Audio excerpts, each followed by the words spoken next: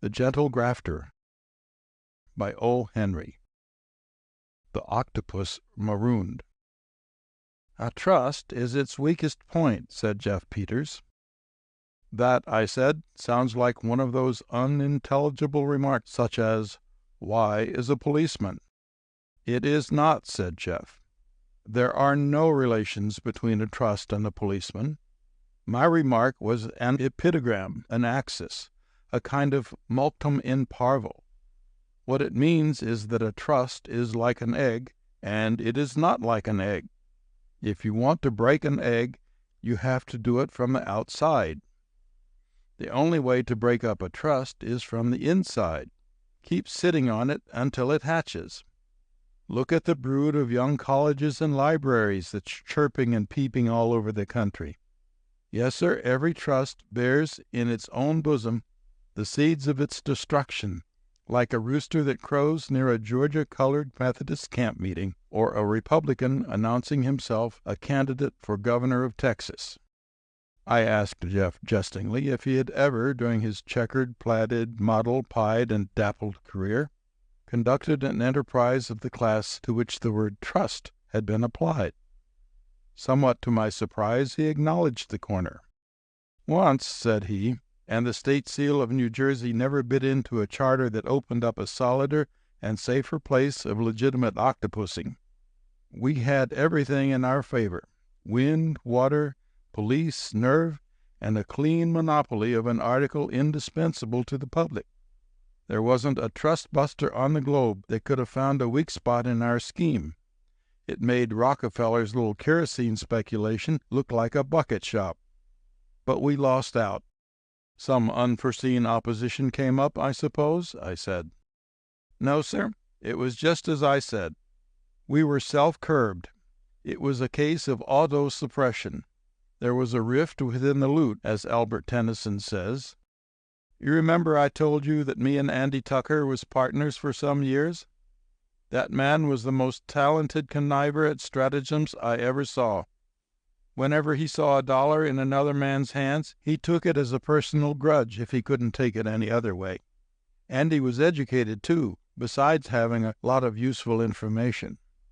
He had acquired a big amount of experience out of books, and could talk for hours on any subject connected with ideas and discourse. He had been in every line of graft, from lecturing on Palestine, with a lot of magic lantern pictures of the annual Custom-Made Clothiers Association convention at Atlantic City, to flooding Connecticut with bogus wood alcohol distilled from nutmegs. One spring, me and Andy had been over in Mexico on a flying trip, during which a Philadelphia capitalist had paid us $2,500 for a half interest in a silver mine in Chihuahua. Oh, yes, the mine was all right. The other half interest must have been worth $2,000 or $3,000. I often wondered who owned that mine. In coming back to the United States, me and Andy stubbed our toes against a little town in Texas on the bank of the Rio Grande. The name of it was Bird City, but it wasn't. The town had about 2,000 inhabitants, mostly men. I figured that their principal means of existence was in living close to tall chaparral. Most of them were stockmen, and some gamblers, and some horse speculators, and plenty were in the smuggling line. Me and Andy put up in a hotel that was built like something between a roof garden and a sectional bookcase. It began to rain the day we got there. As the saying is, Juniper Aquarius was sure turning on the water plugs on Mount Amphibious. Now, there were 3 saloons in Bird City, though neither Andy nor me drank. But we could see the townspeople making a triangular procession from one to another, all day and half the night. Everybody seemed to know what to do with as much money as they had. The 3rd day of the rain, it slacked up a while in the afternoon, so me and Andy walked out to the edge of town to view the mudscape. Bird City was built between the Rio Grande and a deep, wide arroyo that used to be the old bed of the river. The bank between the stream and its old bed was cracking and giving away when we saw it, on account of the high water caused by the rain. Andy looks at it a long time. That man's intellect was never idle. Then he unfolds to me an instantaneous idea that has occurred to him. Right there was organized trust, and we walked back into town and put it on the market. First, we went to the main saloon in Bird City called the Blue Snake and bought it. It cost us $1,200. Then we dropped in, casual, at Mexican Joe's place, referred to the rain, and bought him out for $500. The other one came easy at $400. The next morning, Bird City woke and found itself an island. The river had busted through its own channel, and the town was surrounded by roaring torrents. The rain was still raining, and there was heavy clouds in the northwest that presaged about 6 more mean annual rainfalls during the next 2 weeks. But the worst was yet to come. Bird City hopped out of its nest, waggled its spin feathers, and strolled out for its matutinal toot. Lo, Mexican Joe's place was closed, and likewise the other little 'dobe life-saving station. So naturally, the body politic emits thirsty ejaculations of surprise, and ports helm for the Blue Snake. And what does it find there? Behind one end of the bar sits Jefferson Peters, octopus, with a 6-shooter on each side of him, ready to make change or corpses as the case may be. There are 3 bartenders, and on the wall is a 10-foot sign reading, "All drinks $1." Andy sits on the safe in his neat blue suit and gold-banded cigar, on the lookout for emergencies. The town marshal is there with 2 deputies to keep order, having been promised free drinks by the trust. Well, sir, it took Bird City just 10 minutes to realize that it was in a cage. We expected trouble, but there wasn't any. The citizens saw that we had 'em. The nearest railroad was 30 miles away, and it would be 2 weeks at least before the river would be fordable. So they began to cuss, amiable, and throw down dollars on the bar till it sounded like a selection on the xylophone. There was about 1,500 grown-up adults in Bird City that had arrived at years of indiscretion, and the majority of 'em required 3 to 20 drinks a day to make life endurable. The Blue Snake was the only place where they could get 'em till the flood subsided. It was beautiful and simple, as all truly great swindles are. About 10 o'clock, the silver dollars dropping on the bar slowed down to playing 2-steps and marches instead of jigs. But I looked out of the window and saw 100 or 2 of our customers standing in line at Bird City Savings and Loan Company, and I knew they were borrowing more money to be sucked in by the clammy tendrils of the octopus. At the fashionable hour of noon, everybody went home to dinner.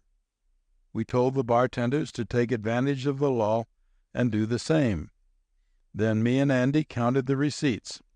We had taken in $1,300. We calculated that if Bird City would only remain an island for 2 weeks, the trust would be able to endow the Chicago University with a new dormitory of padded cells for the faculty, and present every worthy poor man in Texas with a farm, provided he furnished the site for it. Andy was especially inroaded by self-esteem at our success, the rudiments of the scheme having originated in his own surmises and premonitions. He got off the safe and lit the biggest cigar in the house. "Jeff," says he, "I don't suppose that anywhere in the world you could find 3 cormorants with brighter ideas about downtreading the proletariat than the firm of Peters, Satan, and Tucker, Incorporated. We have sure handed the small consumer a giant blow in his sole apoplectic region, no?" "Well," says I, "it does look as if we would have to take up gastritis and golf or be measured for kilts in spite of ourselves. This little turn of bug juice, verily, is all on the ski-bow, and I can stand it," says I. "I'd rather batten than bant any day." Andy pours himself out 4 fingers of our best rye, and does with it as was so intended. It was the first drink I had ever known him to take. "By way of liberation," says he, "to the gods." And then, after thus doing umbrage to the heathen diabetes, he drinks another to our success. And then he begins to toast the trade, beginning with Rasooli and the North Pacific, and on down the line to the little ones like the School Book Combine and the Oleomargarine outrages and the Lehigh Valley and Great Scott Coal Federation. "It's all right, Andy," says I, "to drink the health of our brother monopolists, but don't overdo the wassail." You know, our most eminent and loathed multi-corporationists live on weak tea and dog biscuits. Andy went in the back room a while and came out dressed in his best clothes. There was a kind of murderous and soulful look of gentle riotousness in his eye that I didn't like. I watched him to see what turn the whiskey was going to take in him. There are two times when you can never tell what is going to happen. One is when a man takes his first drink, and the other is when a woman takes her latest. In less than an hour, Andy's skate had turned to an ice yacht. He was outwardly decent and managed to preserve his aquarium, but inside he was impromptu and full of unexpectedness. "Jeff," says he, "do you know that I'm a crater, a living crater?" "That is a self-evident hypothesis," says I, "but you're not Irish. Why don't you say creature according to the rules and syntax of America?" "I'm the crater of a volcano," says he. "I'm all aflame and crammed inside with an assortment of words and phrases that have got to have an exodus.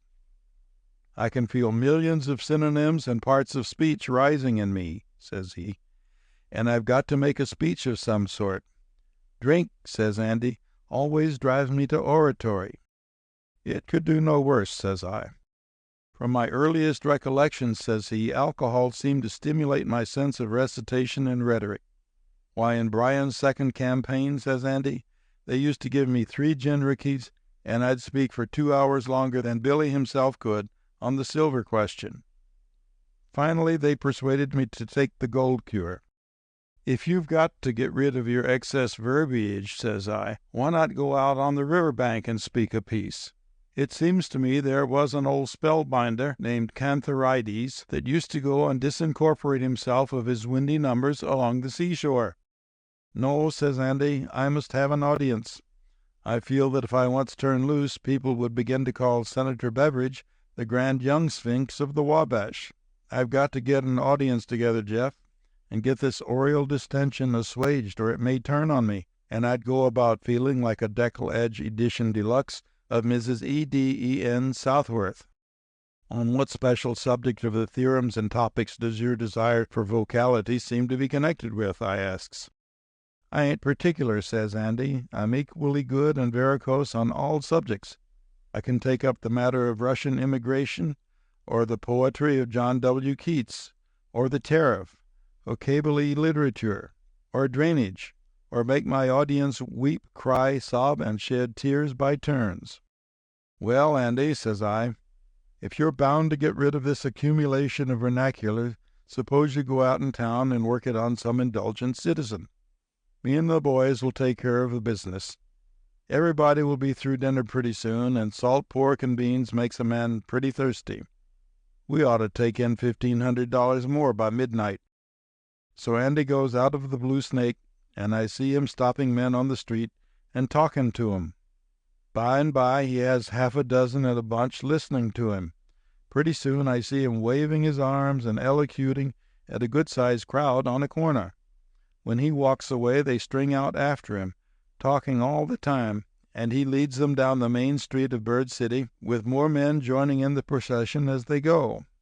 It reminded me of the old legerdemain that I had read about in books about the Pied Piper of Heidsieck, charming the children away from the town. 1 o'clock came, and then 2, and then 3 got under the wire for place, and not a Bird citizen came in for a drink. The streets were deserted except for some ducks and ladies going to the stores. There was only a light drizzle falling then.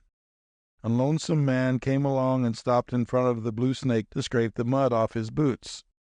"Pardner," says I, "what has happened?" "This morning there was hectic gaiety afoot, and now it seems more like one of them ruined cities of Tyre and Siphon, where the zone lizard crawls on the walls of the main portcullis. The whole town," says the muddy man, "is up in Sperry's wool warehouse listening to your sidekicker make a speech. He is some gravy on delivering himself of audible sounds relating to matters and conclusions," says the man.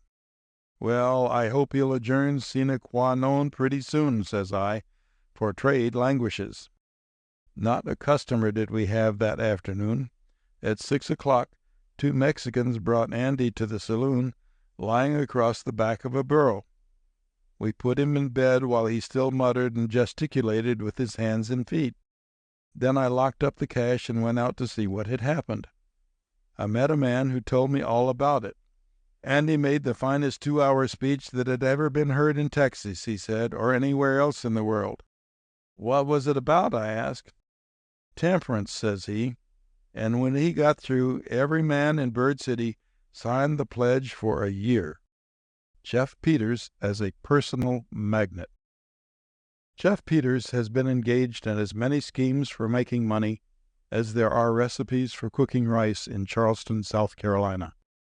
Best of all, I like to hear him tell of his earlier days when he sold liniments and cough cures on street corners, living hand to mouth, heart to heart with the people, throwing heads or tails with fortune for his last coin. I struck Fisher Hill, Arkansas, said he, in a buckskin suit, moccasins, long hair, and a 30-carat diamond ring that I got from an actor in Texarkana. I don't know what he ever did with the pocket knife I swapped him for it. I was Dr. Wahoo, the celebrated Indian medicine man. I carried only one best bet just then, and that was Resurrection Bitters. It was made of life-giving plants and herbs accidentally discovered by Taquala, the beautiful wife of the chief of the Choctaw Nation, while gathering truck to garnish a platter of boiled dog for the annual corn dance. Business hadn't been good in the last town, so I only had $5. I went to the Fisher Hill druggist, and he credited me for half a gross of 8-ounce bottles and corks. I had the labels and ingredients in my valise, left over from the last town. Life began to look rosy again after I got in my hotel room, with the water running from the tap and the Resurrection Bitters lining up on the table by the dozen. Fake? No, sir. There was $2 worth of fluid extract of cinchona and a dime's worth of aniline in that half gross of bitters. I've gone through towns years afterwards, hadn't had folks ask me for 'em again. I hired a wagon that night and commenced selling the bitters on Main Street. Fisher Hill was a low malarial town, and a compound hypothetical pneumocardiac anti-scorbic tonic was just what I diagnosed the crowd as needing. The bitters started off like sweetbreads on toast at a vegetarian dinner. I had sold 2 dozen at 50 cents apiece when I felt somebody pull my coat tail. I knew what that meant, so I climbed down and sneaked a $5 bill into the hand of a man with a German silver star on his lapel. "Constable," says I, "it's a fine night." "Have you got a city license," he asks, "to sell this illegitimate essence of spooju that you flatter by the name of medicine?" "I have not," says I. "I didn't know you had a city. If I can find it tomorrow, I'll take out one if it's necessary." "I'll have to close you up till you do," says the constable. I quit selling and went back to the hotel. I was talking to the landlord about it. "Oh, you won't stand no show in Fisher Hill," says he. "Dr. Hoskins, the only doctor here, is a brother-in-law of the mayor, and they won't allow no fake doctor to practice in town." "I don't practice medicine," says I. "I've got a state peddler's license, and I take out a city one wherever they demand it." I went to the mayor's office the next morning, and they told me he hadn't showed up yet. They didn't know when he'd be down, so Doc Wahoo hunches down again in a hotel chair and lights a Jimson weed regalia and waits. By and by, a young man in a blue necktie slips into the chair next to me and asks the time. 10:30, says I, "and you are Andy Tucker. I've seen you work. Wasn't it you that put up the Great Cupid combination package on the Southern States? Let's see, it was a Chilean diamond engagement ring, a wedding ring, a potato masher, a bottle of soothing syrup, and Dorothy Vernon, all for 50 cents. Andy was pleased to hear that I remembered him. He was a good street man, and he was more than that. He respected his profession, and he was satisfied with 300% profit. He had plenty of offers to go into the illegitimate drug and garden seed business, but he was never to be tempted off the straight path. I wanted a partner, so Andy and me agreed to go out together. I told him about the situation in Fisher Hill, and how finances was low on account of the local mixture of politics and jalap. Andy had just got in on the train that morning. He was pretty low himself, and was going to canvass the whole town for a few dollars to build a new battleship by popular subscription at Eureka Springs. So we went out and sat on the porch and talked it over. The next morning at 11 o'clock, when I was sitting there alone, and Uncle Tom shuffles into the hotel and asks for the doctor to come and see Judge Banks, who, it seems, was the mayor and a mighty sick man. "I'm no doctor," says I. "Why don't you go and get the doctor?" "Boss," says he, "Doc Hoskins am gone 20 miles into country to see some sick persons. He's the only doctor in town, and Massa Banks am powerful bad off. He sent me to ask you, please, sir, come." "As man to man," says I. "I'll go and look him over." So I put a bottle of Resurrection Bitters in my pocket, goes up the hill to the mayor's mansion, the finest house in town, with a mansard roof and 2 cast-iron dogs on the lawn. This Mayor Banks was in bed, all but his whiskers and feet. He was making internal noises that would have had everybody in San Francisco hiking for the parks. A young man was standing by the bed, holding a cup of water. "Doc," says the mayor, "I'm awful sick. I'm about to die. Can't you do nothing for me?" "Mr. Mayor," says I'm not a regular preordained disciple of Esculapulus. I never took a course in medical college," says I've just come as a fellow man to see if I could be of assistance." "I'm deeply obliged," says he. "Doc Wahoo, this is my nephew, Mr. Biddle. He has tried to alleviate my distress, but without success. Oh, Lordy, oh, he sings out. I nods at Mr. Biddle and sits down by the bed and feels the mayor's pulse. "Let me see your liver, your tongue, I mean," says I. Then I turns up the lids of his eyes and looks close at the pupils of 'em. "How long have you been sick?" I asked. "I was taken down, ouch, last night," says the mayor. "Give me something for it, Doc, won't you?" "Mr. Fiddle," says I, "raise the window shade a bit, will you?" "Biddle," says the young man, "do you feel like you could eat some ham and eggs, Uncle James?" "Mr. Mayor," says I, after laying my ear to his right shoulder blade and listening, "you've got a bad attack of superinflammation of the right clavicle of the harpsichord." "Good Lord," says he with a groan. "Can't you rub something on it or set it or anything?" I picks up my hat and starts for the door. "You ain't going, Doc," says the mayor with a howl. "You ain't going away and leave me to die with this superfluity of the clapboards, are you?" "Common humanity, Dr. Woha," says Mr. Biddle, "ought to prevent you deserting a fellow human in distress."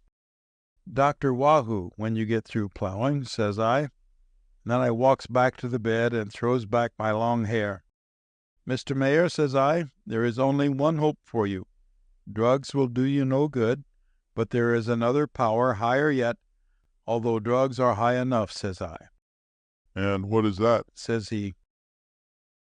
"Scientific demonstrations," says I, "the triumph of mind over sarsaparilla. The belief that there is no pain and sickness except what is produced when we ain't feeling well. Declare yourself in arrears. Demonstrate." "What is this paraphernalia you speak of, Doc?" says the mayor. "You ain't a socialist, are you?" "I am speaking," says I, "of the great doctrine of psychic financiering, of the enlightened school of long-distance, subconscientious treatment of fallacies and meningitis, of that wonderful indoor sport known as personal magnetism." "Can you work it, Doc?" asks the mayor. "I am one of the sole Sanhedrins and ostensible hooplas of the inner pulpit," says I, "the lame talk and the blind rubber whenever I make a pass at 'em. I am a medium, a coloratura hypnotist, and a spirituous control. It was only through me at the recent seances at Ann Arbor that the late president of the Vinegar Bitters Company could revisit the earth to communicate with his sister Jane. You see me peddling medicine on the street," says I, "to the poor. I don't practice personal magnetism on them. I do not drag it in the dust," says I, "because they haven't got the dust." "Will you treat my case?" asked the mayor. "Listen," says I've had a good deal of trouble with medical societies everywhere I've been. I don't practice medicine, but to save your life I'll give you the psychic treatment if you'll agree as mayor not to push the license question." Of course I will, says he. Now get to work, Doc, for them pains are coming on again. My fee will be $250, cure guaranteed, and 2 treatments, says I. All right, Says the mayor. I'll pay it. I guess my life's worth that much. I sat down by the bed and looked him straight in the eye. Now, says I, get your mind off the disease. You ain't sick. You haven't got a heart or a clavicle or a funny bone or brains or anything. You haven't got any pain. Declare error. Now you feel that pain that you didn't have leaving, don't you? I do feel some better, Doc, Says the mayor. darned if I don't. Now state a few lies about my not having this swelling on my left side, and I think I could be propped up and have some sausage and buckwheat cakes. I made a few passes with my hands. Now, says I, the inflammation's gone. The right lobe of the perihelion has subsided.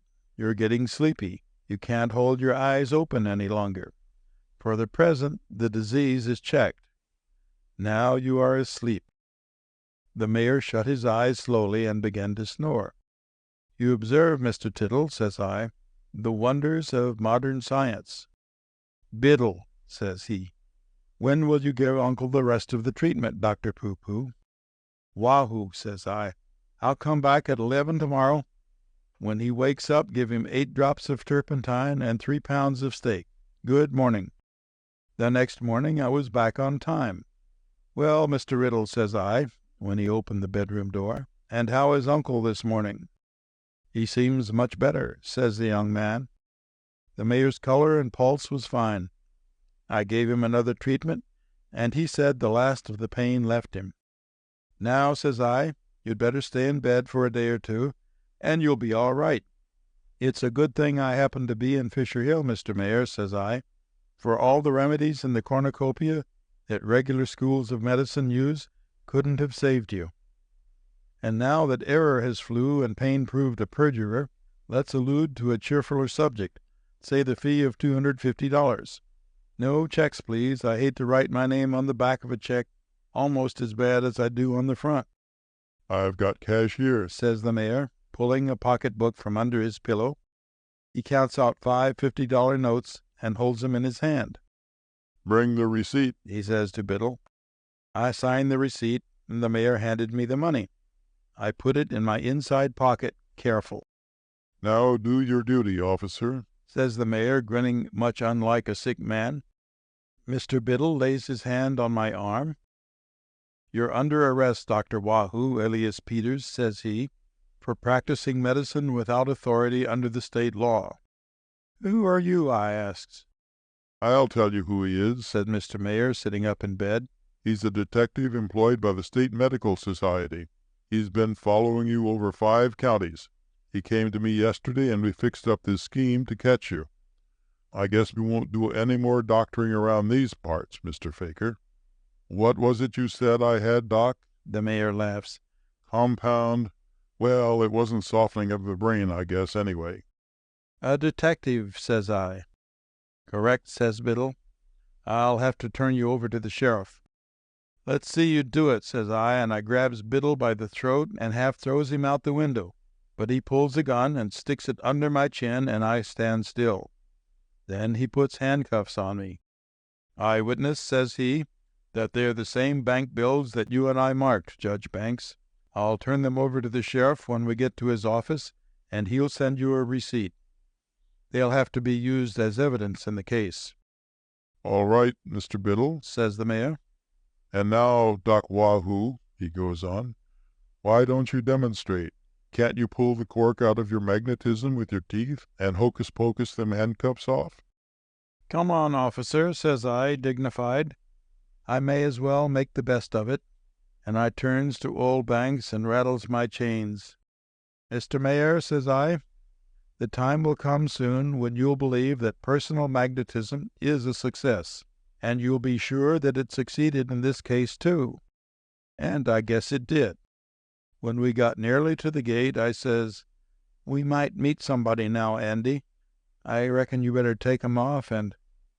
Hey, why, of course, it was Andy Tucker. That was his scheme, and that's how we got the capital to go into business together. Modern Rural Sports. Jeff Peters must be reminded. Whenever he is called upon, pointedly, for a story, he will maintain that his life has been as devoid of incident as the longest of Trollope's novels. But lured, he will divulge. Therefore I cast many and divers flies upon the currents of his thoughts before I feel a nibble. I noticed, said I, that the Western farmers, in spite of their prosperity, are running after their old populistic idols again. It's the running season, said Jeff, for farmers, shad, maple trees, and the Conemaugh River. I know something about farmers. I thought I struck one once that had got out of the rut, but Andy Tucker proved me I was mistaken. Once a farmer, always a sucker, says Andy. He's the man that's shoved into the front row among bullets, ballots, and the ballet. He's the funny bone and gristle of the country, said Andy, and I don't know who we would do without him. One morning, me and Andy wakes up with 68 cents between us in a Yellow Pine hotel on the edge of the pre-digested hoe cake belt of southern Indiana. How we got off the train the night before, I can't tell you, for she went through the village so fast that what looked like a saloon to us through the car window turned out to be a composite view of a drugstore and a water tank 2 blocks apart. Why we got off at the first station we could belongs to a little Oro-eyed gold watch and Alaska diamond deal we failed to pull off the day before over the Kentucky line. When I woke up, I heard roosters crowing and smelt something like the fumes of nitromuriatic acid, and heard something heavy fall on the floor below us, and a man swearing. "Cheer up, Andy," says I. "We're in a rural community. Somebody has just tested a gold brick downstairs. We'll go out and get what's coming to us from a farmer, and then yoicks and away." Farmers always was a kind of reserve fund to me. Whenever I was in hard luck, I'd go to the crossroads, hook a finger in a farmer's suspender, recite the prospectus of my swindle in a mechanical kind of way, look over what he had, give him back his keys, whetstone, and papers that was of no value except to owner, and stroll away without asking any questions. Farmers are not fair game to me as high up in our business as me and Andy was, but there was times when we found 'em useful, just as Wall Street does the Secretary of the Treasury now and then. When we went downstairs, we saw we was in the midst of the finest farming section we ever see. About 2 miles away on a hill was a big white house and a grove surrounded by a widespread agricultural agglomeration of fields and barns and pastures and outhouses. "Whose house is that?" we asked the landlord. "That," says he, "is the domicile and the arboreal, terrestrial, and horticultural accessories of Farmer Ezra Plunkett, one of our county's most progressive citizens." After breakfast, me and Andy, with 8 cents capital left, cast the horoscope of the rural potentate. "Let me go alone," says I. "2 of us against one farmer would look as one-sided as Roosevelt using both hands to kill a grizzly." "All right," says Andy. "I like to be a true sport even when I'm only collecting rebates from the rutabaga raisers." "What bait are you going to use for this Ezra thing?" Andy asks me. "Oh," says I, "the first thing that comes to hand in the suitcase. I reckon I'll take along some of the new income tax receipts and the recipe for making clover honey out of clabber and apple peelings, and the order blanks for McGuffey's Readers, which afterwards turn out to be McCormick's Reapers, and the pearl necklace found on the train, and a pocket-sized gold brick, and "Oh, that'll be enough," says Andy. Any one of the lot ought to land on Ezra. And say, Jeff, make that succotash fancier give you nice, clean, new bills. It's a disgrace to our Department of Agriculture, Civil Service, and Pure Food Law the kind of stuff some of these farmers hand out to use. I've had to take rolls from them that look like bundles of microbe cultures captured out of a Red Cross ambulance. So I goes to a livery stable and hires a buggy on my looks. I drove out to the Plunkett farm and hitched. There was a man sitting on the front steps of the house. He had a white flannel suit, a diamond ring, golf cap, and a pink ascot tie. Summer boarder, I says to myself. I'd like to see Farmer Ezra Plunkett, I says to him. You see him, says he. What seems to be on your mind? I never answered a word. I stood still, repeating to myself the rollicking lines of that merry jingle, The Man with the Hoe. When I looked at the farmer, the little devices I had in my pocket for buncoing the pushed-back brows seemed as hopeless as trying to shake down the beef trust with a minimus and a parlor rifle. Well, says he, looking at me close, speak up. I see the left pocket of your coat sags a good deal. Out with the gold brick first. I'm rather more interested in the bricks than I am in the trick 60-day notes and the lost silver mine story. I had a kind of cerebral sensation of foolishness in my ideas of ratiocination, but I pulled out my little brick and unwrapped my handkerchief off it. $1.80, says the farmer, hefting it in his hand. Is it a trade? The lead in it is worth more than that, says I, dignified. I put it back in my pocket. All right, says he, but I sort of wanted it for the collection I'm starting. I got a $5,000 one last week for $2.10. Just then a telephone rings in the house. Come in, Bunk, says the farmer, and look at my place. It's kind of lonesome here sometimes. I think that's New York calling. We went inside. The room looked like a Broadway stockbroker's. Light oak desks, 2 phones, Spanish leather upholstered chairs and couches, oil paintings in gilt frames a foot deep, and a ticker hitting off the news in one corner. Hello, hello, says this funny farmer. Is that the Regent Theater? Yes, this is Plunkett of Woodbine Center. Reserved 4 orchestra seats for Friday evening. My usual ones. Yes, Friday. Goodbye. I run over to New York every 2 weeks to see a show, says the farmer, hanging up the receiver.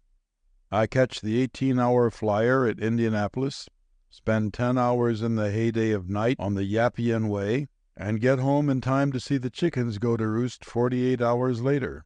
Oh, the pristine Hubbard Squasherino of the cave-dwelling period is getting geared up some for the annual meeting of the Don't Blow Out the Gas Association, don't you think, Mr. Bunk? I seem to perceive, says I, a kind of hiatus in the agrarian traditions in which heretofore I have reposed confidence. Sure, Bunk, says he. The yellow primrose on the river's brim is getting to look to us rubes like a holiday edition deluxe of The Language of Flowers, with decal edges and frontispiece. Just then the telephone calls him again. Hello, hello, says he. Oh, that's Perkins at Milldale. I told you $800 was too much for that horse. Have you got him there? Good, let me see him. Get away from the transmitter. Now make him trot in a circle. Faster. Yes, I can hear him. Keep on, faster yet. That'll do. Now lead him up to the phone. Closer. Get his nose nearer. There. Now wait. No, I don't want that horse. What? No, not at any price. He interferes, and he's windbroken. Goodbye. Now, Bunk, says the farmer, do you begin to realize that agriculture has had a haircut? You belong to a bygone era. Why, Tom Lawson himself knows better than to try to catch an up-to-date agriculturalist napping. It's Saturday the 14th on the farm, you bet. Now look here and see how we keep up with the day's doings. He shows me a machine on the table with 2 things for your ears like the penny in a slot affairs. I puts it on and listens. A female voice starts up reading headlines of murders, accidents, and other political casualties. What you hear, says the farmer, is a synopsis of today's news in the New York, Chicago, St. Louis, and San Francisco papers. It is wired to our Rural News Bureau and served hot to subscribers. On this table, you see the principal dailies and weeklies of the country. Also a special service of advance sheets of the monthly magazines. I picks up one sheet and sees that it's headed Special Advance Proofs. In July 1909, the Century will say, and so forth. The farmer rings up somebody, his manager, I reckon, and tells him to let that herd of 15 jerseys go at $600 a head, and to sow the 900-acre field in wheat, and to have 200 extra cans ready at the station for the milk trolley car. Then he passes the Henry Clays and sets out a bottle of green chartreuse and goes over and looks at the ticker tape. Consolidated gas up 2 points, says he. Oh, very well. Ever monkey with copper, I asks. Stand back, says he, raising his hands, or I'll call the dog.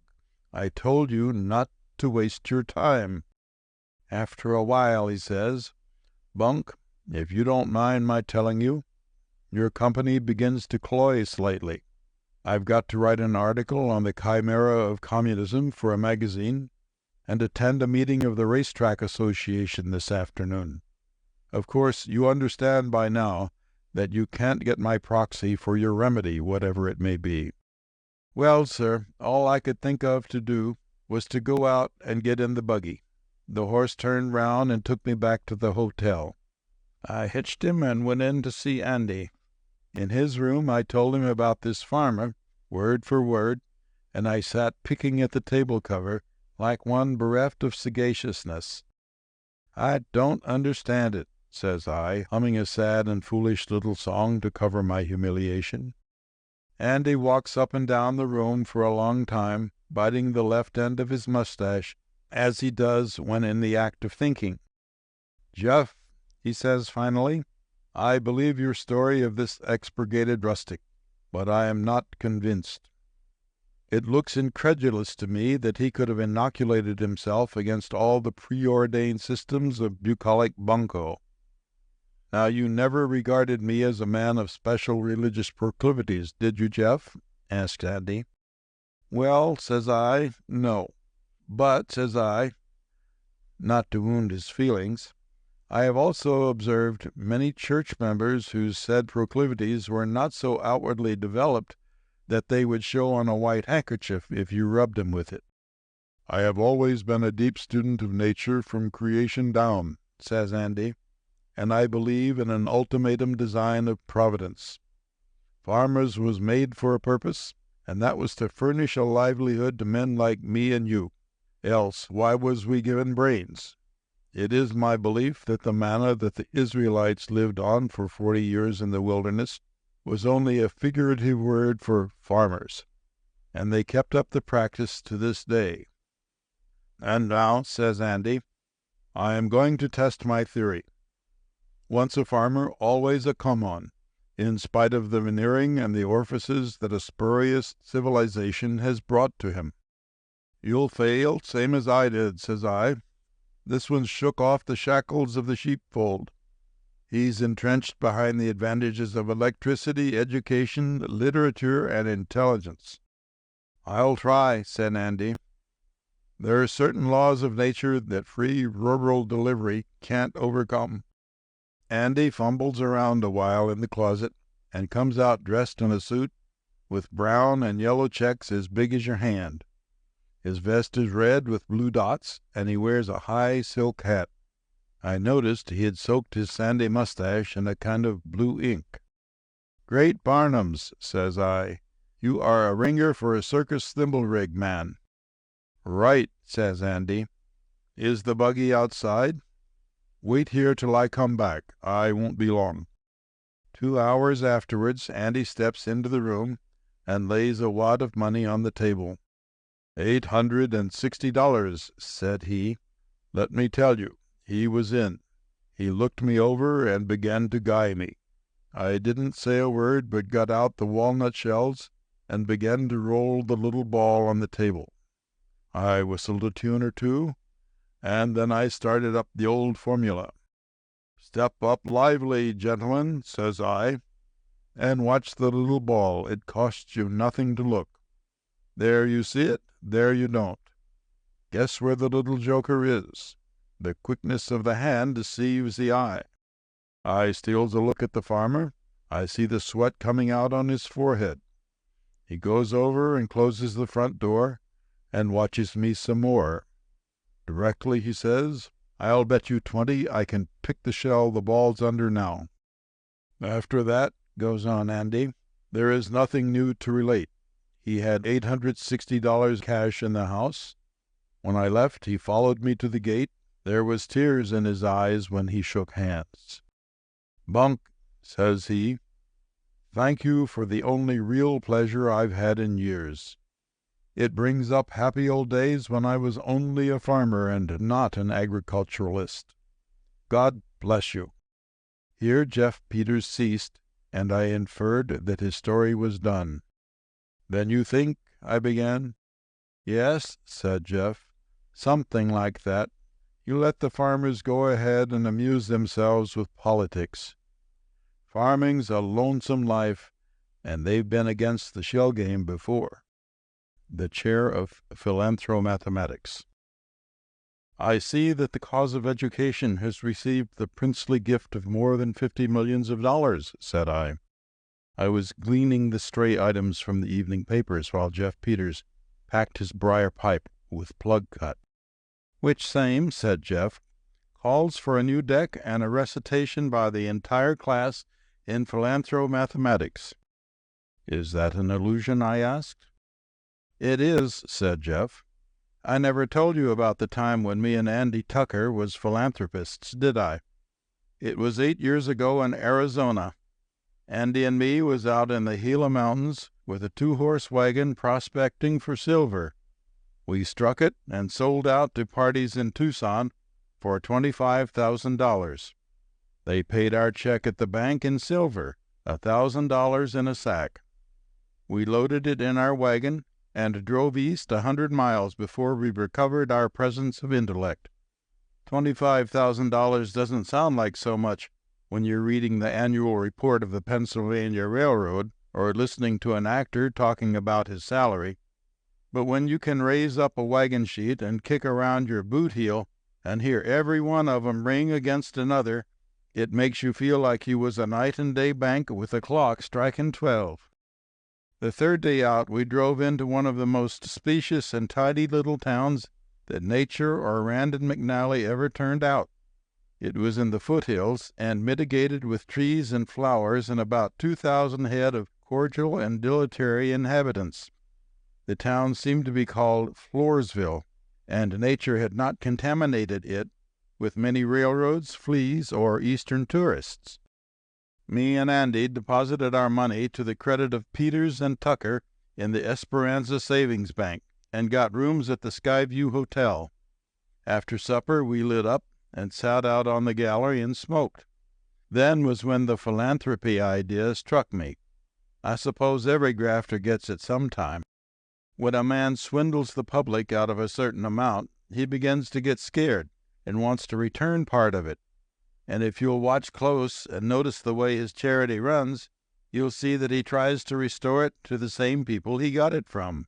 As a hydrostatical case, take, let's say, A. A made his millions selling oil to poor students who sit up nights studying political economy and methods for regulating the trusts. So back to the universities and colleges goes his conscience dollars.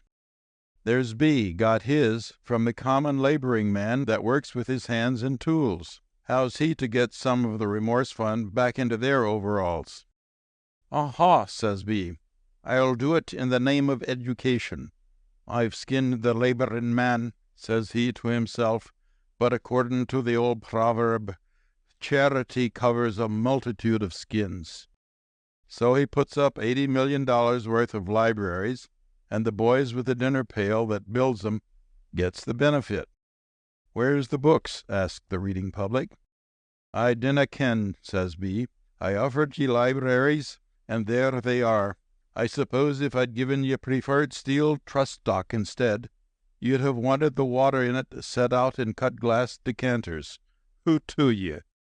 But as I said, the owning of so much money was beginning to give me philanthropitis. It was the first time me and Andy had ever made a pile big enough to make us stop and think how we got it. "Andy," says I, "we're wealthy, not beyond the dreams of average, but in our humble way we are comparatively as rich as greasers. I feel I'd like to do something for as well as to humanity." "I was thinking the same thing, Jeff," says he. "We've been gouging the public for a long time with all kinds of little schemes, from selling self-igniting celluloid collars to flooding Georgia with Hoke Smith presidential campaign buttons. I'd like, myself, to hedge a bet or two in the graft game, if I could do it without actually banging the Cymbalines in the Salvation Army or teaching a Bible class by the Bertillon system." "What'll we do?" asked Andy. "Give free grub to the poor or send a couple thousand to George Cortelyou?" "Neither," says I. "We've got too much money to be implicated in plain charity, and we haven't got enough to make restitution. So we'll look about for something that's about halfway between the two." The next day, in walking around Floresville, we see on a hill a big red brick building that appears to be disinhabited. The citizens speak up and tell us that it was begun for a residence several years before by a mine owner. After running up the house, he finds he only had $2.80 left to furnish it with, so he invests that in whiskey and jumps off the roof on a spot where he now requiescats in pieces. As soon as me and Andy saw that building, the same idea struck both of us. We would fix it up with lights and pen wipers and professors, and put an iron dog and statues of Hercules and Father John on the lawn, and start one of the finest free educational institutions in the world, right here. So we talks it over with the prominent citizens of Floresville, who falls in fine with the idea. They give a banquet in the engine house to us, and we make our bow for the first time as benefactors to the cause of progress and enlightenment. Andy makes an hour-and-a-half speech on the subject of irrigation in Lower Egypt, and we have a moral tune on the phonograph and pineapple sherbet. Andy and me don't lose any time in philanthroping. We put every man in town that could tell a hammer from a stepladder to work on the building, divided it up into classrooms and lecture halls. We wired to Frisco for a carload of desks, footballs, arithmetics, pen holders, dictionaries, chairs for the professors, slates, skeletons, sponges, 27 cravat-knitted gowns and caps for the senior class, and an open order for all the truck that goes with the first-class university. I took it on myself to put a campus and a curriculum on the list, but the telegraph operator must have got the words wrong, being an ignorant man, for when the goods came, we found a can of peas and a currycomb among them. While the weekly papers was having chalk plate cuts of me and Andy, we wired an employment agency in Chicago to express us FOB 6 professors immediately, 1 English literature, 1 up-to-date dead languages, 1 chemistry, 1 political economy, Democrat preferred, 1 logic, and 1 wise to painting, Italian, and music with union card. The Esperanza Bank guaranteed salaries, which was to run between $800 and $800.50. Well, sir, we finally got in shape. Over the front door was carved the words, "The World's University, Peters and Tucker, Patrons and Proprietors." And when September the 1st got a cross mark on the calendar, the come-ons began to roll in. First, the faculty got off the Tri-Weekly Express from Tucson. They was mostly young, spectacled, and red-headed, with sentiments divided between ambition and food. Andy and me got 'em billeted on the Floresvillans, and then laid for the students. They came in bunches. We had advertised the university in all the state papers, and it did us good to see how quick the country responded. 219 husky lads, aging along up from 18 to chin whiskers, answered the clarion call for free education. They ripped open that town, sponged the seams, turned it, lined it with new mohair, and you couldn't have told it from Harvard or Goldfields at the March term of court. They marched up and down the streets, waving flags with the world's university colors, ultramarine and blue, and they certainly made a lively place of Floresville. Andy made them a speech from the balcony of the Skyview Hotel, and the whole town was out celebrating. In about 2 weeks, the professors got the students disarmed and herded into classes. I don't believe there's any pleasure equal to being a philanthropist. Me and Andy bought high silk hats and pretended to dodge the two reporters from the Floresville Gazette. The paper had a man to Kodak us whenever we appeared on the street, and ran our pictures every week over the column headed Educational Notes. Andy lectured twice a week at the university, and afterward I would rise and tell a humorous story. Once the Gazette printed my pictures with Abe Lincoln on one side and Marshall P. Wilder on the other. Andy was as interested in philanthropy as I was. We used to wake up nights and tell each other new ideas for booming the university. Andy, says I to him one day, there's something we overlooked. The boys ought to have dromedaries. What's that? Andy asks. Why, something to sleep in, of course, says I. All colleges have 'em. Oh, you mean pajamas, says Andy. I do not, says I mean dromedaries. But I never could make Andy understand, so we never ordered 'em. Of course, I meant them long bedrooms in colleges where the scholars sleep in a row. Well, sir, the World's University was a success. We had scholars from 5 states and territories, and Floresville had a boom. A new shooting gallery and a pawn shop, and 2 more saloons started, and the boys got up a college yell that went this way. Raw, raw, raw, dun, dun, dun. Peters, Tucker, lots of fun. Bow, wow, wow, haw, hee, haw. World University, hip, hoorah. The scholars was a fine lot of young men, and me and Andy was as proud of them as if they belonged to our own family. But one day, about the last of October, Andy comes to me and asks if I have any idea how much money we had left in the bank. I guess it's about $16,000. Our balance, says Andy, is $821.62. What, says I with a kind of yell, do you mean to tell me that them infernal clod-hoppin', dough-headed, pup-faced, goose-brained, gate-stealin', rabbit-eared sons of horse-thieves have soaked us for that much? No less, says Andy. Then to Helvetia with philanthropy, says I. Not necessarily, says Andy. Philanthropy, says he, when run on a good business basis, is one of the best grafts going. I'll look into the matter and see if it can't be straightened out. Next week I'm looking over the payroll of our faculty when I run across a new name. Professor James Darnley McCorkle, Chair of Mathematics, salary $100 per week. I yells so loud that Andy runs in quick. What's this, says I, a professor of mathematics at more than $5,000 a year? How did this happen? Did he get in through the window and appoint himself? I wired Frisco for him a week ago, says Andy. In ordering the faculty, we seem to overlook the chair of mathematics. Good thing we did, says I. We can pay his salary 2 weeks, and then our philanthropy will look like the 9th hole on the Skibo golf links.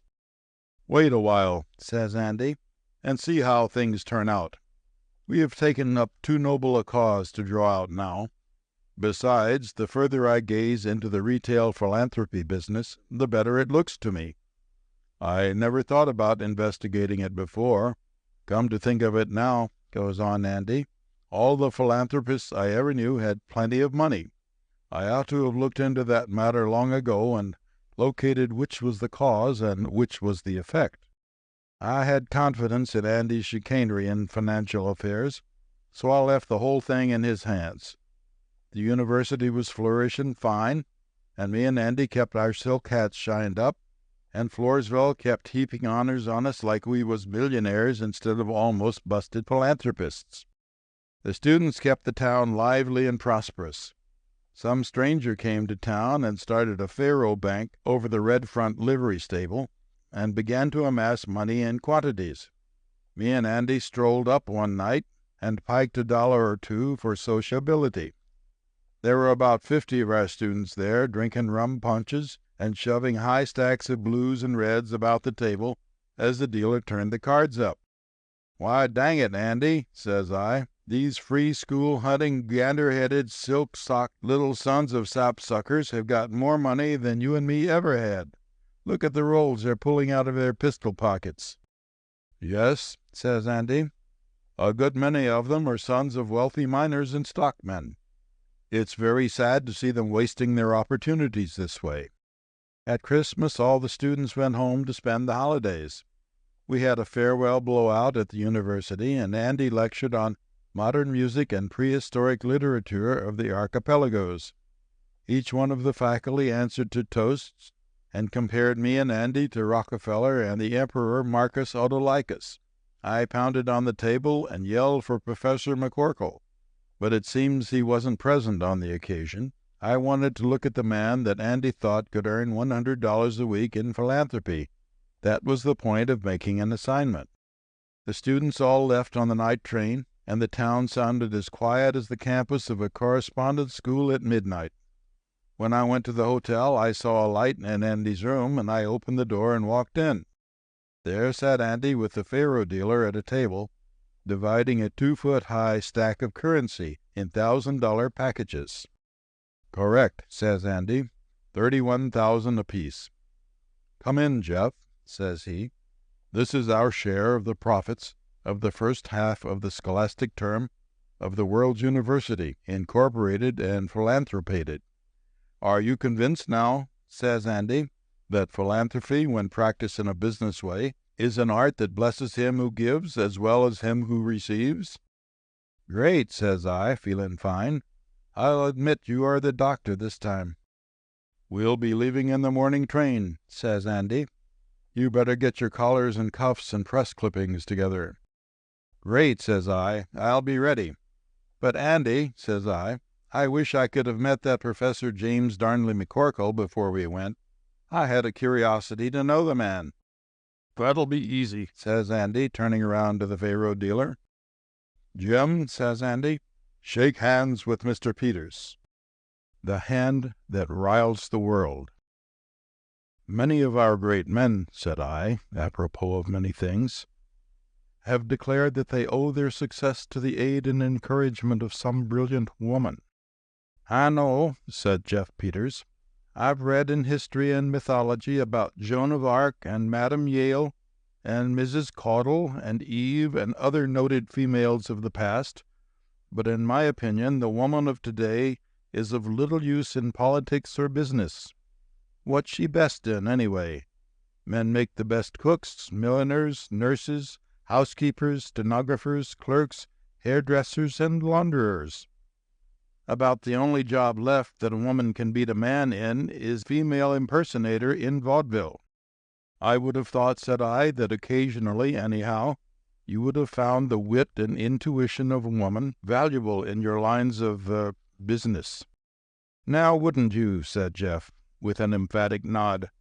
"Wouldn't you have imagined that? But a woman is an absolutely unreliable partner in any straight swindle.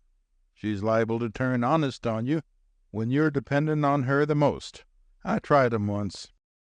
Bill Humble, an old friend of mine in the territories, conceived the illusion that he wanted to be appointed United States Marshal. At that time, me and Andy was doing a square, legitimate business of selling walking canes.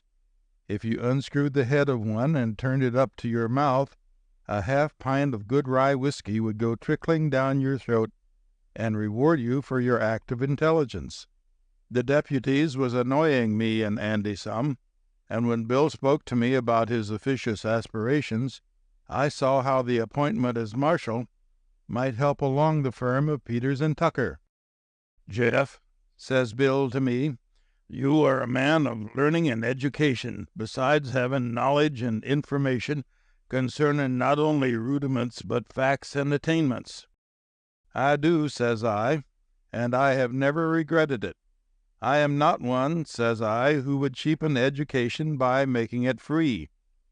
Tell me," says I, "which is of the most value to mankind, literature or horse racing?" "Why, playing the pony. I mean, of course, the poets and the great writers have got the call, of course," says Bill. "Exactly," says I. "Then why do the masterminds of finance and philanthropy," says I, "charge us $2 to get into a racetrack and let us into the library free? Is that distilling into the masses," says I, a correct estimate of the relative value of the two means of self-culture and disorder? You are arguing outside of my faculties and sense and rhetoric, says Bill. What I wanted you to do is to go to Washington and dig out this appointment for me. I haven't got no ideas of cultivation and intrigue. I'm a plain citizen, and I need the job. I've killed 7 men, says Bill. I've got 9 children. I've been a good Republican ever since the 1st of May. I can't read nor write, and I see no reason why I ain't eligible for the office. And I think your partner, Mr. Tucker, goes on Bill, is also a man of sufficient ingratiation and connected system of mental delinquency to assist you in securing the appointment. I will give you preliminary, says Bill, $1,000 for drinks, bribes, and car fare in Washington. If you land the job, I will pay you $1,000 more cash down and guarantee you impunity in bootlegging whiskey for 12 months. Are you patriotic to the West enough to help me put this thing through the whitewashed wigwam of the great father of the most eastern flag station of the Pennsylvania Railroad? Says Bill. Well, I talked to Andy about it, and he liked the idea immense. Andy was a man of an involved nature. He was never content to plod along as I was, selling to the peasantry some little tool like a combination stake beater, shoehorn, Marcel waver, monkey wrench, nail file, potato masher, and multum in parvo tuning fork.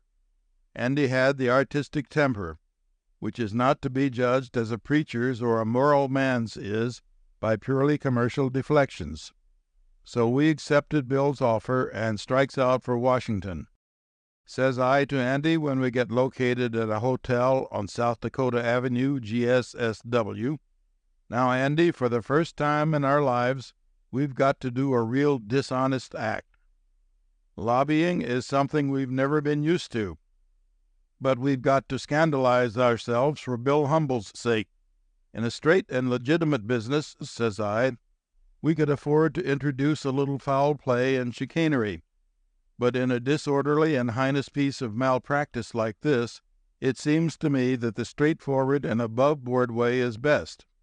I propose, says I, that we hand over $500 of this money to the chairman of the National Campaign Committee, get a receipt, lay the receipt on the president's desk, and tell him about Bill. The president is a man who would appreciate a candidate who went about getting office that way instead of pulling wires. Andy agreed with me, but after we talked the scheme over with the hotel clerk, we give that plan up. He told us there was only one way to get an appointment in Washington, and that was through a lady lobbyist. He gave us the address of one he recommended, a Mrs. Avery, who he said was high up in sociable and diplomatic rings and circles. The next morning at 10 o'clock, me and Andy called at her hotel and was shown up to her reception room. This Mrs. Avery was a solace and a balm to the eyesight. She had hair the color of the back of a $20 gold certificate, blue eyes, and a system of beauty that would make the girl on the cover of a July magazine look like a cook on a Monongahela coal barge. She had on a low-neck dress covered with silver spangles and diamond rings and earbobs. Her arms was bare, and she was using a desk telephone with one hand and drinking tea with the other. "Well, boys," she says after a bit, "what is it?" I told her in as few words as possible what we wanted for Bill and the price we could pay. "Those Western appointments," says she, "are easy. Let me see now," says she. "Who could put that through for us? No use fooling with the territorial delegates, I guess," says she.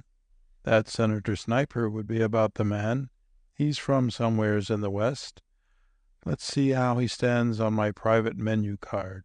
She takes some papers out of a pigeonhole with the letter S over it. "Yes," says she, "he's marked with a star. That means ready to serve. Now let's see. Age 55, married twice, Presbyterian, likes blondes, Tolstoy, poker, and stewed terrapin. Sentimental at third bottle of wine?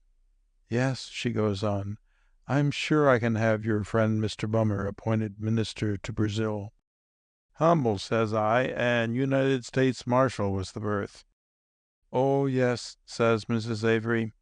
I have so many deals of this sort, I sometimes get them confused. Give me all the memoranda you have of the case, Mr. Peters, and come back in 4 days. I think it can be arranged by then. So me and Andy goes back to our hotel and waits. Andy walks up and down and chews the left end of his mustache. A woman of high intellect and perfect beauty is a rare thing, Jeff, says he. As rare, says I, as an omelet made from the eggs of the fabulous bird known as the epidermis, says I. A woman like that, says Andy, ought to lead a man to the highest positions of opulence and fame. I misdoubt, says I, if any woman ever helped a man to secure a job any more than to have his meals ready promptly and spread a report that the other candidate's wife had once been a shoplifter. They are no more adapted for business and politics, says I, than Algernon Charles Swinburne is to be floor manager at one of Chuck Connor's annual balls. I know, says I, to Andy, that sometimes a woman seems to step out of the calcimine light as the charge d'affaires of her man's political job. But how does it come out? Say they have a neat little berth somewhere as foreign consul of record to Afghanistan or lockkeeper on the Delaware and Raritan Canal. One day this man finds his wife putting on her overshoes and 3 months' supply of birdseed into the canary's cage. Sioux Falls? He asks, with a kind of hopeful light in his eye. No, Arthur, says she. Washington. We're wasted here, says she. You ought to be toady extraordinary to the court of St. Bridget, or head porter on the island of Puerto Rico. I'm going to see about it. Then this lady, I says to Andy, moves against the authorities at Washington with her baggage and munitions, consisting of 5 dozen indiscriminating letters written to her by a member of the cabinet when she was 15, a letter of introduction from King Leopold to the Smithsonian Institute, and a pink silk costume with canary-colored spats. Well, and then what? I goes. She has the letters printed in the evening papers that match her costume.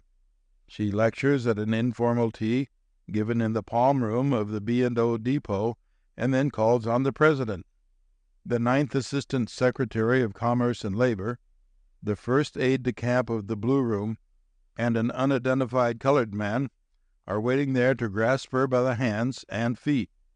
They carry her out to SWB Street and leave her on a cellar door. That ends it. The next time we hear of her, she's writing postcards to the Chinese minister, asking him to get Arthur a job in a tea store. Then, says Andy, you don't think Mrs. Avery will land the marshalship for Bill? I do not, says I. I do not wish to be a sceptic, but I doubt if she could do as well as you and me could have done. I don't agree with you, says Andy.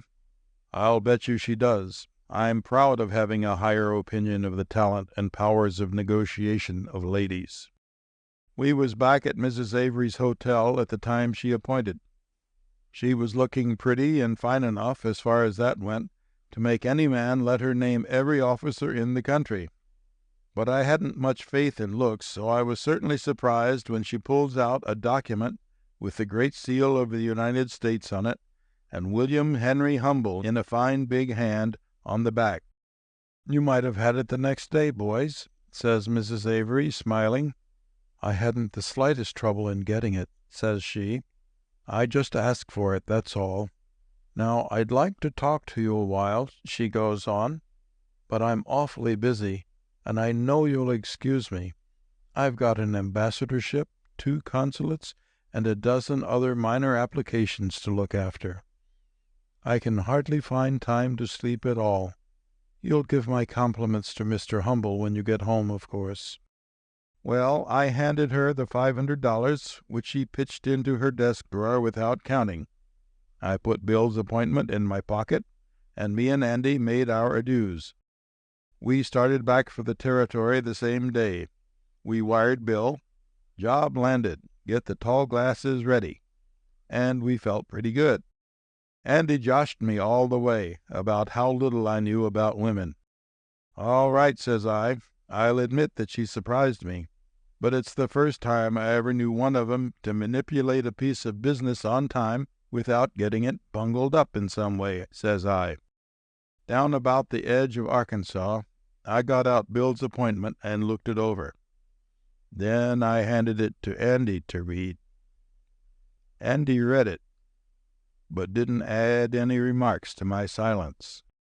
The paper was for Bill, all right, and a genuine document, but it appointed him postmaster of Dade City, Florida. Me and Andy got off the train at Little Rock and sent Bill's appointment to him by mail. Then we struck northeast toward Lake Superior. I never saw Bill Humble after that. The exact science of matrimony. As I have told you before, said Jeff Peters, I never had much confidence in the perfidiousness of woman. As partners or coeducators in the most innocent line of graft, they are not trustworthy. They deserve the compliment, said I. I think they are entitled to be called the honest sex. Why shouldn't they be, said Jeff. They've got the other sex either grafting or working overtime for 'em. They're all right in business till they get their emotions or their hair touched up too much. Then you want to have a flat-footed, heavy-breathing man with sandy whiskers, 5 kids, and a building and loan mortgage ready as an understudy to take her desk. Now there was that widow lady that me and Andy Tucker engaged to help us in that little matrimonial agency scheme we floated out in Cairo. When you've got enough advertising capital, say a roll as big as the little end of a wagon tongue, there's money in matrimonial agencies. We had about $6,000, and we expected to double it in 2 months, which is about as long as a scheme like ours can be carried on without taking out a New Jersey charter.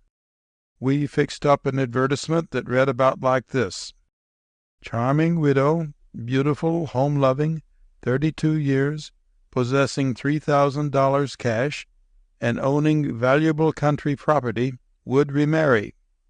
Would prefer a poor man with affectionate disposition to one with means, as she realizes that solid virtues are oftenest to be found in the humble walks of life.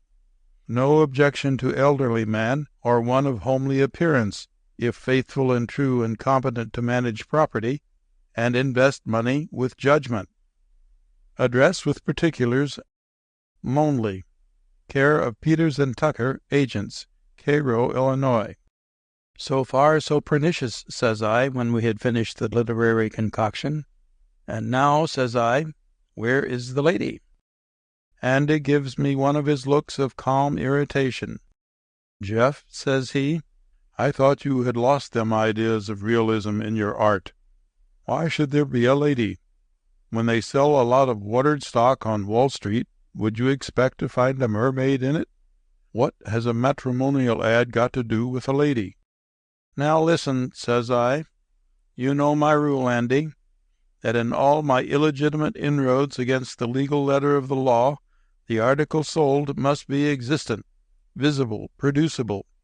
In that way, and by a careful study of city ordinances and train schedules, I have kept out of all trouble with the police that a $5 bill and a cigar would not square.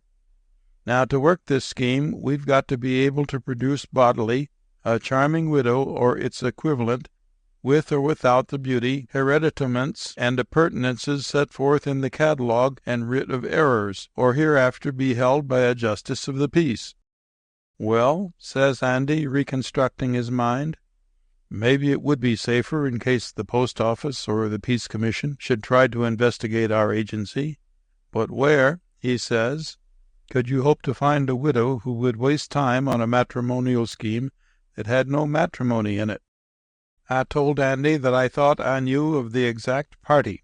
An old friend of mine, Zeke Trotter, who used to draw soda water and teeth in a tent show, had made his wife a widow a year before by drinking some dyspepsia cure of the old doctor's instead of the liniment that he always got boozed up on. I used to stop in at their house often, and I thought we could get her to work with us. 'Twas only 60 miles to the little town where she lived, so I jumped on the Illinois Central and finds her in the same cottage with the same sunflowers and roosters standing on the washtub. Mrs. Trotter fitted our ad first rate, except maybe for beauty and age and property valuation. But she looked feasible and praiseworthy to the eye, and it was a kindness to Zeke's memory to give her the job. "Is this an honest deal you're putting on, Mr. Peters?" she asks me when I tell her what we want. "Mrs. Trotter," says I, "Andy Tucker and me have computed the calculation that 3,000 men in this broad and unfair country will endeavor to secure your fair hand and ostensible money and property through our advertisement. Out of that number, something like 300 will expect to give you in exchange, if they should win you, the carcass of a lazy and mercenary loafer, a failure in life, a swindler, and contemptible fortune-seeker. Me and Andy," says I, "propose to teach these preyers upon society a lesson." It was with difficulty, says I, that me and Andy could refrain from forming a corporation under the title of the Great Moral and Millennial Malevolent Matrimonial Agency. Does that satisfy you? "It does, Mr. Peters," says she. "I might have known you wouldn't have gone into anything that wasn't opprobrious. But what will my duties be? Do I have to reject personally these 3,000 ramscallions you speak of, or can I throw them out in bunches?" "Your job, Mrs. Trotter," says I, "will be practically a sinecure. You will live at a quiet hotel and have no work to do. Andy and I will tend to all the correspondence and business end of it. Of course," says I, "some of the more ardent and impetuous suitors who can raise the railroad fare may come to Cairo personally, press their suit or whatever fraction of a suit they may be wearing. In that case you will probably be put to the inconvenience of kicking them out face to face. We will pay you $25 per week and hotel expenses." "Give me 5 minutes," says Mrs. Trotter, "to get my powder rag and leave the front door key with a neighbor, and you can let my salary begin." So I conveys Mrs. Trotter to Cairo and establishes her in a family hotel far enough away from mine and Andy's quarters to be unsuspicious and available. And I tell Andy. "Great," says Andy. "And now that your conscience is appeased as to the tangibility and proximity of the bait, and leaving mutton aside, suppose we revenue a new fish." So we began to insert our advertisement in newspapers covering the country far and wide.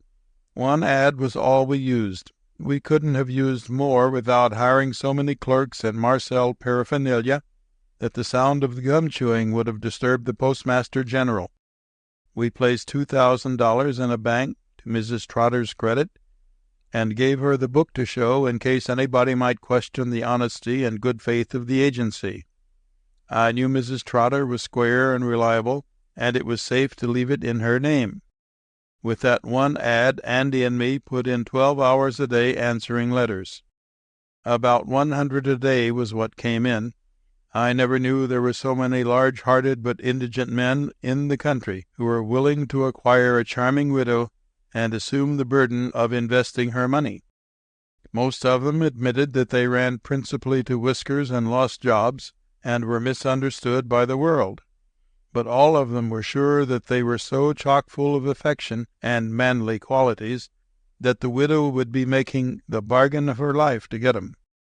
Every applicant got a reply from Peters and Tucker, informing him that the widow had been deeply impressed by his straightforward and interesting letter, and requesting them to write again, stating more particulars, and enclosing photograph if convenient.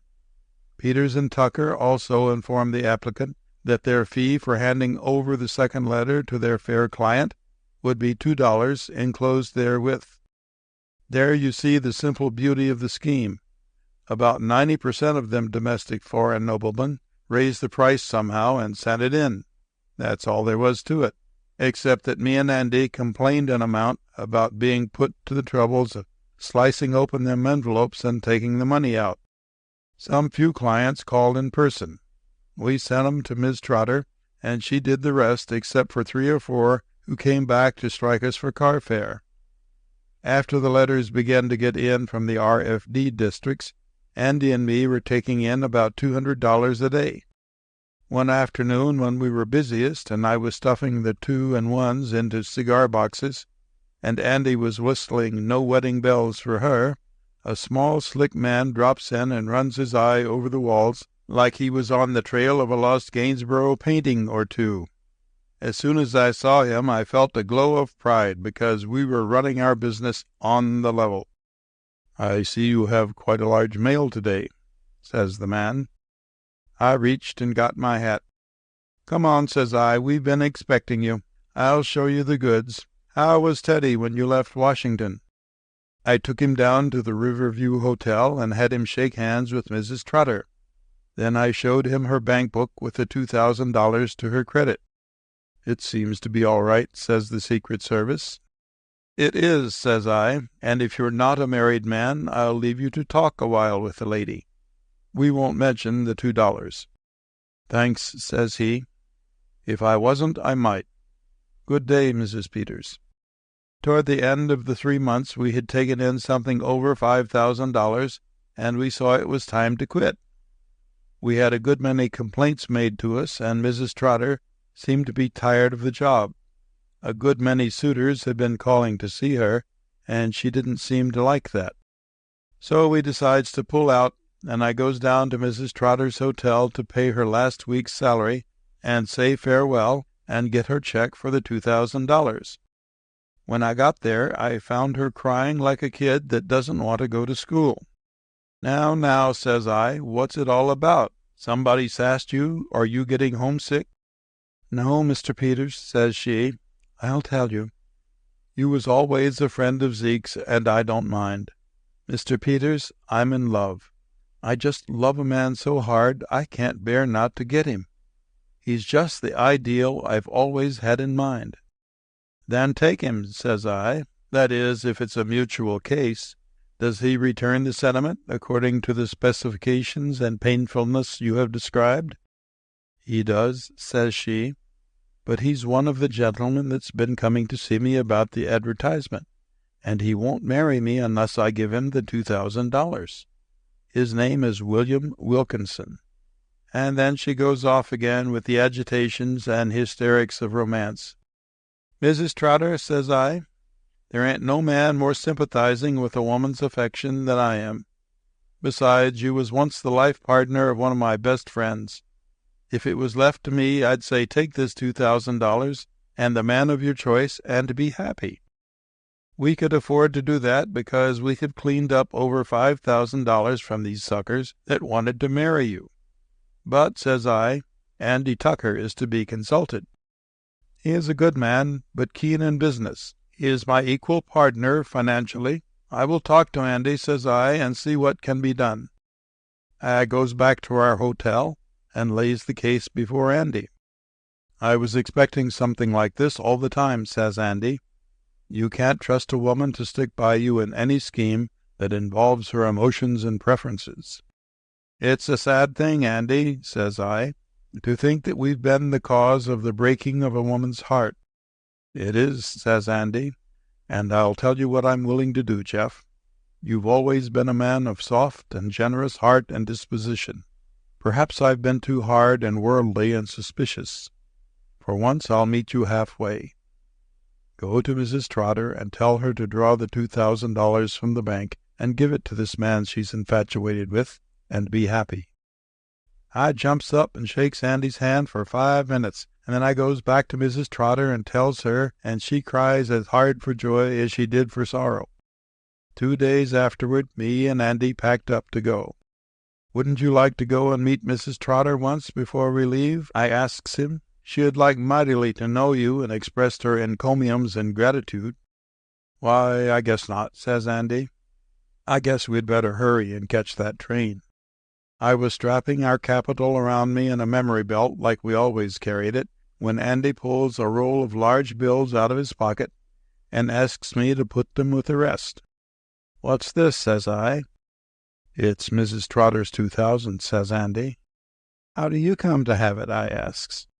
"She gave it to me," says Andy. I've been calling on her 3 evenings a week for more than a month. Then you are William Wilkinson? Says I. I was, says Andy.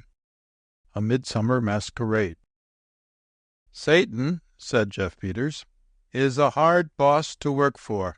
When other people are having their vacation is when he keeps you the busiest. As old Doc Watts or St. Paul or some other diagnostician says, he always finds somebody for idle hands to do.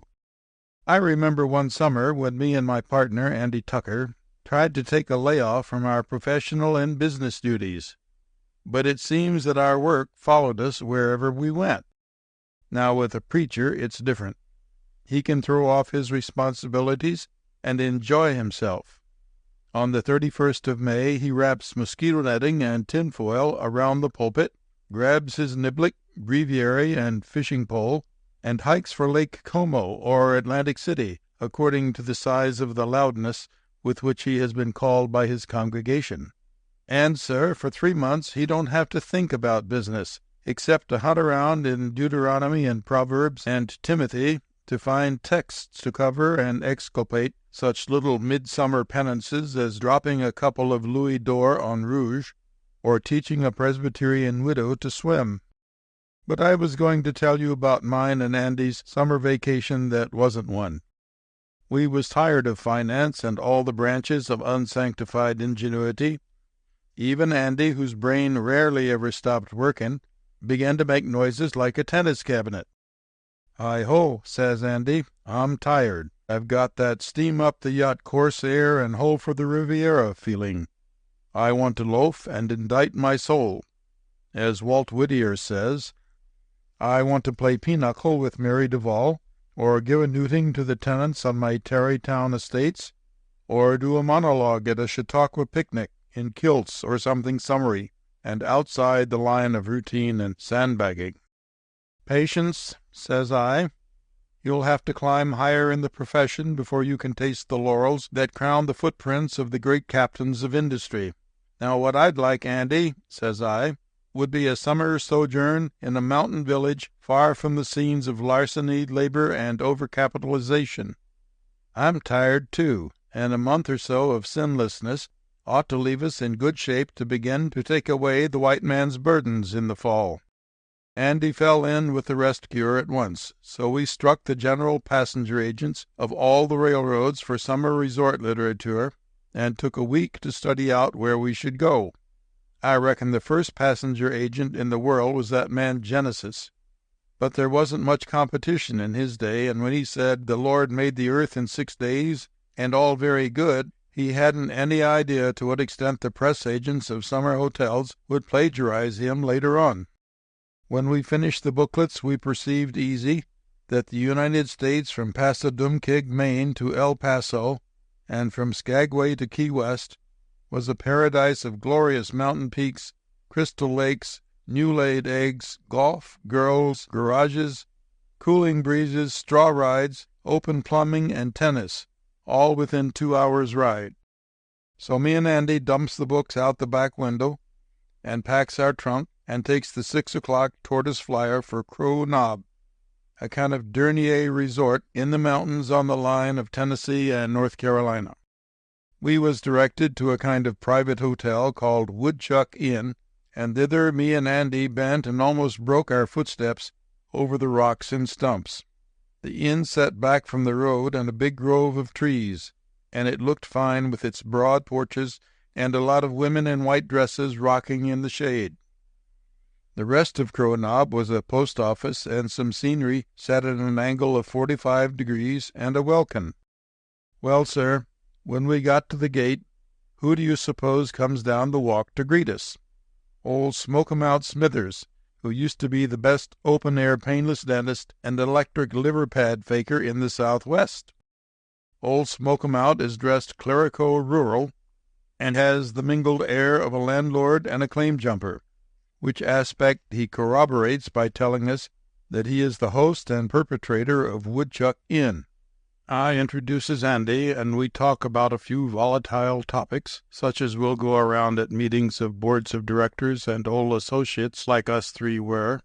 Old Smoke 'em Out leads us to a kind of summer house in the yard near the gate, and took up the harp of life and smote on all the chords with his mighty right.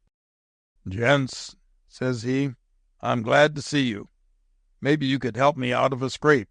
I'm getting a bit old for street work, so I leased this Dog Days Emporium so the good things would come to me. 2 weeks before the season opened, I gets a letter signed Lieutenant Perry and one from the Duke of Marlborough, each wanting to engage board for part of the summer.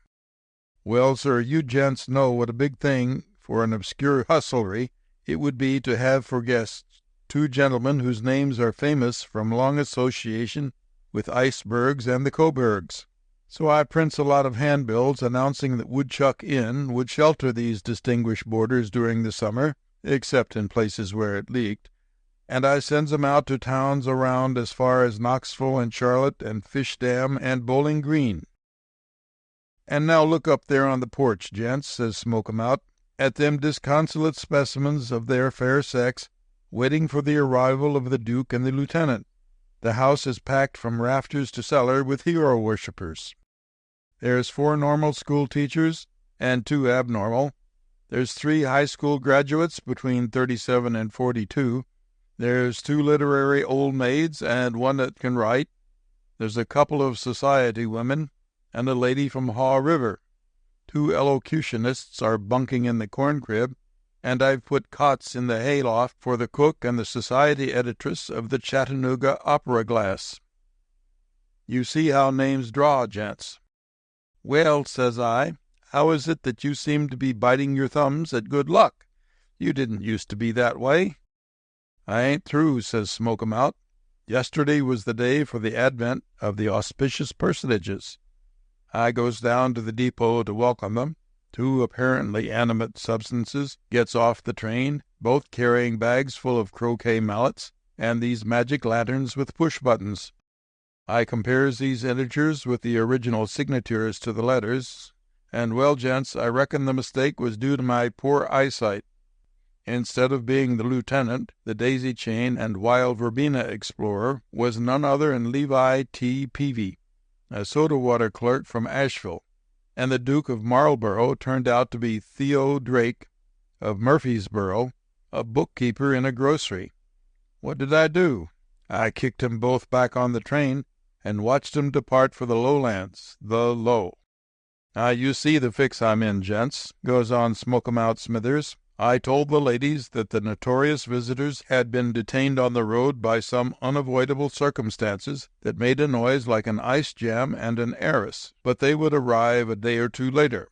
When they find that they've been deceived," says Smoke 'em Out, "every yard of cross-barred muslin and natural-waved switch in the house will pack up and leave. It's a hard deal," says old Smoke 'em Out.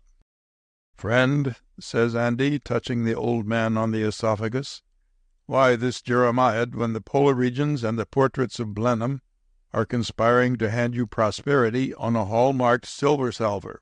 We have arrived." A light breaks out on Smoke 'em Out's face. "Can you do it, gents?" he asked. "Could you do it? Could you play the polar man and the little Duke for the nice ladies? Will you do it?" I see that Andy is superimposed with his old hankering for the oral and polyglot system of buncoing.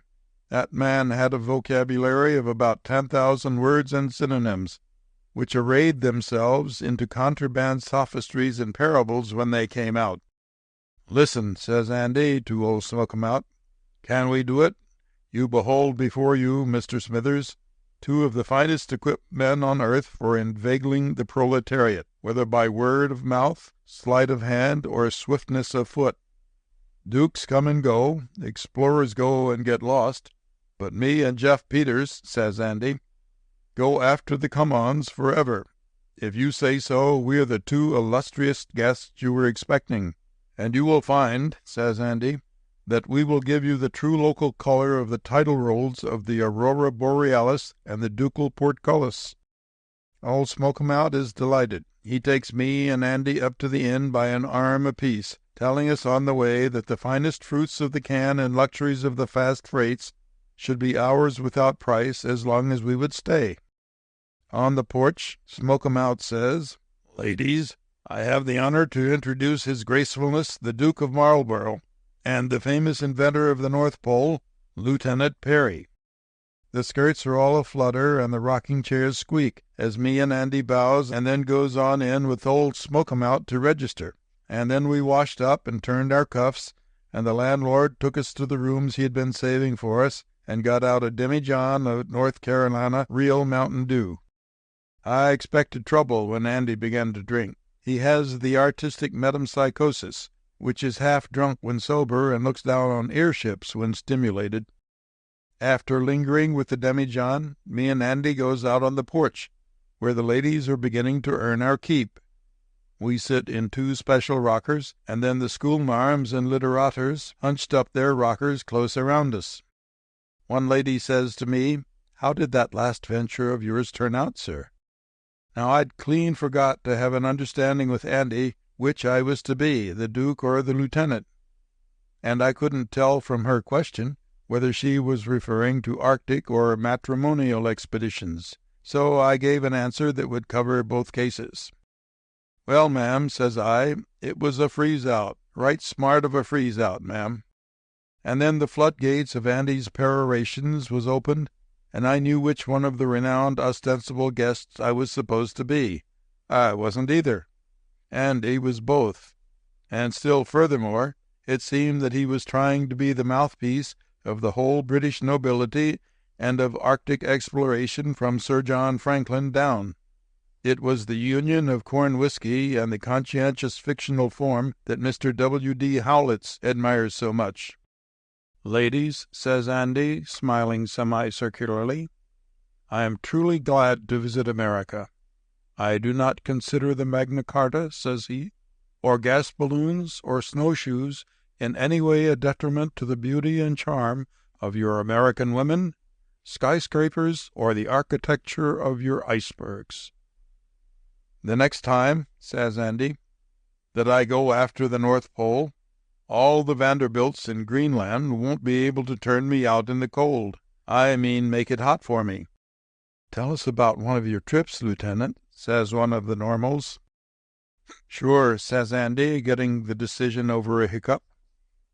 "It was in the spring of last year that I sailed the Castle of Blenheim up to latitude 87 degrees Fahrenheit and beat the record. Ladies," says Andy, "it was a sad sight to see a duke allied by a civil and liturgical chattel mortgage to one of your first families lost in a region of semi-annual days." And then he goes on, "At 4 bells we sighted Westminster Abbey, but there was not a drop to eat. At noon we threw out 5 sandbags, and the ship rose 15 knots higher. At midnight," continues Andy, "the restaurants closed. Sitting on a cake of ice, we ate 7 hot dogs.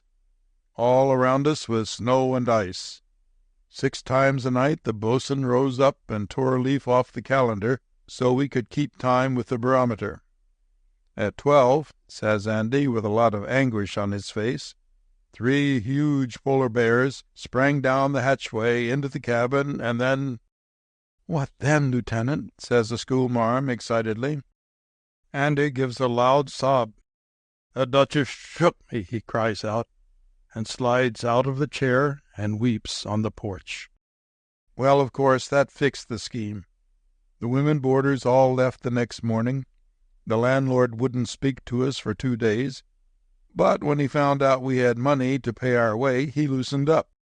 So Andy and me had a quiet, restful summer after all, coming away from Crow Knob with $1,100 that we enticed out of old Smoke-'em-out, playing 7-Up, shearing the wolf. Jeff Peters was always eloquent when the ethics of his profession was under discussion. "The only times," said he, "that me and Andy Tucker ever had any hiatuses in our cordial intents was when we differed on the moral aspects of grafting. Andy had his standards and I had mine. I didn't approve of all of Andy's schemes for levying contributions from the public, and he thought I allowed my conscience to interfere too often for the financial good of the firm. We had high arguments sometimes. One word led to another till he said I reminded him of Rockefeller. "I don't know how you mean that, Andy," says I, "but we have been friends too long for me to take offense at a taunt that you will regret when you cool off. I have yet," says I, "to shake hands with the subpoena server." One summer, me and Andy decided to rest up a spell in a fine little town in the mountains of Kentucky called Grassdale. We was supposed to be horse drovers, and good decent citizens besides, taking a summer vacation. The Grassdale people liked us, and me and Andy declared a cessation of hostilities, never so much as floating the flyleaf of a rubber concession prospectus or flashing a Brazilian diamond while we was there. One day the leading hardware merchant of Grassdale drops around to the hotel where me and Andy stopped and smokes with us, sociable, on the side porch. We knew him pretty well from pitching quoits in the afternoons in the courthouse yard.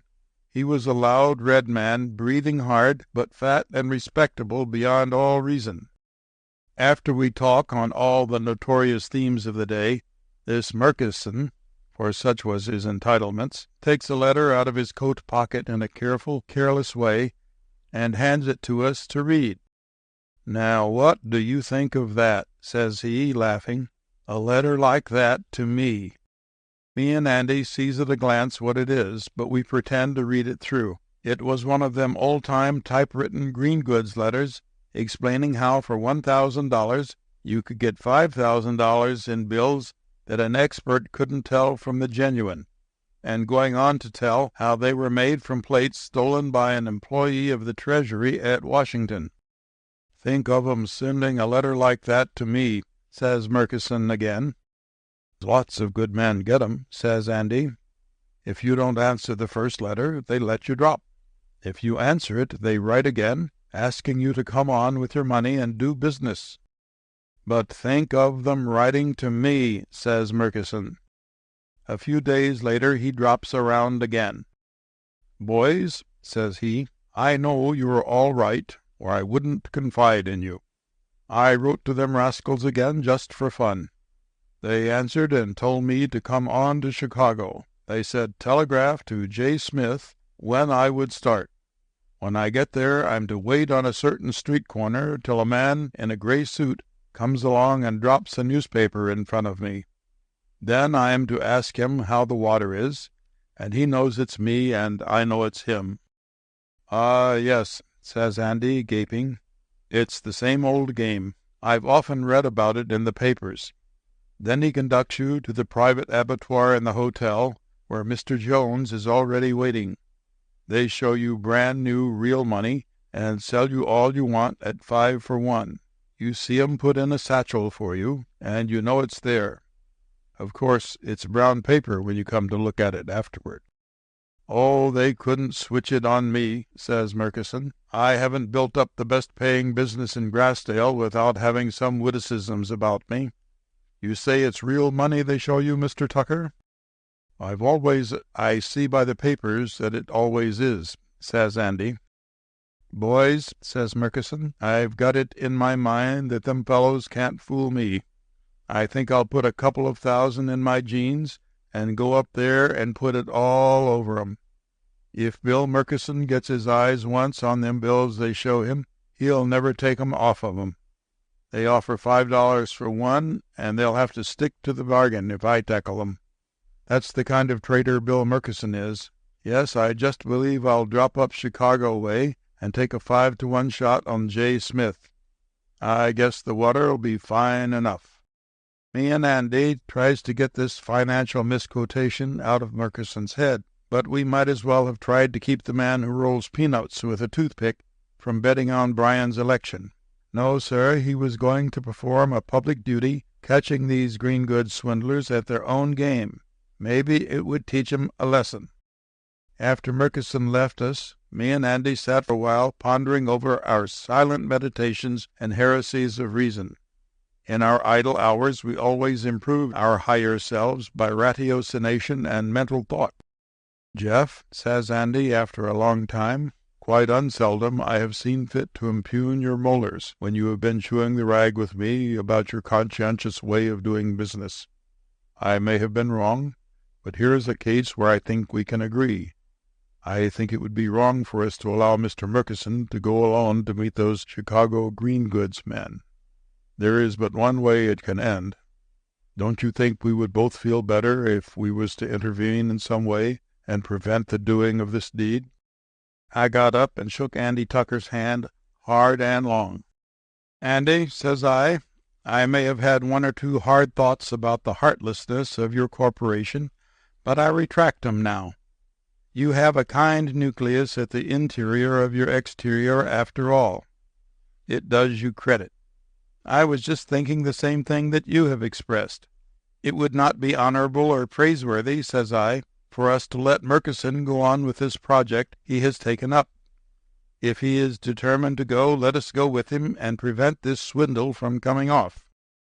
Andy agreed with me, and I was glad to see that he was in earnest about breaking up this green goods scheme.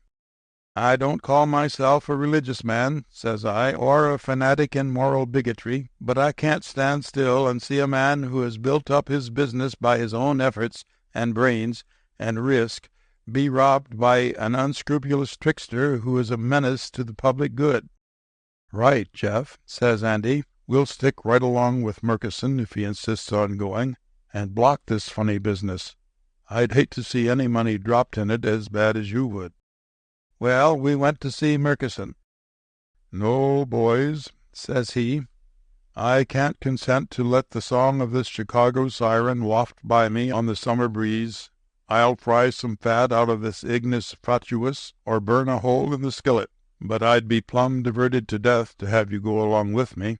Maybe you could help some when it comes to cashing in the ticket to that 5-to-1 shot. Yes, I'd really take it as a pastime and regalement if you boys would go along too." Murkison gives out in Grassdale that he is going for a few days with Mr. Peters and Mr. Tucker to look over some iron ore property in West Virginia. He wires J. Smith that he will set foot in the spider web on a given date, and the three of us lights out for Chicago. On the way, Murkison amuses himself with premonitions and advance pleasant recollections. "In a gray suit," says he, "on the southwest corner of Wabash Avenue and Lake Street." He drops the paper, and I ask how the water is. "Oh, my. And then he laughs all over for 5 minutes. Sometimes Murkison was serious and tried to talk himself out of his cogitations, whatever they was. "Boys," says he, "I wouldn't have this get out in Grassdale for 10 times $1,000. It would ruin me there. But I know you are all right. I think it is the duty of every citizen," says he, "to try to do up these robbers that prey upon the public. I'll show them whether the water's fine. $5 for one, that's what J. Smith offers, and he'll have to keep his contract if he does business with Bill Murkison." We got to Chicago about 7 p.m. Murkison was to meet the gray man at 9:30. We had dinner at a hotel, and then we went up to Murkison's room to wait for the time to come. "Now, boys," says Murkison, "let's get our gumption together and inoculate a plan for defeating the enemy. Suppose while I'm exchanging airy bandage with the gray capper, you gents come along by accident, you know, and holler, 'Hey, Murk,' and shake hands with symptoms of surprise and familiarity. Then I take the capper aside and tell him you all are Jenkins and Brown of Grassdale, good men and maybe willing to take a chance while away from home. Bring 'em along, he'll say, of course, if they care to invest. Now, how does that scheme strike you?" "What do you say, Jeff?" asks Andy, looking at me. "Why, I tell you what I say," says I. "I say let's settle this thing right here now. I don't see any use of wasting any more time." I took a nickel-plated .38 out of my pocket and clicked the cylinder around a few times. "You undevout, insidious hog," says I to Murkison, "get out that 2,000 and lay it on the table. Obey with velocity," says I, "for otherwise alternatives are impending. I am preferably a man of mildness, but now and then I find myself in the middle of extremities. Such men as you," I went on after he laid the money out, is what keeps the jails and courthouses going. You come up here to rob these men of their money. Does it excuse you, I asks, that they were trying to skin you? No, sir, you was going to rob Peter to stand off Paul. You are 10 times worse, says I, than that green goods man. You go to church at home and pretend to be a decent citizen, but you'll come to Chicago and commit larceny from men that have built up a sound and profitable business by dealing with such contemptible scoundrels as you have tried to be today.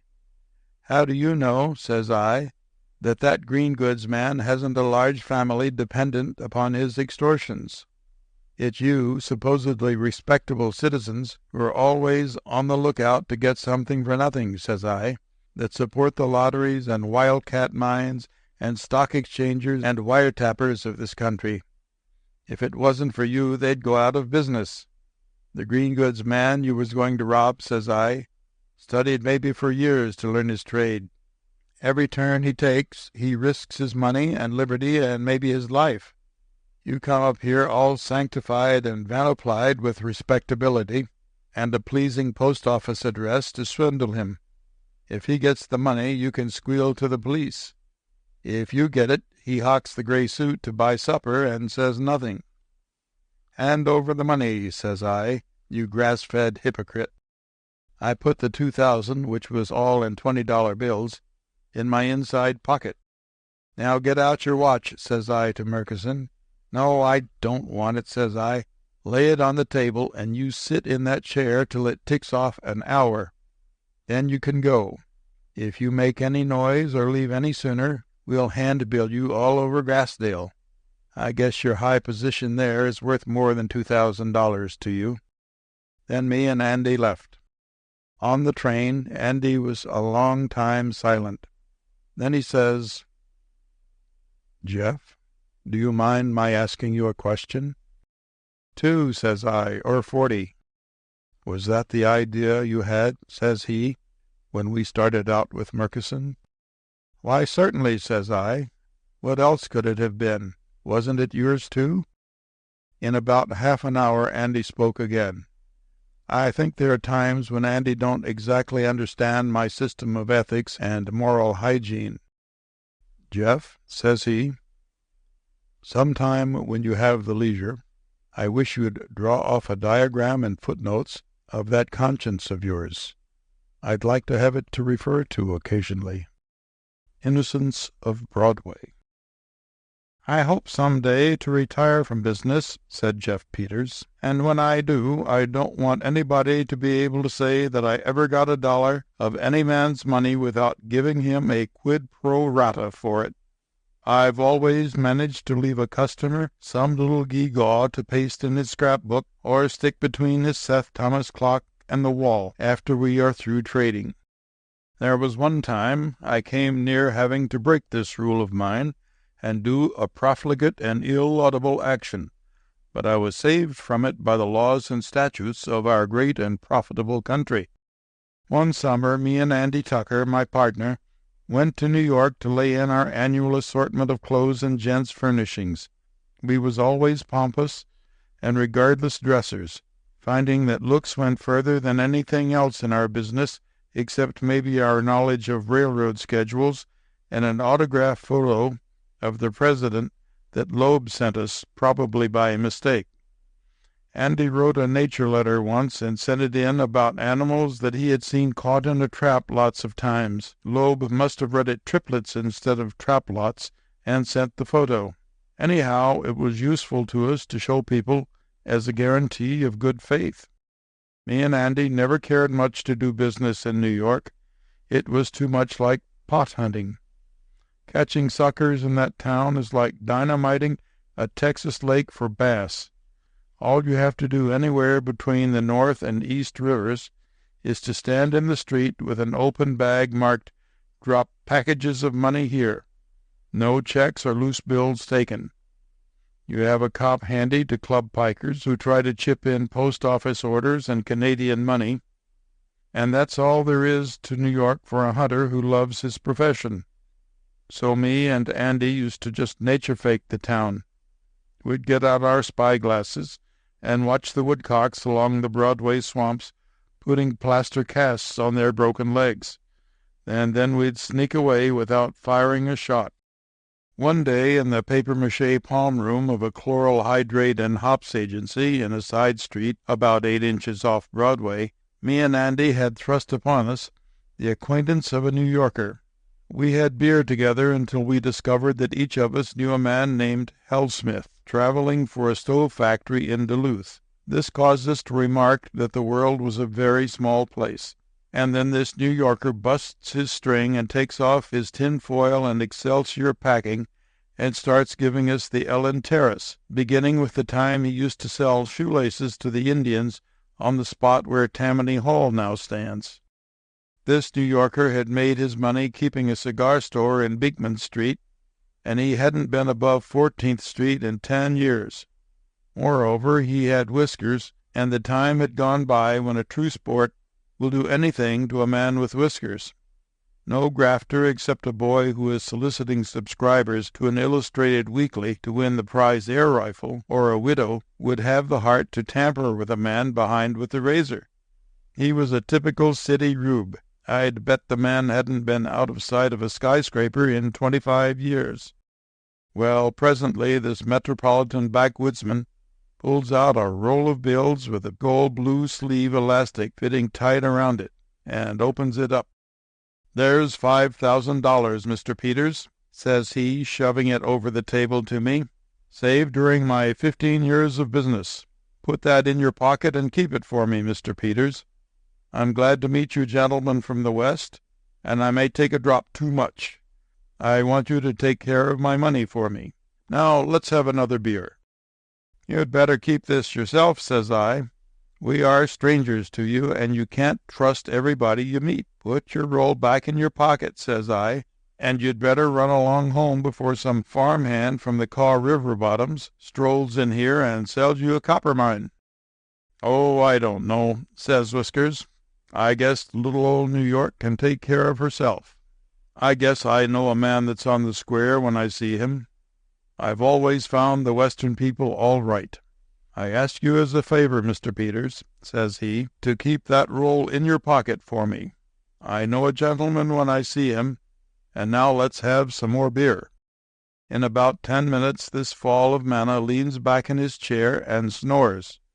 Andy looks at me and says, "I reckon I'd better stay with him for 5 minutes or so in case the waiter comes in." I went out the side door and walked half a block up the street, and then I came back and sat down at the table. "Andy," says I can't do it. It's too much like swearing off taxes. I can't go off with this man's money without doing something to earn it, like taking advantage of the Bankrupt Act, or leaving a bottle of eczema lotion in his pocket to make it look more like a square deal." "Well," says Andy, "it does seem to be kind of hard on one's professional pride to lope off with a bearded pard's competency, especially after he has nominated you custodian of his bundle in the sappy insouciance of his urban indiscrimination. Suppose we wake him up and see if we can formulate some commercial sophistry by which he will be enabled to give us both his money and a good excuse." We wakes up Whiskers. He stretches himself and yawns out the hypothesis that he must have dropped off for a minute, and then he says he wouldn't mind sitting in at a little gentleman's game of poker. He used to play some when he attended high school in Brooklyn, and he was out for a good time. Why, and so forth. Andy brights up a little at that, for it looks like it might be a solution to our financial troubles. So we all three go to our hotel farther down Broadway and have the cards and chips brought up to Andy's room. I tried once more to make this babe in the horticultural gardens take his 5,000, but no. "Keep that little roll for me, Mr. Peters," says he, "and oblige. I'll ask you for it when I want it. I guess I know when I'm among friends. A man that's done business on Beekman Street for 20 years, right in the heart of the wisest old village on earth, ought to know what he's about. I guess I can tell a gentleman from a con man or a flimflammer when I meet him. I've got some odd change in my clothes, enough to start the game with, I guess." He goes through his pockets and rains $20 gold certificates on the table till it looked like a $10,000 autumn day in a London grove pictured by Turner in the salons. Andy almost smiled. The first round that was dealt, this boulevardier slaps down his hand, claims low and jack and big casino, and rakes in the pot. Andy always took a pride in his poker playing. He got up from the table and looked sadly out of the windows at the streetcars. "Well, gentlemen," says the cigar man, "I don't blame you for not wanting to play. I've forgotten the fine points of the game, I guess. It's been so long since I indulged. Now, how long are you gentlemen going to be in the city?" I told him about a week longer. He says that suits him fine. His cousin is coming over from Brooklyn that evening, and they're going to see the sights in New York. His cousin, he says, is in the artificial limb and lead casket business and hasn't crossed the bridge in 8 years. They expect to have the time of their lives, and he winds up by asking me to keep his roll of money for him till next day. I tried to make him take it, but it only insulted him to mention it. "I'll use what I've got in loose change," says he. "You keep the rest for me. I'll drop in on you and Mr. Tucker tomorrow afternoon about 6 or 7, says he, "and we'll have dinner together. Be good." After Whiskers had gone, Andy looked at me, curious and doubtful. "Well, Jeff," says he, "it looks like the ravens are trying to feed us two Elijahs so hard that if we turned 'em down again, we ought to have the Audubon Society after us. It won't do to put the crown aside too often. I know this is something like paternalism, but don't you think opportunity has skinned its knuckles about enough knocking at our door?" I put my feet on the table and my hands in my pockets, which is an attitude unfavorable to frivolous thoughts. "Andy," says I, "this man with the hirsute whiskers has got us in a predicament. We can't move hand or foot with his money. You and me have got a gentleman's agreement with fortune that we can't break. We've done business in the West where it's more of a fair game. Out there the people we skin are trying to skin us, even the farmers and the remittance men that the magazines send out to write up gold fields. But there's little sport in New York for rod, reel, or gun. They hunt here with either one of two things, a slung-shot or a letter of introduction. The town has been stocked so full of carp that the game fish are all gone. If you spread a net here, do you catch legitimate suckers in it, such as the Lord intended to be caught? Fresh guys who know it all, sports with a little coin and the nerve to play another man's game, street crowds out for the fun of dropping $1 or $2, and village smarties who know just where the little pea is? No, sir, says I.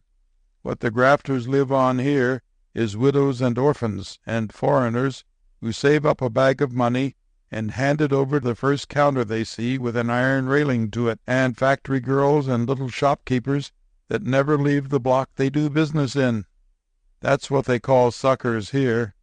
They're nothing but canned sardines, and all the bait you need to catch 'em is a pocket knife and a soda cracker. Now this cigar man," I went on, "is one of the types. He's lived 20 years on one street without learning as much as you would, getting a once-over shave from a lock-jawed barber in a Kansas crossroads town. But he's a New Yorker, and he'll brag about that all the time when he isn't picking up live wires or getting in front of streetcars or paying out money to wiretappers or standing under a safe that's being hoisted into a skyscraper. When a New Yorker does loosen up," says I, "it's like the spring decomposition of the ice jam in the Allegheny River. He'll swamp you with cracked ice and backwater if you don't get out of the way.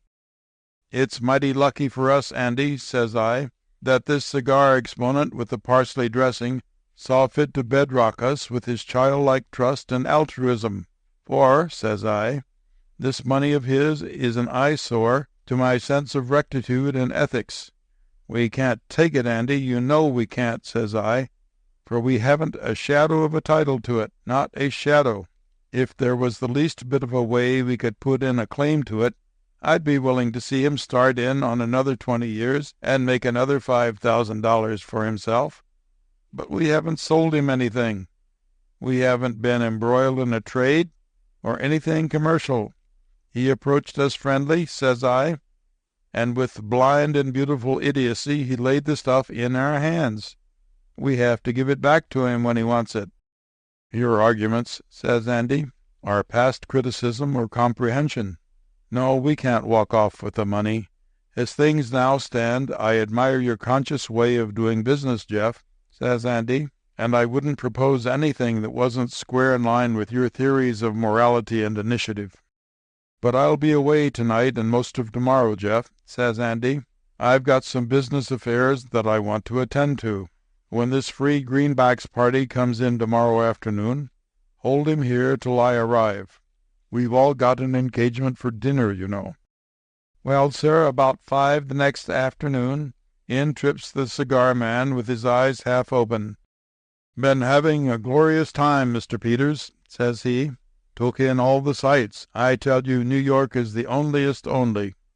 Now, if you don't mind, says he, I'll lie down on that couch and doze off for about 9 minutes before Mr. Tucker comes. I'm not used to being up all night, and tomorrow, if you don't mind, Mr. Peters, I'll take that 5,000. I met a man last night that's got a sure winner at the racetrack tomorrow. Excuse me for being so impolite as to go to sleep, Mr. Peters. And so this inhabitant of the second city in the world reposes himself and begins to snore, while I sit there musing over things and wishing I was back in the West, where you could always depend on a customer fighting to keep his money hard enough to let your conscience take it from him. At 5:30, Andy comes in and sees the sleeping form. I've been over to Trenton, says Andy, pulling a document out of his pocket. I think I've got this matter fixed up all right, Jeff. Look at that. I open the paper and see that it is a corporation charter issued by the state of New Jersey to the Peters and Tucker Consolidated and Amalgamated Aerial Franchise Development Company, Limited. It's to buy up rights of way for airship lines, explained Andy. The legislature wasn't in session, but I found a man at a postcard stand in the lobby that keeps a stock of charters on hand. There are 100,000 shares, says Andy, expected to reach a par value of $1. I had one blank certificate of stock printed. Andy takes out the blank and begins to fill it in with a fountain pen. The whole bunch, says he, goes to our friend in Dreamland for $5,000. Did you learn his name? Make it out to Bearer, says I. We put the certificate of stock in the cigar man's hand and went out to pack our suitcases. On the ferry boat, Andy says to me, Is your conscience easy about taking the money now, Jeff? Why shouldn't it be, says I. Are we any better than any other holding corporation? Conscience in art. I never could hold my partner, Andy Tucker, down to legitimate ethics of pure swindling, said Jeff Peters to me one day. Andy had too much imagination, to be honest. He used to devise schemes of money-getting so fraudulent and high financial that they wouldn't have been allowed in the bylaws of a railroad rebate system. Myself, I never believed in taking any man's dollars unless I gave him something for it, something in the way of rolled gold jewelry, garden seeds, lumbago lotion, stock certificates, stove polish, or a crack on the head to show for his money. I guess I must have had New England ancestors away back and inherited some of their staunch and rugged fear of the police. But Andy's family tree was in a different kind. I don't think he could have traced his descent any further back than a corporation. One summer, while we was in the Middle West, working down the Ohio Valley with a line of family albums, headache powders, and roach destroyer, Andy takes one of his notions of high and actionable financiering. Jeff, says he, I've been thinking that we ought to drop these rutabaga fanciers and give our attention to something more nourishing and prolific. If we keep on snap-shooting these hinds for their egg money, we'll be classed as nature fakers. How about plunging into the fastnesses of the skyscraper country and biting some big bull caribous in the chest? Well, says I, you know my idiosyncrasies. I prefer a square, non-illegal style of business such as we are carrying on now. When I take money, I want to leave some tangible object in the other fellow's hands for him to gaze at and to distract his attention from my spoor, even if it's only a comical cussed trick finger ring for squirting perfume in a friend's eye. But if you've got a fresh idea, Andy, says I, let's have a look at it. I'm not so wedded to petty graft that I would refuse something better in the way of a subsidy. I was thinking, says Andy, of a little hunt without horn, hound, or camera among the great herd of the Midas americanus, commonly known as the Pittsburgh millionaire. In New York? I asks. No, sir, says Andy. In Pittsburgh, that's their habitat. They don't like New York. They go there now and then just because it's expected of 'em. A Pittsburgh millionaire in New York is like a fly in a cup of hot coffee. He attracts attention and comment, but he don't enjoy it. New York ridicules him for blowing so much money in that town of sneaks and snobs and sneers. The truth is, he don't spend anything while he is there. I saw a memorandum of expenses for a 10-day trip to Bunkumtown, made by a Pittsburgh man, worth $15 million once. Here's the way he set it down. Railroad fare to and from, $21. Cab fare to and from hotel, $2. Hotel bill at $5 per day, $50. Tips, $5,750. Total, $5,823. That's the voice of New York, goes on Andy. The town's nothing but a head waiter. If you tip it too much, it'll go and stand by the door and make fun of you to the hat check boy. When a Pittsburgher wants to spend money and have a good time, he stays at home. That's where we'll go catch him. Well, to make a dense story more condensed, me and Andy cached our Paris green and antipyrine powders and albums in a friend's cellar and took the trail to Pittsburgh. Andy didn't have any especial prospectus of chicanery and violence drawn up, but he always had plenty of confidence that his immoral nature would rise to any occasion that presented itself. As a concession to my ideas of self-preservation and rectitude, he promised that if I should take an active and incriminating part in any little business venture that we might work up, there should be something actual and cognizant to the senses of touch, sight, taste, or smell to transfer to the victim for the money, so my conscience might rest easy. After that I felt better and entered more cheerfully into the foul play. Andy, says I, as we strayed through the smoke along the cinder path they call Smithfield Street, had you figured out how we are going to get acquainted with these coke kings and pig iron squeezers? Not that I would decry my own worth or system of drawing-room deportment and work with the olive fork and pie knife, says I, but isn't the entre-nous into the salons of the stogie smokers going to be harder than you imagined? If there's any handicap at all, says Andy, it's our own refinement and inherent culture. Pittsburgh millionaires are a fine body of plain, whole-hearted, unassuming, democratic men. They are rough but uncivil in their manners, and though their ways are boisterous and unpolished, under it all they have a great deal of impoliteness and discourtesy. Nearly every one of 'em rose from obscurity, says Andy, and they'll live in it till the town gets to using smoke consumers. If we act simple and unaffected, and don't go too far from the saloons and keep making a noise like an import duty on steel rails, we won't have any trouble in meeting some of 'em socially. Well, Andy and me drifted about town 3 or 4 days getting our bearings.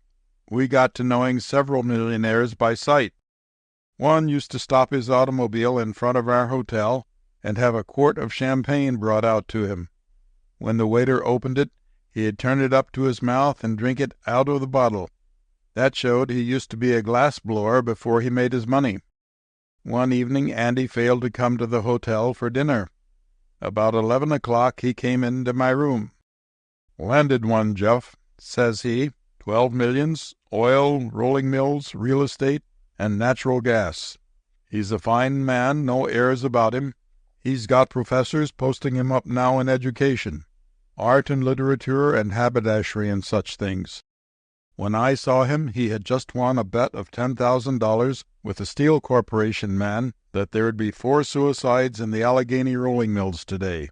So everybody in sight had to walk up and have drinks on him. He took a fancy to me and asked me to dinner with him. We went to a restaurant in Diamond Alley and sat on stools and had a sparkling Moselle and clam chowder and apple fritters. Then he wanted to show me his bachelor apartment on Liberty Street. He's got 10 rooms over a fish market, with privilege of the bath on the next floor above. He told me it cost him $18,000 to furnish his apartment, and I believe it.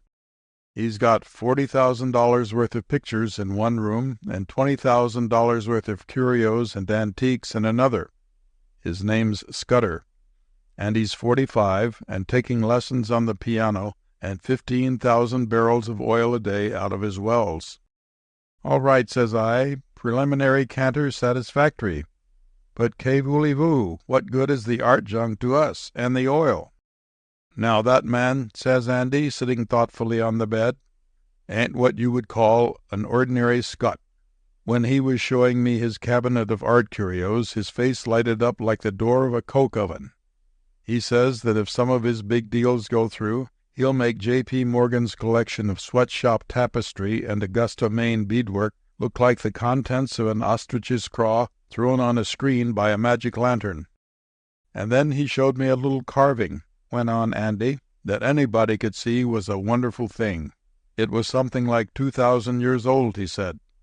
It was a lotus flower with a woman's face on it, carved out of a solid piece of ivory. Scudder looks it up in a catalogue and describes it. An Egyptian carver named Khafra made 2 of them for King Ramses II about the year B.C. The other one can't be found.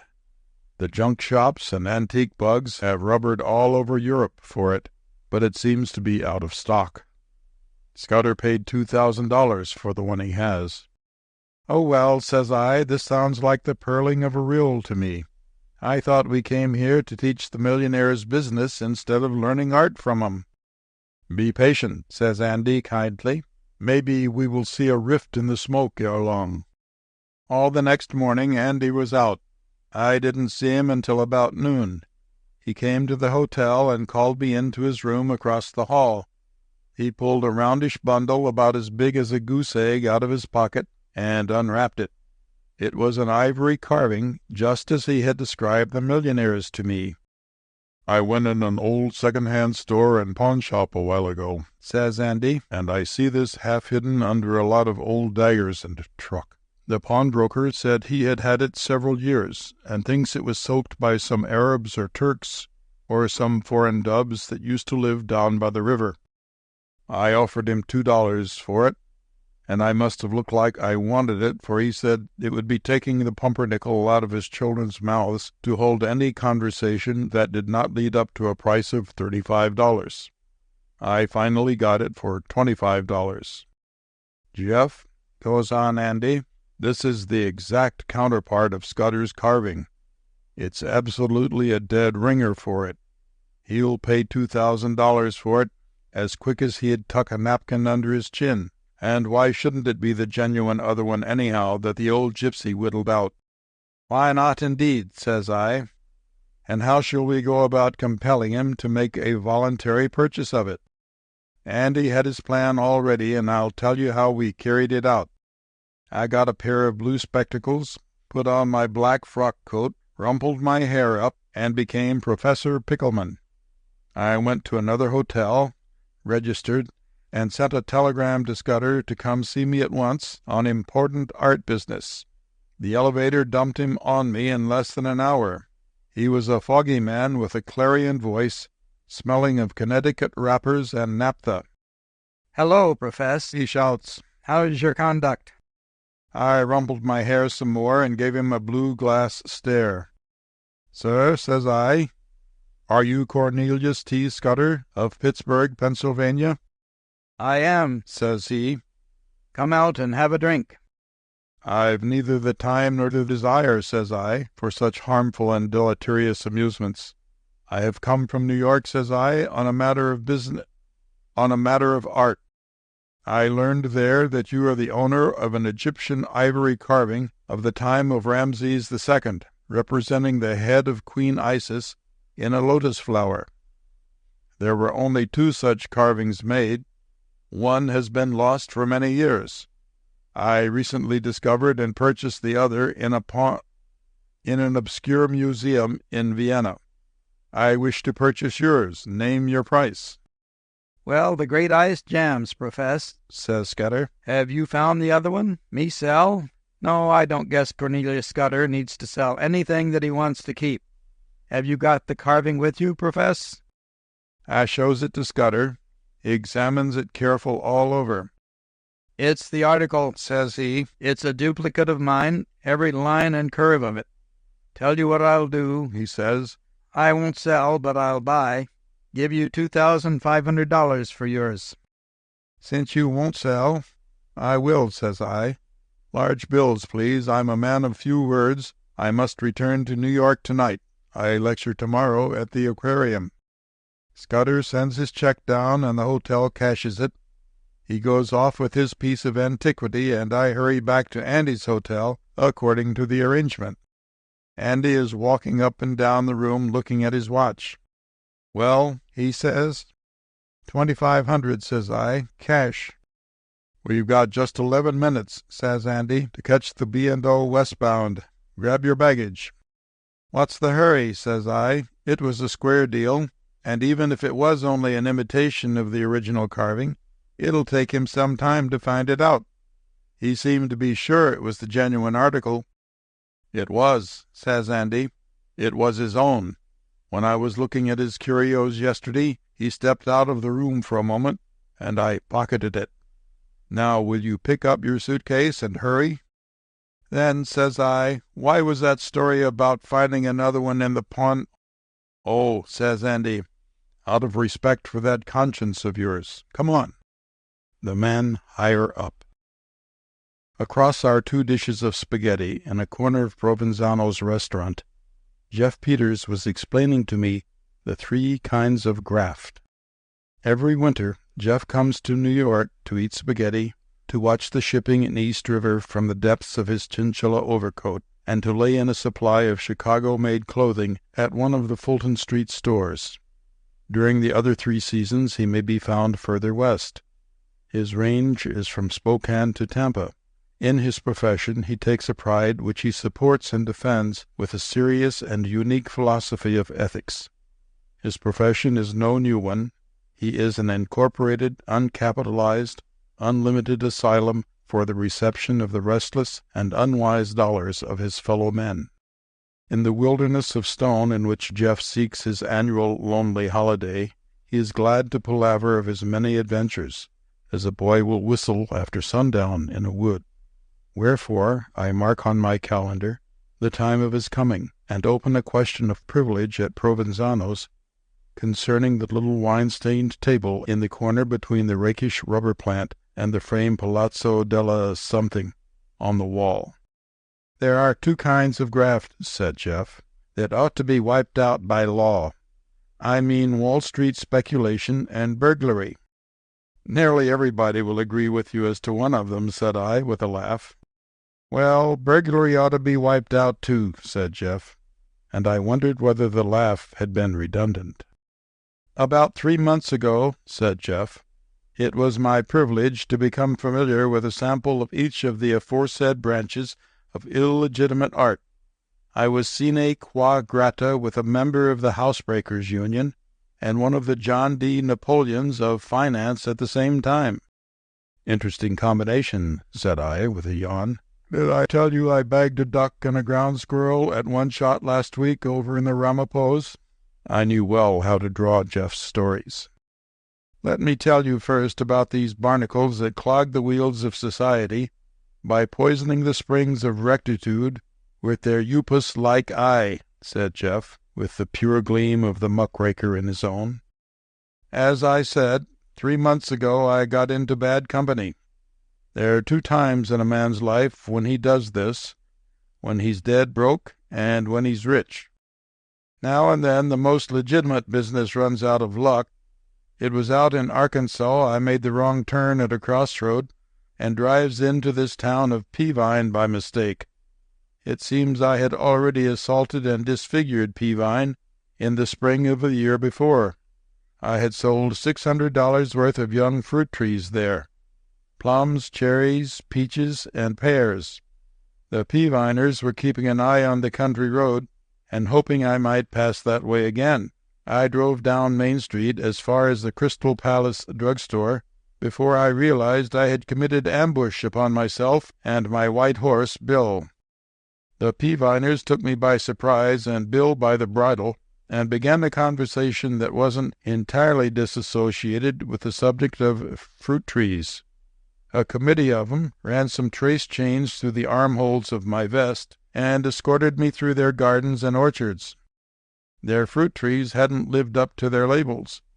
Most of 'em had turned out to be persimmons and dogwoods, with a grove or two of blackjacks and poplars. The only one that showed any signs of bearing anything was a fine young cottonwood that had put forth a hornet's nest and half of an old corset cover. The Peaviners protracted our fruitless stroll to the edge of town. They took my watch and money on account, and they kept Bill and the wagon as hostages. They said the first time one of them dogwood trees put forth an Amsden's June peach, I might come back and get my things. Then they took off the trace chains and jerked their thumbs in the direction of the Rocky Mountains, and I struck at a Lewis and Clark lope for the swollen rivers and impenetrable forests. When I regained intellectualness, I found myself walking into an unidentified town on the Atchison, Topeka, and Santa Fe Railroad. The Peaviners hadn't left anything in my pockets except a plug of chewing. They wasn't after my life, and that saved it. I bit off a chunk and sits down on a pile of ties by the track to recogitate my sensations of thought and perspicacity. And then along comes a fast freight, which slows up a little at the town, and off it drops a black bundle that rolls for 20 yards in a cloud of dust, and then gets up and begins to spit soft coal and interjections. I see it as a young man, broad across the face, dressed more for Pullmans than freights, and with a cheerful kind of a smile in spite of it all, that made Phoebe Snow's job look like a chimney sweep's. "Fall off?" says I. "No," says he. "Got off. Arrived at my destination." "What town is this?" "Haven't looked it up on the map yet," says I.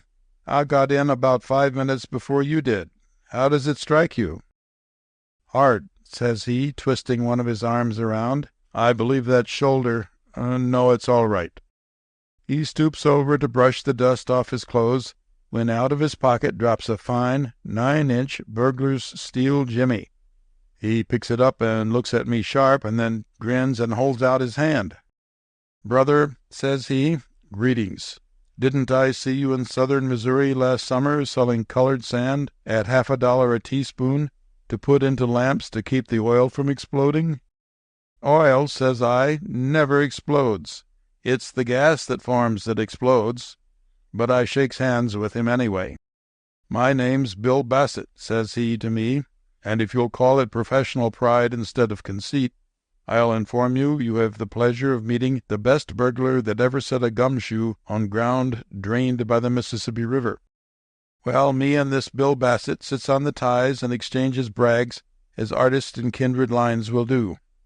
It seems he didn't have a cent either, and we went into close caucus. He explained why an able burglar sometimes has to travel on freights by telling me that a servant girl had played him false in Little Rock and he was making a getaway. "It's part of my business," says Bill Bassett, "to play up to the ruffles when I want to make a riffle as Raffles. 'Tis love makes the bit go round. Show me a house with a swag in it and a pretty parlor maid, and you might as well call the silver melted down and sold, and me spilling truffles and that chateau stuff on the napkin under my chin, while the police are calling it an inside job just because the old lady's nephew teaches a Bible class. I first make an impression on the girl," says Bill, "and when she lets me inside, I make an impression on the locks.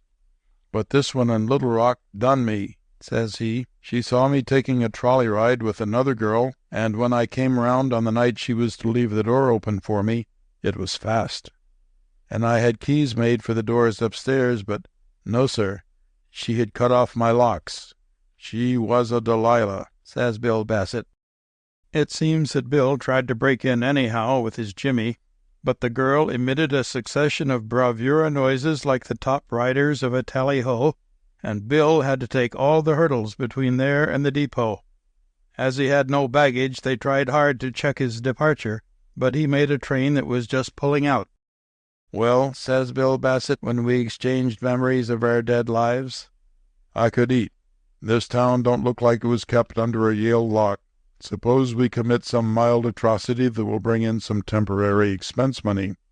I don't suppose you brought along any hair tonic or rolled gold watch chains or similar law-defying swindles that you could sell on the plaza to the pikers of the paretic populace, have you?" "No," says I. "I left an elegant line of Patagonian diamond earrings and rainy-day sunbursts in my valise at Peavine. But they're to stay there until some of those black gum trees begin to glut the market with yellow clings and Japanese plums. I reckon we can't count on 'em unless we take Luther Burbank in for a partner." "Very well," says Bassett. "We'll do the best we can. Maybe after dark I'll borrow a hairpin from some lady and open the Farmers and Drovers Marine Bank with it." While we were talking, up pulls a passenger train to the depot nearby. A person in a high hat gets off on the wrong side of the train and comes tripping down the track towards us. He was a little fat man with a big nose and rat's eyes, but dressed expensive, and carrying a hand satchel, careful, as if it had eggs or railroad bonds in it. He passes by us and keeps on down the track, not appearing to notice the town. "Come on," says Bill Bassett to me, starting after him. "Where?" I asks. "Lordy," says Bill, "had you forgot you was in the desert? Didn't you see Colonel Manna drop right down before your eyes? Don't you hear the rustling of General Raven's wings? I'm surprised at you, Elijah." We overtook the stranger at the edge of some woods, and as it was after sundown and in a quiet place, nobody saw us stop him. Bill takes the silk hat off the man's head and brushes it with his sleeve and puts it back. "What does this mean, sir?" says the man. "When I wore one of these," says Bill, "and felt embarrassed, I always done that. Not having one now, I had to use yours. I hardly know how to begin, sir, in explaining our business with you, but I guess we'll try your pockets first." Bill Bassett felt in all of them and looked disgusted. "Not even a watch," he says. "Ain't you ashamed of yourself, you whited sculpture, going about dressed like a head waiter and financed like a count? You haven't even got car fare. What did you do with your transfer?" The man speaks up and says he has no assets or valuables of any sort. But Bassett takes his hand satchel and opens it. Out comes some collars and socks and a half-page of a newspaper, clipped out. Bill reads the clipping careful and holds out his hand to the held-up party. "Brother," says he, "greetings. Accept the apologies of friends. I am Bill Bassett the burglar. Mr. Peters, you must make the acquaintance of Mr. Alfred E. Ricks. Shake hands." "Mr. Peters," says Bill, "stands about halfway between me and you, Mr. Ricks, in the line of havoc and corruption. He always gives something for the money he gets. I'm glad to meet you, Mr. Ricks, and you, Mr. Peters. This is the first time I ever attended a full gathering of the National Synod of Sharks. Housebreaking, swindling, and financiering all represented. Please examine Mr. Rick's credentials, Mr. Peters." The piece of newspaper that Bill Bassett handed me had a good picture of this Ricks on it. It was a Chicago paper, and it had obloquies of Ricks in every paragraph. By reading it over, I harvested the intelligence that said alleged Ricks had laid off all the portion of the state of Florida that lies under water into town lots, and sold them to alleged innocent investors from his magnificently furnished offices in Chicago. After he had taken in $100,000 or so, one of these fussy purchasers that are always making trouble I've had 'em actually try gold watches I've sold 'em with acid. Took a cheap excursion down to the land where it is always just before supper, to look at his lot and see if it didn't need a new paling or two on the fence, and market a few lemons in time for the Christmas present trade. He hires a surveyor to find his lot for him. They run the line out and find the flourishing town of Paradise Hollow, so advertised, to be about 40 rods and 16 poles south, 27 degrees east, in the middle of Lake Okeechobee. This man's lot was under 36 feet of water, and besides, it had been preempted so long by the alligators and gars that his title looked fishy. Naturally, the man goes back to Chicago and makes it as hot for Alfred E. Ricks as the morning after a prediction of snow by the Weather Bureau. Ricks defied the allegation, but he couldn't deny the alligators. One morning the papers came out with a column about it, and Ricks come out by the fire escape. It seems the alleged authorities had beat him to the safe deposit box where he kept his winnings, and Ricks was to Westward Ho with only feetwear and a dozen 15.5 English pokes in his shopping bag. He happened to have some mileage left in his book, and that took him as far as the town in the wilderness where he was spilled out on me and Bill Bassett as Elijah III, with not a raven in sight for any of us. Then this Alfred E. Ricks lets out a squeak that he is hungry too, and denies the hypothesis that he is good for the value, let alone the price, of a meal. And so there was the three of us representing, if we had a mind to draw syllogisms and parabolas, labor and trade and capital. Now, when trade has no capital, there isn't a dicker to be made. And when capital has no money, there's a stagnation in steak and onions. That put it up to the man with the jimmy. "Brother bushrangers," says Bill Bassett, "never yet in trouble did I desert a pal. Hard by in yon wood I seem to see unfurnished lodgings. Let's go there and wait till dark." There was an old, deserted cabin in the grove, and we three took possession of it. After dark, Bill Bassett tells us to wait, and goes out for half an hour. He comes back with an armful of bread and spare ribs and pies. "Panhandle 'em at a farmhouse in Washita Avenue," says he. "Eat, drink, and be leery." The full moon was coming up bright, so we sat on the floor of the cabin and ate in the light of it. And this Bill Bassett begins to brag. "Sometimes," says he, with his mouth full of country produce, "I lose all patience with you people that think you are higher up in the profession than I am. Now, what could either of you have done in the present emergency to set us on our feet again? Could you do it, Rixie?" "I must confess, Mr. Bassett," says Ricks, speaking nearly inaudible out of a slice of pie, "that at this immediate juncture I could not, perhaps, promote an enterprise to relieve the situation. Large operations, such as I direct, naturally require careful preparation in advance." "I know, Rixie," breaks in Bill Bassett. "You needn't finish. You need $500 to make the first payment on a blonde typewriter, and 4 rooms full of quartered oak furniture. And you need $500 more for advertising contracts. And you need 2 weeks' time for the fish to begin to bite. Your line of relief would be about as useful, in an emergency, as advocating municipal ownership to a man suffocated by 80-cent gas. And your graft ain't much swifter, Brother Peters," he winds up. "Oh," says I haven't seen you turn anything into gold with your wand yet, Mr. Good Fairy. Almost anybody could rub the magic ring for a little leftover victuals." "That was only getting the pumpkin ready," says Bassett, braggy and cheerful. "The coach and 6'll drive up to the door before you know it, Miss Cinderella. Maybe you've got some scheme under your sleeve holders that will give us a start." "Son," says I'm 15 years older than you are, and young enough yet to take out an endowment policy. I've been broke before. We can see the lights of that town not half a mile away. I learned from Montague Silver, the greatest street man that ever spoke from a wagon. There are hundreds of men walking those streets this moment with grease spots on their clothes. Give me a gasoline lamp, a dry goods box, and a $2 bar of white Castile soap cut into little—" "Where's your $2?" snickered Bill Bassett into my discourse. There was no use arguing with that burglar. "No," he goes on, "you're both babes in the wood. Finance has closed the mahogany desk, and trade has put the shutters up. Both of you look to labor to start the wheels going. All right, you admit it. Tonight I'll show you what Bill Bassett can do. Bassett tells me and Ricks not to leave the cabin till he comes back, even if it's daylight. And then he starts off toward town, whistling gay. This Alfred E. Ricks pulls off his shoes and his coat, lays a silk handkerchief over his hat, and lays down on the floor. I think I will endeavor to secure a little slumber, he squeaks. The day has been fatiguing. Good night, my dear Mr. Peters. My regards to Morpheus, says I. I think I'll sit up a while.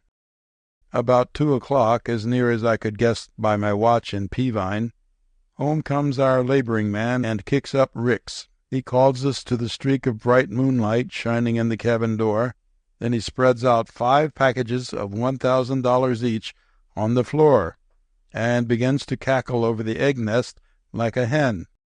I'll tell you a few things about that town, says he. It's named Rocky Springs, and they're building a Masonic temple, and it looks like the Democratic candidate for mayor is going to get soaked by a pop, and Judge Tucker's wife, who has been down with pleurisy, is getting some better.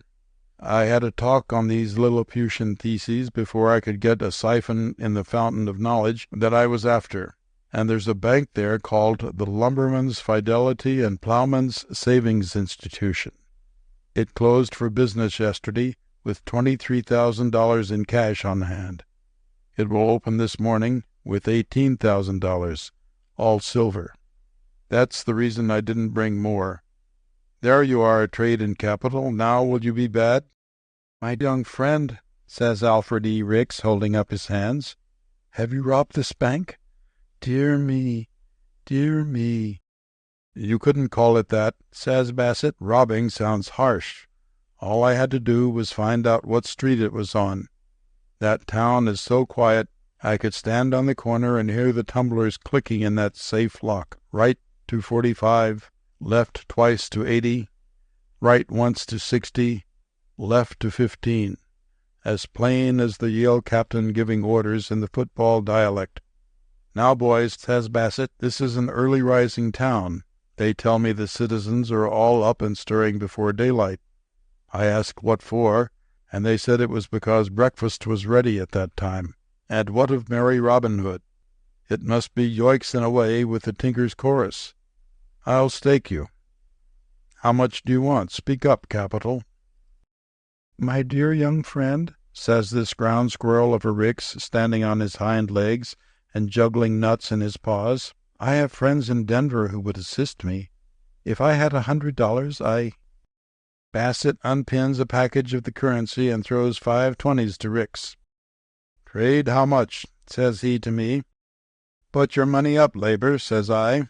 I never yet drew upon honest toil for its hard-earned pittance.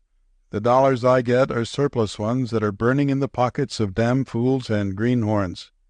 When I stand on a street corner and sell a solid gold diamond ring to a yap for $3, I make just $2.60, and I know he's going to give it to a girl in return for all the benefits accruing from a $125 ring. His profits are $122. Which of us is the biggest faker? And when you sell a poor woman a pinch of sand for 50 cents to keep her lamp from exploding, says Bassett, what do you figure her gross earnings to be, with sand at 40 cents a ton?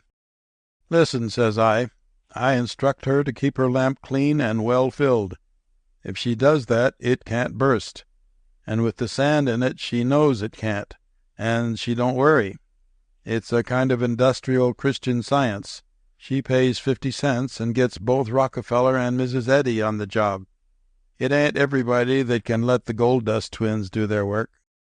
Alfred E. Ricks all but licks the dust off Bill Bassett's shoes. My dear young friend, says he, I will never forget your generosity. Heaven will reward you, but let me implore you to turn from your ways of violence and crime. Mousy, says Bill, the hole in the wainscoting for yours. Your dogmas and inculcations sound to me like the last words of a bicycle pump. What has your high moral elevator service system of pillage brought you to? Penuriousness and want. Even Brother Peters, who insists upon contaminating the art of robbery with theories of commerce and trade, admitted he was on the lift. Both of you lived by the gilded rule. Brother Peters, says Bill, you'd better choose a slice of this embalmed currency. You're welcome. I told Bill Bassett once more to put his money in his pocket. I never had the respect for burglary that some people have. I always gave something for the money I took, even if it was only some little trifle for a souvenir to remind 'em not to get caught again. And then Alfred E. Ricks grovels at Bill's feet again and bids us adieu. He says he will have a team at the farmhouse and drive to the station below and take the train for Denver. It salubrified the atmosphere when that lamentable bullworm took his departure. He was a disgrace to every non-industrial profession in the country. With all his big schemes and fine offices, he had wound up unable even to get an honest meal except by the kindness of a strange and maybe unscrupulous burglar. I was glad to see him go, though I felt a little sorry for him, now that he was ruined forever. What could such a man do without a big capital to work with? Why, Alfred E. Ricks, as we left him, was as helpless as a turtle on its back. He couldn't have worked a scheme to beat a little girl out of a penny slate pencil. When me and Bill Bassett was left alone, I did a little sleight of mind turn in my head, with a trade secret at the end of it. Thinks I, I'll show this Mr. Burglar Man the difference between business and labor. He had hurt my professional self-adulation by casting his aspersions upon commerce and trade.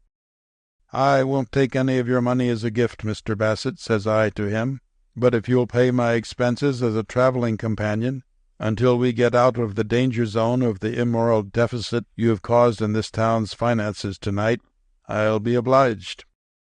Bill Bassett agreed to that, and we hiked westward as soon as we could catch a safe train.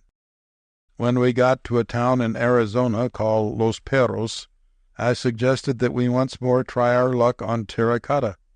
That was the home of Montague Silver, my old instructor, now retired from business. I knew Monty would stake me to web money if I could show him a fly buzzing round the locality.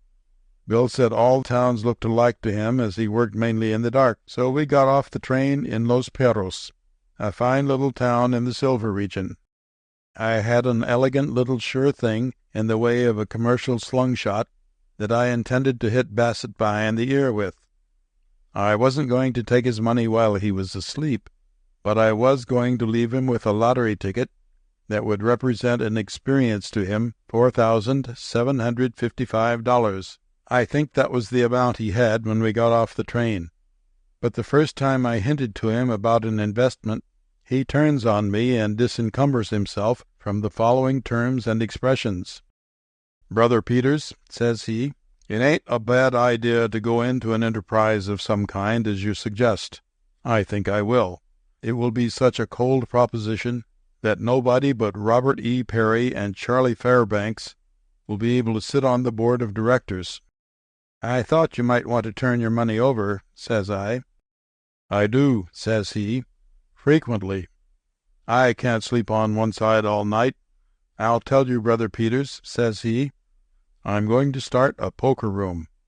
I don't seem to care for the humdrum and swindling, such as peddling egg beaters and working off breakfast food on Barnum and Bailey for sawdust to strew in their circus rings, but the gambling business, says he, from the profitable side of the table, is a good compromise between swiping silver spoons and selling pen wipers at a Waldorf Astoria charity bazaar.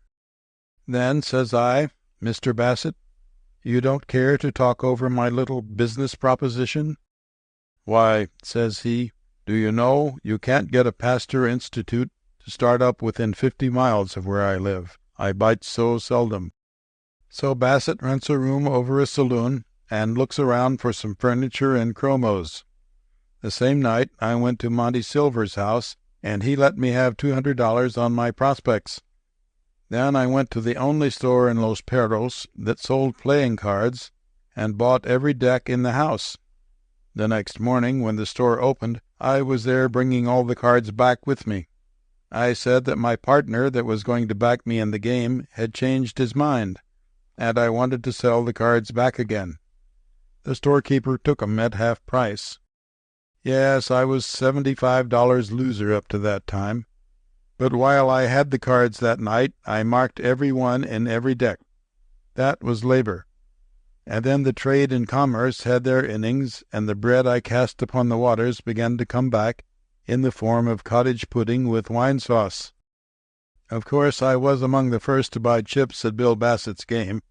He had bought the only cards there was to be had in town, and I knew the back of every one of them better than I know the back of my head when the barber shows me my haircut in the 2 mirrors.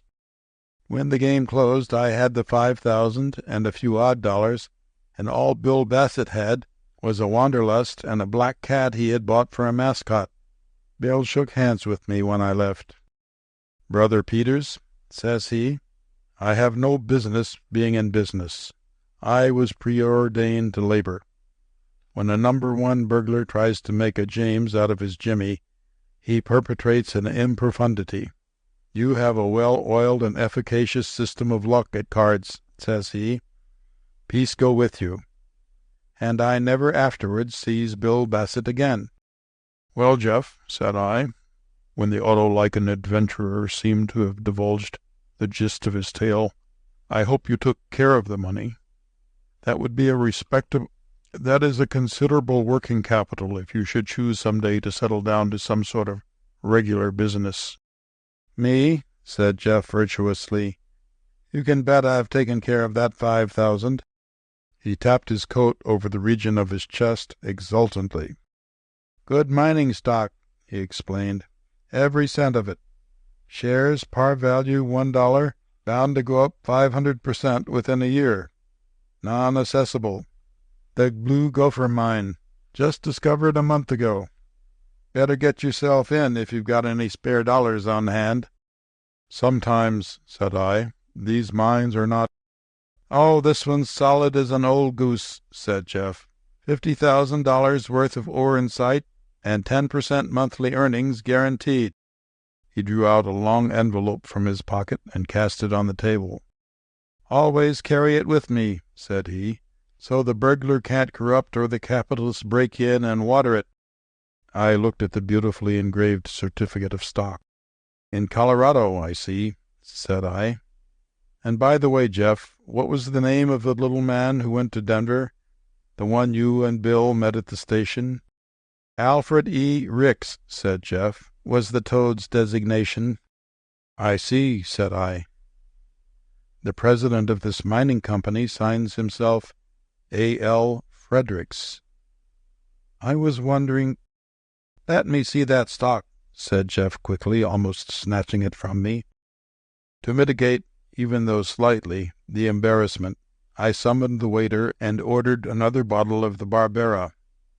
I thought it was the least I could do. A tempered wind. The first time my optical nerves was disturbed by the sight of Buckingham Skinner was in Kansas City. I was standing on a corner when I see Buck stick his straw-colored head out of a third-story window of a business block and holler, "Whoa there, whoa," like you would in endeavoring to assuage a team of runaway mules. I looked around, but all the animals I see in sight is a policeman having his shoes shined and a couple of delivery wagons hitched to posts.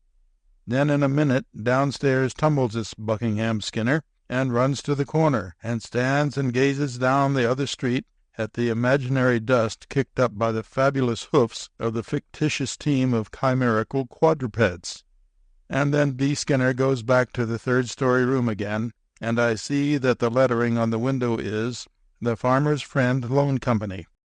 By and by Straw Top comes down again, and I crossed the street to meet him, for I had my ideas. Yes, sir, when I got close I could see where he overdone it. He was rube all right as far as his blue jeans and cowhide boots went, but he had a matinee actor's hands, and the rye straw stuck over his ear looked like it belonged to the property man at the old Homestead Company. Curiosity to know what his graft was got the best of me. Was that your team broke away and run just now? I asked him, polite. I tried to stop 'em, says I, but I couldn't. I guess they're halfway back to the farm by now. Gosh blame them darn mules, says Straw Top in a voice so good that I nearly apologized. They're always bustin' loose.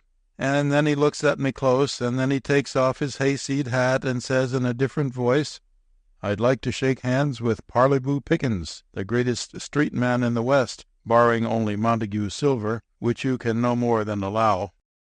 I let him shake hands with me. I learned under Silver, I said. I don't begrudge him the lead. But what's your graft, son? I admit that the phantom flight of the non-existing animals at which you remarked whoa has puzzled me somewhat. How do you win out on the trick? Buckingham Skinner blushed. Pocket money, says he, that's all. I am temporarily unfinanced. This little coup de rye straw is good for $40 in a town of this size. How do I work it? Why, I involve myself, as you perceive, in the loathsome apparel of the rural dub.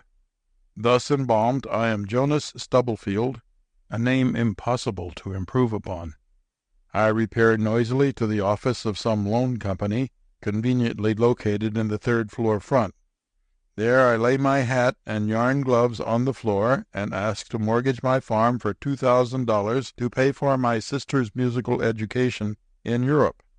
Loans like that always suit the loan companies. It's 10 to 1 that when the note falls due, the foreclosure will be leading the semiquavers by a couple of links. Well, sir, I reach in my pocket for the abstract of title, but suddenly I hear my team running away. I run to the window and emit the word, or exclamation, whichever it may be, viz., "Whoa!" Then I rush downstairs and down the street, returning in a few minutes. "Dang them mules," I says. "They done run away and busted the DoubleTree in 2 traces. Now I got to hoof it home, for I never brought no money along. Reckon we'll talk about that loan some other time, gentlemen." Then I spreads out my tarpaulin like the Israelites and waits for the manna to drop. "Why, no, Mr. Stubblefield," says the lobster-colored party in the specs and dotted piqué vest. "Oblige us by accepting this $10 bill until tomorrow. Get your harness repaired and call in at 10. We'll be pleased to accommodate you in the matter of this loan." "It's a slight thing," says Buckingham Skinner, modest, "but as I said, only for temporary loose change." "It's nothing to be ashamed of," says I, in respect for his mortification, "in case of an emergency. Of course, it's small compared to organizing a trust or bridge whist, but even the Chicago University had to be started in a small way." "What's your graft these days?" Buckingham Skinner asks me. "The legitimate," says I. "I'm handling rhinestones and Dr. Oleum Sinapi's electric headache battery and the Swiss warbler's bird call. A small lot for the new queer 1s and 2s, and the bonanza budget, consisting of a rolled gold wedding and engagement ring, 6 Egyptian lily bulbs, a combination pickle fork and nail clipper, and 50 engraved visiting cards, no 2 names alike, all for the sum of 38 cents. 2 months ago," says Buckingham Skinner, "I was doing well down in Texas with a patent instantaneous fire kindler made of compressed wood ashes and benzene. I sold loads of 'em in towns where they like to burn niggers quick without having to ask somebody for a light. And just when I was doing the best, they strikes oil down there and puts me out of business. 'Your machine's too slow now, pardner,' they tells me. 'We can have a coon in hell with this here petroleum before your old flint and tender truck can get him warm enough to profess religion.' And so I gives up the kindler and drifts up here to K.C. This little curtain raiser you seen me doing, Mr. Piggins, with the simulated farm and hypothetical teams, ain't in my line at all, and I'm ashamed you found me working it." "No man," says I, kindly, "need to be ashamed of putting the skibunk on a loan corporation for even so small a sum as $10 when he is financially abashed. Still, it wasn't quite the proper thing. It's too much like borrowing money without paying it back. I liked Buckingham Skinner from the start. for as good a man as ever stood over the axles and breathed gasoline smoke. And pretty soon we gets thick, and I let him in on a scheme I had had in mind for some time, and offers to go partners. "Anything," says Buck, "that is not actually dishonest will find me willing and ready. Let us perforate into the inwardness of your proposition. I feel degraded when I am forced to wear property straw in my hair and assume a bucolic air for the small sum of $10. Actually, Mr. Pickens, it makes me feel like Ophelia of the great Occidental All-Star One-Night Consolidated Theatrical Aggregation." This scheme of mine was one that suited my proclivities. By nature I am some sentimental, and I have always felt gentle toward the mollifying elements of existence. I am disposed to be lenient with the arts and sciences, and I find time to instigate a cordiality for the more human works of nature, such as romance and the atmosphere and grass and poetry and the seasons. I never skin a sucker without admiring the prismatic beauty of his scales. I never sell a little auriferous beauty to the man with the hoe without noticing the beautiful harmony there is between the gold and green. And that's why I liked this scheme. It was so full of outdoor air and landscapes and easy money. We had to have a young lady assistant to help us work this graft, and I asked Buck if he knew one to fill the bill. "One," says I, "that is cool and wise and strictly business from her pompadour to her Oxfords. No ex-toe dancers or gum chewers or crayon portrait canvassers for this." Buck claimed he knew a suitable feminine, and he takes me around to see Miss Sarah Malloy. The minute I see her I am pleased. She looked to be the goods as ordered. No sign of the 3 Ps about her. No peroxide, patchouli, or peau de soie.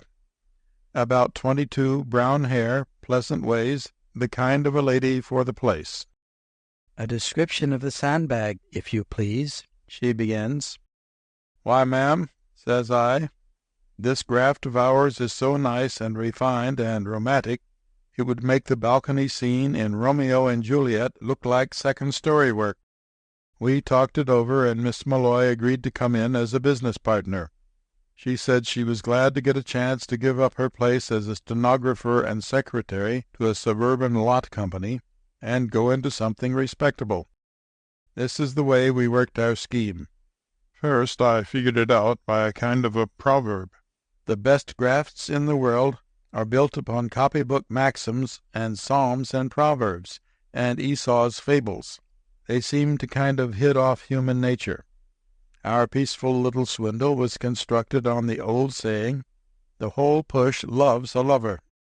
One evening Buck and Miss Malloy drives up like blazes in a buggy to a farmer's door. She is pale but affectionate, clinging to his arm, always clinging to his arm. Anyone can see that she is a peach, and of the cling variety. They claim they are eloping for to be married on account of cruel parents. They ask where they can find a preacher. Farmer says, "By gum, there ain't any preacher nigher than Reverend Abel's, 4 miles over on Caney Creek." Farmeress wipes her hand on her apron and rubbers through her specs. Then lo and look ye, up the road from the other way jogs Parlez-vous Pickens in a gig, dressed in black, white necktie, long face, sniffing his nose, emitting a spurious kind of noise resembling the long-meter doxology. "By jinks," says the farmer, "if that ain't a preacher now." It transpires that I am Reverend Abijah Green, traveling over to Little Bethel schoolhouse for a preach next Sunday. The young folks will have it they must be married, Pa is pursuing them with the plow mules and the buckboard. So the Reverend Green, after hesitating, marries 'em in the farmer's parlor. And the farmer grins and has in cider, and says "B'gum," and farmeress sniffles a bit and pats the bride on the shoulder. And Parlez-vous Pickens, the wrong reverend, writes out a marriage certificate, and the farmer and farmeress sign it as witnesses. And the parties of the first, second, and third part gets in their vehicles and rides away. Oh, that was an idyllic graft. True love and the lowing kine And the sun setting on the red barns, it certainly had all other impostures I know about beat to a batter. I suppose I happened along in time to marry Buck and Miss Malloy at about 20 farmhouses. I hated to think how the romance was going to fade later on, when all them marriage certificates turned up in banks where we had discounted 'em, and the farmers had to pay them notes of hand they had signed, running from $300 to $500. On the 15th day of May, us three divided about $6,000. Miss Malloy nearly cried with joy. You don't often see a tender-hearted girl, or one that is bent on doing right. Boys, says she, dabbing her eyes with a little handkerchief, this stake comes in handier than a powder rag at a fat man's ball. It gives me a chance to reform. I was trying to get out of the real estate business when you fellows came along. But if you hadn't taken me in on this neat little proposition for removing the cuticle of the rutabaga propagators, I'm afraid I'd have got into something worse. I was about to accept a place in one of these women's auxiliary bazaars, where they build a parsonage by selling a spoonful of chicken salad and a cream puff for 75 cents and calling it a businessman's lunch. Now I can go into a square, honest business and give all them queer jobs the shake. I'm going to Cincinnati and start a palm-reading and clairvoyant joint. As Madame Sarah Malloy, the Egyptian sorceress, I shall give everybody $1's worth of good honest prognostication. Goodbye, boys. Take my advice and go into some decent fake. Get friendly with the police and newspapers, and you'll be all right. So then we all shook hands, and Miss Malloy left us. Me and Buck also rose up and sauntered off a few 100 miles, for we didn't care to be around when the marriage certificates fell due. With about $4,000 between us, we hit that bumptious little town off the New Jersey coast they call New York. If ever there was an aviary overstocked with jays, it's that yap town on the Hudson. Cosmopolitan, they call it, you bet. So's a piece of flypaper. You listen close when they're buzzing and trying to pull their feet out of the sticky stuff. Little New York's good enough for us, that's what they sing.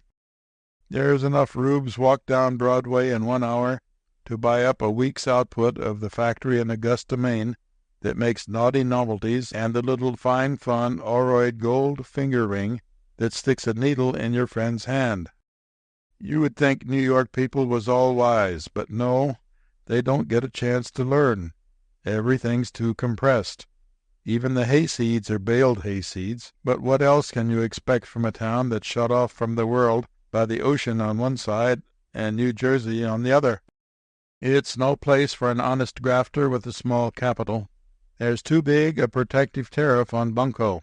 Even when Giovanni sells a quart of warm worms and chestnut hulls, he has to hand out a pint to an insectivorous cop, and the hotel man charges double for everything in the bill that he sends by the patrol wagon to the altar where the Duke is about to marry the heiress. But old Badville near Coney is the ideal burg for a refined piece of piracy if you can pay the bunco duty. Imported grafts come pretty high. The custom house officers that look after it carry clubs, and it's hard to smuggle in even a bib and tucker swindle to work Brooklyn with, unless you can pay the toll. But now me and Buck, having capital, descends upon New York to try and trade the metropolitan backwoodsman a few glass beads for real estate, just as the Vans did 100 or 2 years ago. At an East Side hotel we gets acquainted with Romulus G. Atterbury, a man with the finest head for financial operations I ever saw. It was all bald and glossy except for gray side whiskers. Seeing that head behind an office railing, and you'd deposit $1 million with it without a receipt. This Atterbury was well dressed, though he ate seldom, and the synopsis of his talk would make conversation of a siren sound like a cab driver's kick. He said he used to be a member of the stock exchange, but some of the big capitalists got jealous and formed a ring that forced him to sell his seat. Atterbury got to liking me and Buck, and he began to throw on the canvas for us some of the schemes that had caused his hair to evacuate. He had one scheme for starting a national bank on $45 that made the Mississippi bubble look as solid as a glass marble. He talked this to us for 3 days, and when his throat was good and sore, we told him about the roll we had. Atterbury borrowed a quarter from us, and went out and got a box of throat lozenges, and started all over again. This time he talked bigger things, and he got us to see him as he did.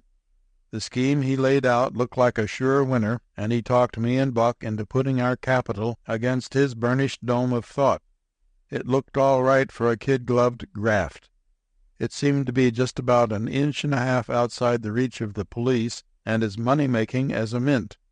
It was just what me and Buck wanted, a regular business at a permanent stand, with an open-air spieling with tonsils on the street corners every evening. So in 6 weeks you see a handsome furnished set of offices down in the Wall Street neighborhood, with the Golconda Gold Bond and Investment Company in gilt letters on the door. And you see in his private room, with the door open, the secretary and treasurer, Mr. Buckingham Skinner, costumed like the lilies of the conservatory, with his high silk hat close to his hand. Nobody yet ever saw Buck outside of an instantaneous reach for his hat. And you might perceive the president and general manager, Mr. R.G. Atterbury, with his priceless polished poll, busy in the main office room dictating letters to a shorthand countess, who has got pomp and a pompadour that is no less than a guarantee to investors. There is a bookkeeper and an assistant, and a general atmosphere of varnish and culpability. At another desk the eye is relieved by the sight of an ordinary man attired with unscrupulous plainness, sitting with his feet up, eating apples, with his obnoxious hat on the back of his head. That man is no other than Colonel Tecumseh, once Parlez-vous, Pickens, the vice president of the company. "No recherche rags for me," I says to Atterbury when we was organizing the stage properties of the robbery. "I'm a plain man," says I, "and I do not use pajamas, French, or military hairbrushes. Cast me for the role of the rhinestone in the rough, or I don't go on exhibition. If you can use me in my natural, though displeasing form, do so." "Dress you up," says Atterbury. "I should say not. Just as you are, you're worth more to the business than a whole roomful of the things they pin chrysanthemums on. You're to play the part of the solid but disheveled capitalist from the far West. You despise the conventions. You've got so many stocks you can afford to shake socks. Conservative, homely, rough, shrewd, saving. That's your pose. It's a winner in New York. Keep your feet on the desk and eat apples. Whenever anybody comes in, eat an apple. Let 'em see you stuff the peelings in a drawer of your desk. Look as economical and rich and rugged as you can." I followed out Atterbury's instructions. I played the Rocky Mountain capitalist without ruching or frills. The way I deposited apple peelings to my credit in a drawer when any customers came in made Hetty Green look like a spendthrift. I could hear Atterbury saying to the victims as he smiled at me, indulgent and venerating, "That's our vice president, Colonel Pickens. Fortune in Western investments, delightfully plain manners, but could sign his check for $500,000. Simple as a child, wonderful head, conservative and careful almost to a fault." Atterbury managed the business. Me and Buck never quite understood all of it, though he explained it to us in full. It seems that the company was a kind of cooperative one, and everybody that bought stock shared in the profits. First, we officers bought up a controlling interest, we had to have that, of the shares at 50 cents a hundred, just what the printer charged us, and the rest went to the public at $1 each. The company guaranteed the stockholders a profit of 10% each month, payable on the last day thereof. When any stockholder had paid in as much as $100, the company issued him a gold bond, and he became a bondholder. I asked Atterbury one day what benefits and appurtenances these gold bonds was to an investor, more so than the immunities and privileges enjoyed by the common sucker who only owned stock. Atterbury picked up one of them gold bonds, all gilt and lettered up with flourishes and a big red seal tied with a blue ribbon in a bow knot, and he looked at me like his feelings were hurt. "My dear Colonel Pickens," says he, "you have no soul for art. Think of 1,000 homes made happy by possessing one of these beautiful gems of the lithographer's skill. Think of the joy in the household where one of these gold bonds hangs by a pink cord to the whatnot, or is chewed by the baby caroling gleefully upon the floor. Ah, I see your eye growing moist, Colonel. I have touched you, have I not?" "You have not," says I, "for I have been watching you. The moisture, you see, is apple juice. You can't expect one man to act as a human cider press and an art connoisseur, too." Atterbury attended to the details of the concern. As I understand it, they was simple. The investors in stock paid in their money, and, well, I guess that's all they had to do. The company received it, and I don't call to mind anything else. Me and Buck knew more about selling corn salve than we did about Wall Street, but even we could see how the Golconda Gold Bond Investment Company was making money. You take in money and pay back 10% of it. It's plain enough that you make a clean, legitimate profit of 90% less expenses as long as the fish bite. Atterbury wanted to be president and treasurer too, but Buck winks an eye at him and says, "You was to furnish the brains. Do you call it good work when you propose to take in money at the door too? Think again. I hereby nominate myself treasurer ad valorem, sine die, and by acclamation. I chip in that much brain work free. Me and Pickens, we furnish the capital, and we'll handle the unearned increment as it incremates. It cost us $500 for office rent and first payment on furniture. $1,500 more went for printing and advertising." Atterbury knew his business. 3 months to a minute will last," says he. "A day longer than that, and we'll have to either go under or go under an alias. By that time we ought to clean up $60,000, and then a money belt and a lower berth for me, and the yellow journals and the furniture men can pick the bones. Our ads done the work. Country weeklies and Washington's hand-pressed dailies, of course," says I when we was ready to make contracts. "Man," says Atterbury, "as its advertising manager, you would cause a Limburger cheese factory to remain undiscovered during a hot summer. The game we're after is right here in New York and Brooklyn and the Harlem reading rooms. They're the people at the streetcar fenders, and the answers to correspondence columns and the pickpocket notices are made for. We want our ads in the biggest city dailies, top of column, next to the editorials on radium and pictures of the girl doing health exercises." Pretty soon the money begins to roll in. Buck didn't have to pretend to be busy. His desk was piled high with money orders and checks and greenbacks. People began to drop in the office and buy stock every day. Most of the shares went in small amounts, $10 and $25 and $50, and a good many $2 and $3 lots.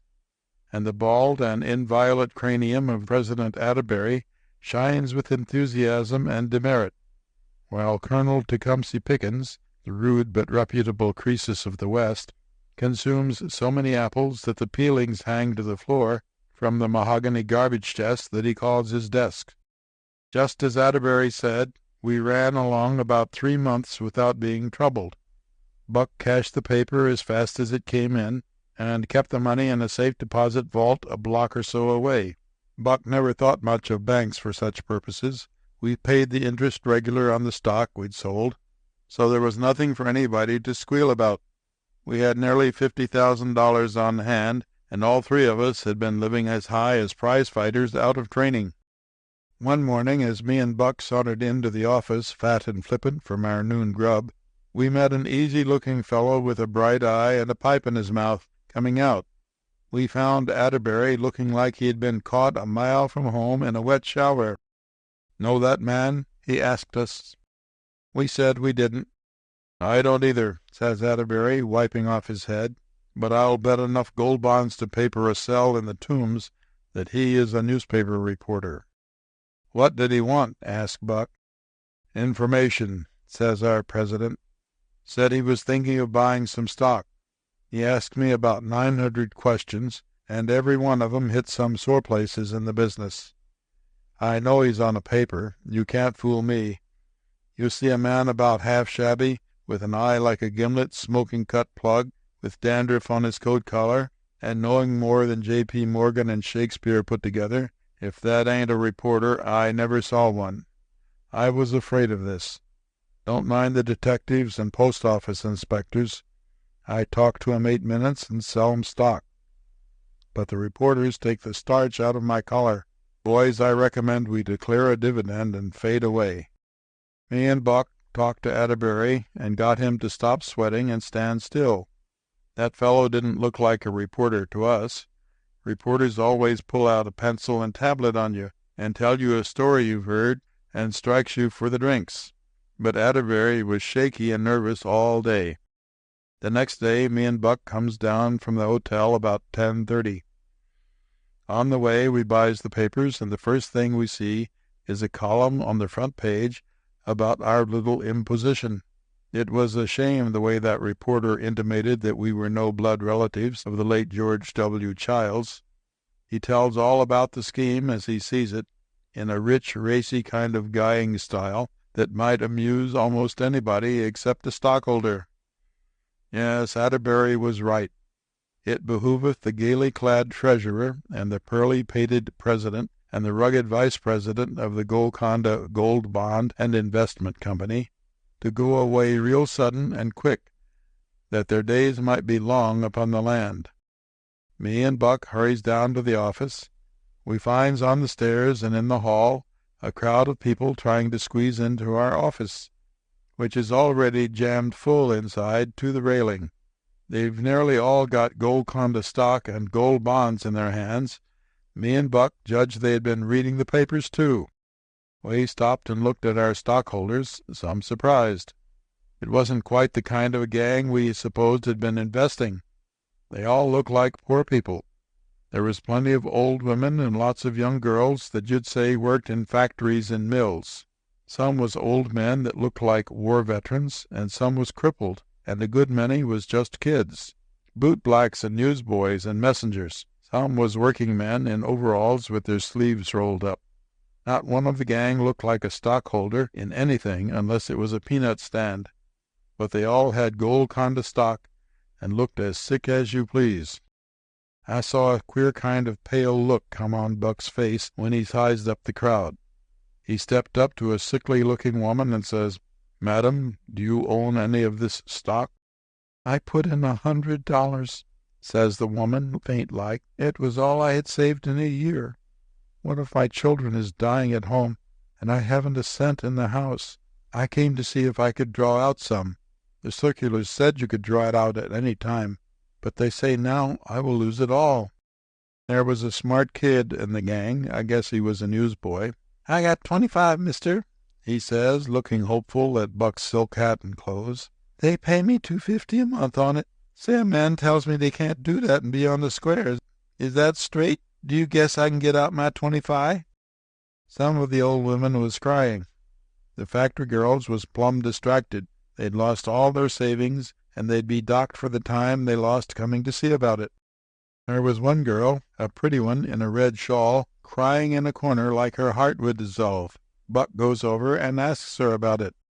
"It ain't so much losing the money, mister," says she, shaking all over, "though I've been 2 years saving it up. But Jakey won't marry me now. He'll take Rosa Steinfield.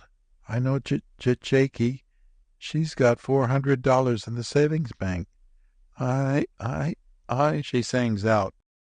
Buck looks all around with that same funny look on his face, and then we see, leaning against the wall, puffing at his pipe, with his eyes shining at us, the newspaper reporter. Buck and me walks over to him. "You're a real interesting writer," says Buck. "How far do you mean to carry it? Anything more up your sleeve?" "Oh, I'm just waiting around," says the reporter, smoking away, "in case any news turns up. It's up to your stockholders now. Some of them might complain, you know. Isn't that the patrol wagon now?" he says, listening to a sound outside. "No," he goes on. "That's Doc Whittleford's old cadaver coupe from the Roosevelt. I ought to know that gong. Yes, I suppose I've written some interesting stuff at times." "You wait," says Buck. "I'm going to throw an item of news in your way." Buck reaches in his pocket and hands me a key. I knew what he meant before he spoke. Confounded old buccaneer, I knew what he meant. They don't make 'em any better than Buck. "Pick," says he, looking at me hard, "ain't this graft a little out of our line? Do we want Jakey to marry Rosa Steinfeld?" "You've got my vote," says I. "I'll have it here in 10 minutes." And I starts for the safety deposit vaults. I comes back with the money done up in a big bundle, and then Buck and me takes the journalist reporter around to another door, and we let ourselves into one of the office rooms. "Now, my literary friend," says Buck, "take a chair and keep still, and I'll give you an interview. You see before you 2 grafters from Graftersville, Grafter County, Arkansas. Me and Pick have sold brass jewelry, hair tonic, song books, marked cards, patent medicines, Connecticut Smyrna rugs, furniture polish, and albums in every town from Old Point Comfort to the Golden Gate.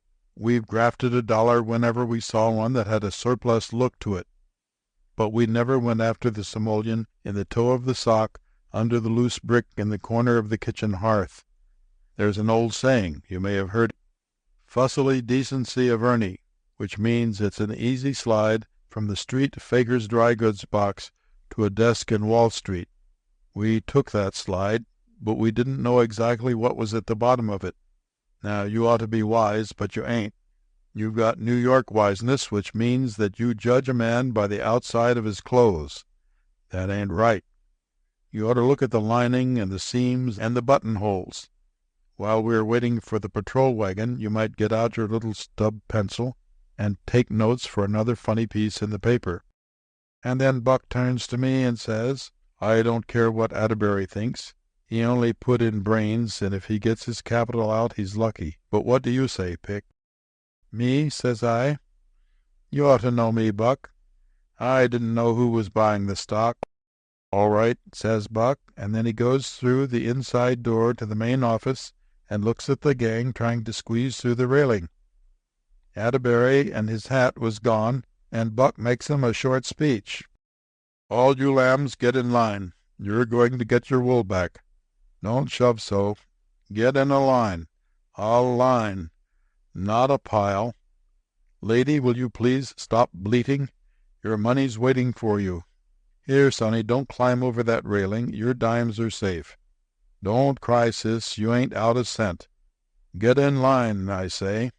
Here, Pick, come and straighten 'em out and let 'em through and out by the other door." Buck takes off his coat, pushes his silk hat on the back of his head, and lights up a Reina Victoria.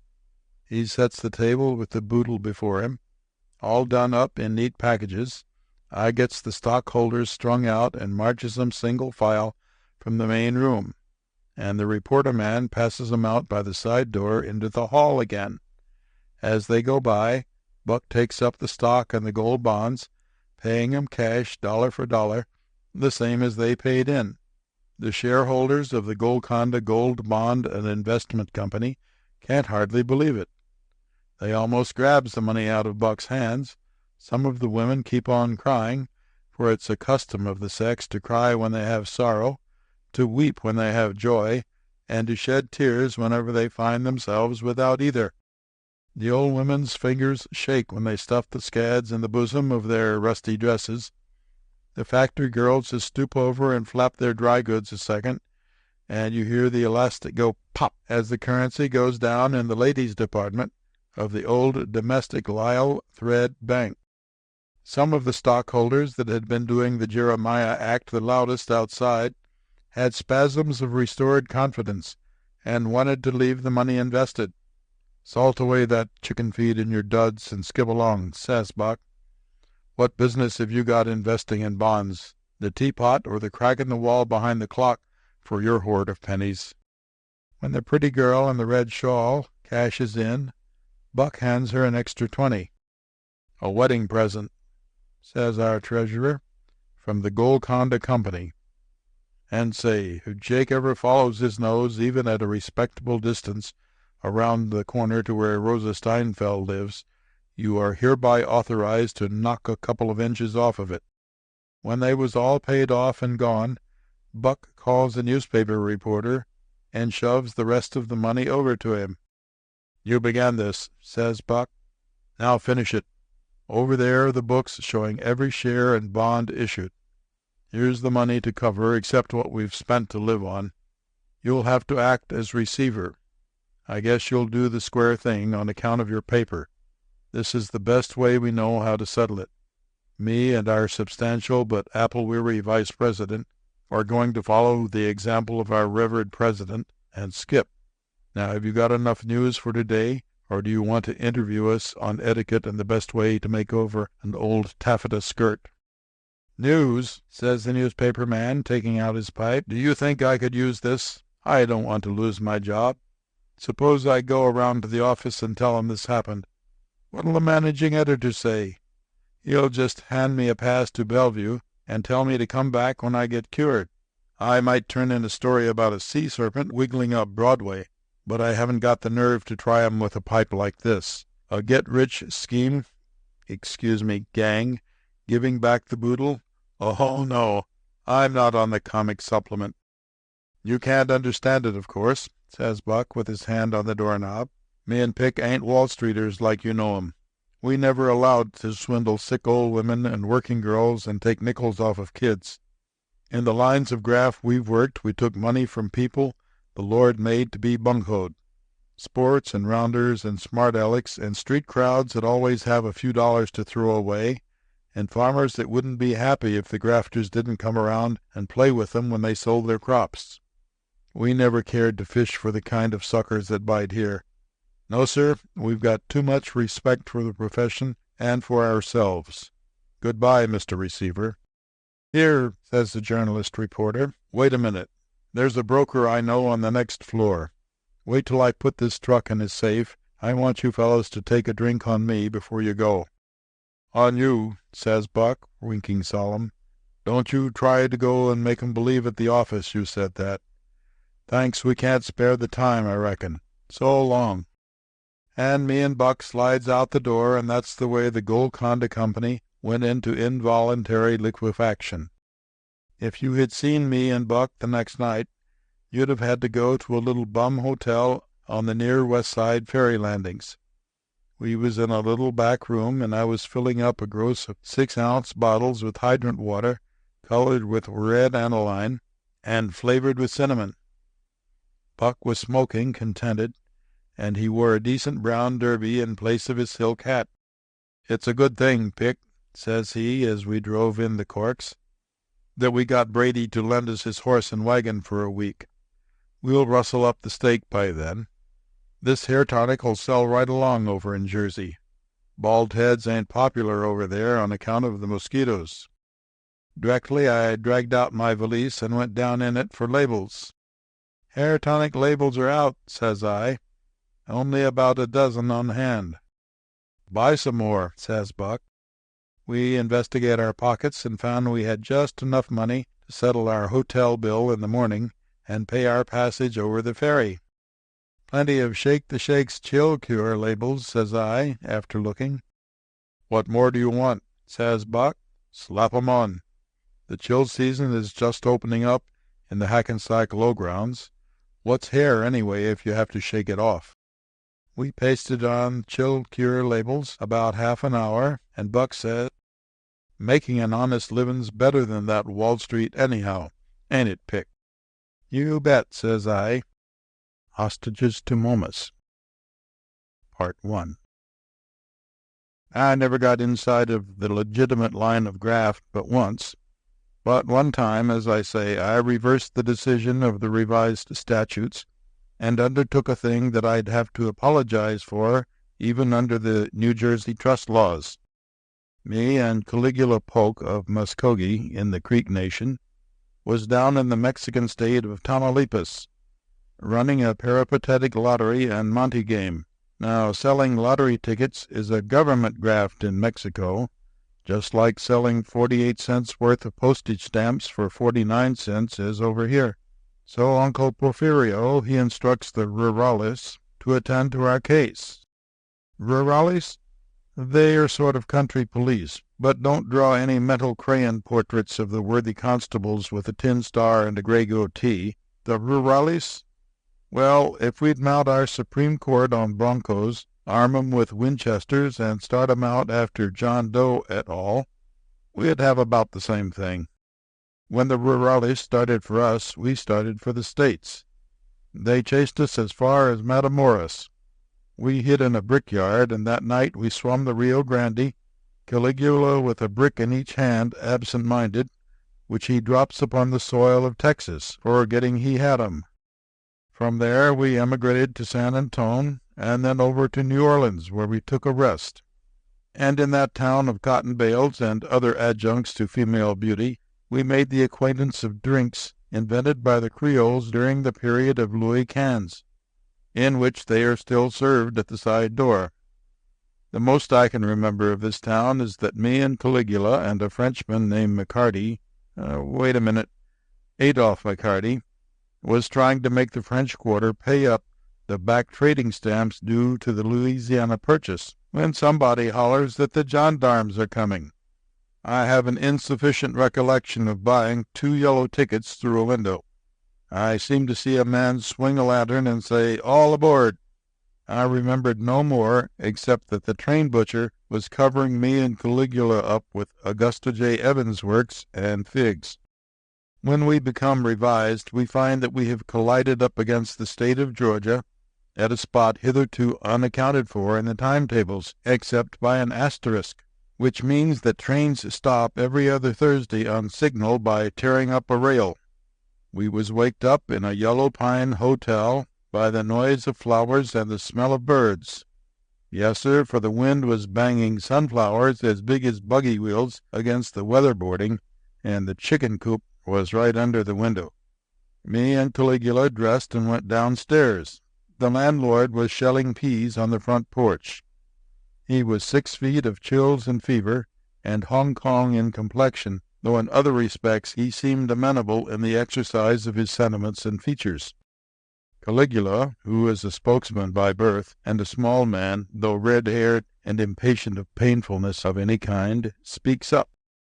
"Pardner," says he, "good morning, and be darned to you. Would you mind telling us why we are at? We know the reason where we are, but can't exactly figure out on account of at what place." "Well, gentlemen," says the landlord, "I reckoned y'all would be inquiring this morning. Y'all dropped off of the 9:30 train here last night, and you was right tight. Yes, you was right smart in liquor. I can inform you that you are now in the town of Mountain Valley in the state of Georgia. On top of that," says Caligula, "don't say we can't have anything to eat." "Sit down, gentlemen," says the landlord, "and in 20 minutes I'll call you to the best breakfast you can get anywhere in town." The breakfast turned out to be composed of fried bacon and a yellowish edifice that proved up something between pound cake and flexible sandstone. The landlord calls it corn pone, and then he sets out a dish of the exaggerated breakfast food known as hominy. So me and Caligula makes the acquaintance of the celebrated food that enabled every Johnny Reb to lick 1 2/3 Yankees for nearly 4 years at a stretch. "The wonder to me is," says Caligula, "that Uncle Robert Lee's boys didn't chase the Grant and Sherman outfit clear up into Hudson's Bay. It would have made me that mad to eat this truck they call mahogany." "Hog and hominy," I explains, "is the staple food of this section." "Then," says Caligula, "they ought to keep it where it belongs. I thought this was a hotel and not a stable. Now, if we was in Muskogee at the St. Lucifer House, I'd show you some breakfast grub. Antelope steaks and fried liver to begin on, and venison cutlets with chili con carne, and pineapple fritters, and then some sardines and mixed pickles, and top it off with a can of yellow clings and a bottle of beer. You won't find a layout like that on the bill of affairs of any of your Eastern restaurants. Too lavish, says I. I've traveled, and I'm unprejudiced. There'll never be a perfect breakfast eaten until some man grows arms long enough to stretch down to New Orleans for his coffee, and over to Norfolk for his rolls, and reaches up to Vermont and digs a slice of butter out of a spring house, and then turns over a beehive close to a white clover patch out in Indiana for the rest. Then he'd come pretty close to making a meal on the amber that the gods eat on Mount Olympia. Too ephemeral, says Caligula. I'd want ham and eggs or rabbit stew anyhow for a chaser. What do you consider the most edifying and casual in the way of a dinner? I've been infatuated from time to time, I answers, with fancy ramifications of grub such as terrapins, lobsters, reed birds, jambalaya, and canvas-covered ducks.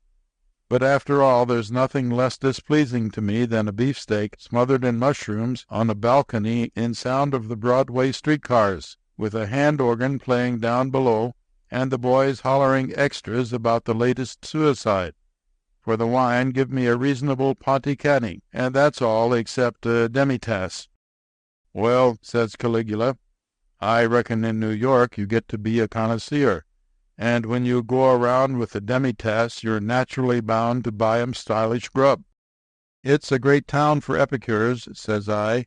You'd soon fall into their ways if you was there.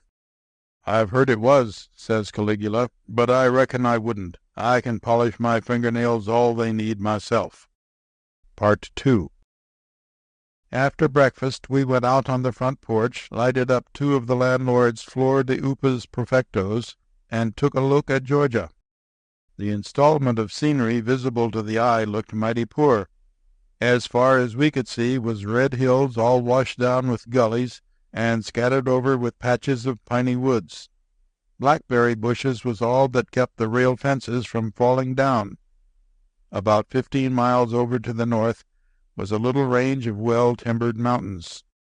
That town of Mountain Valley wasn't going.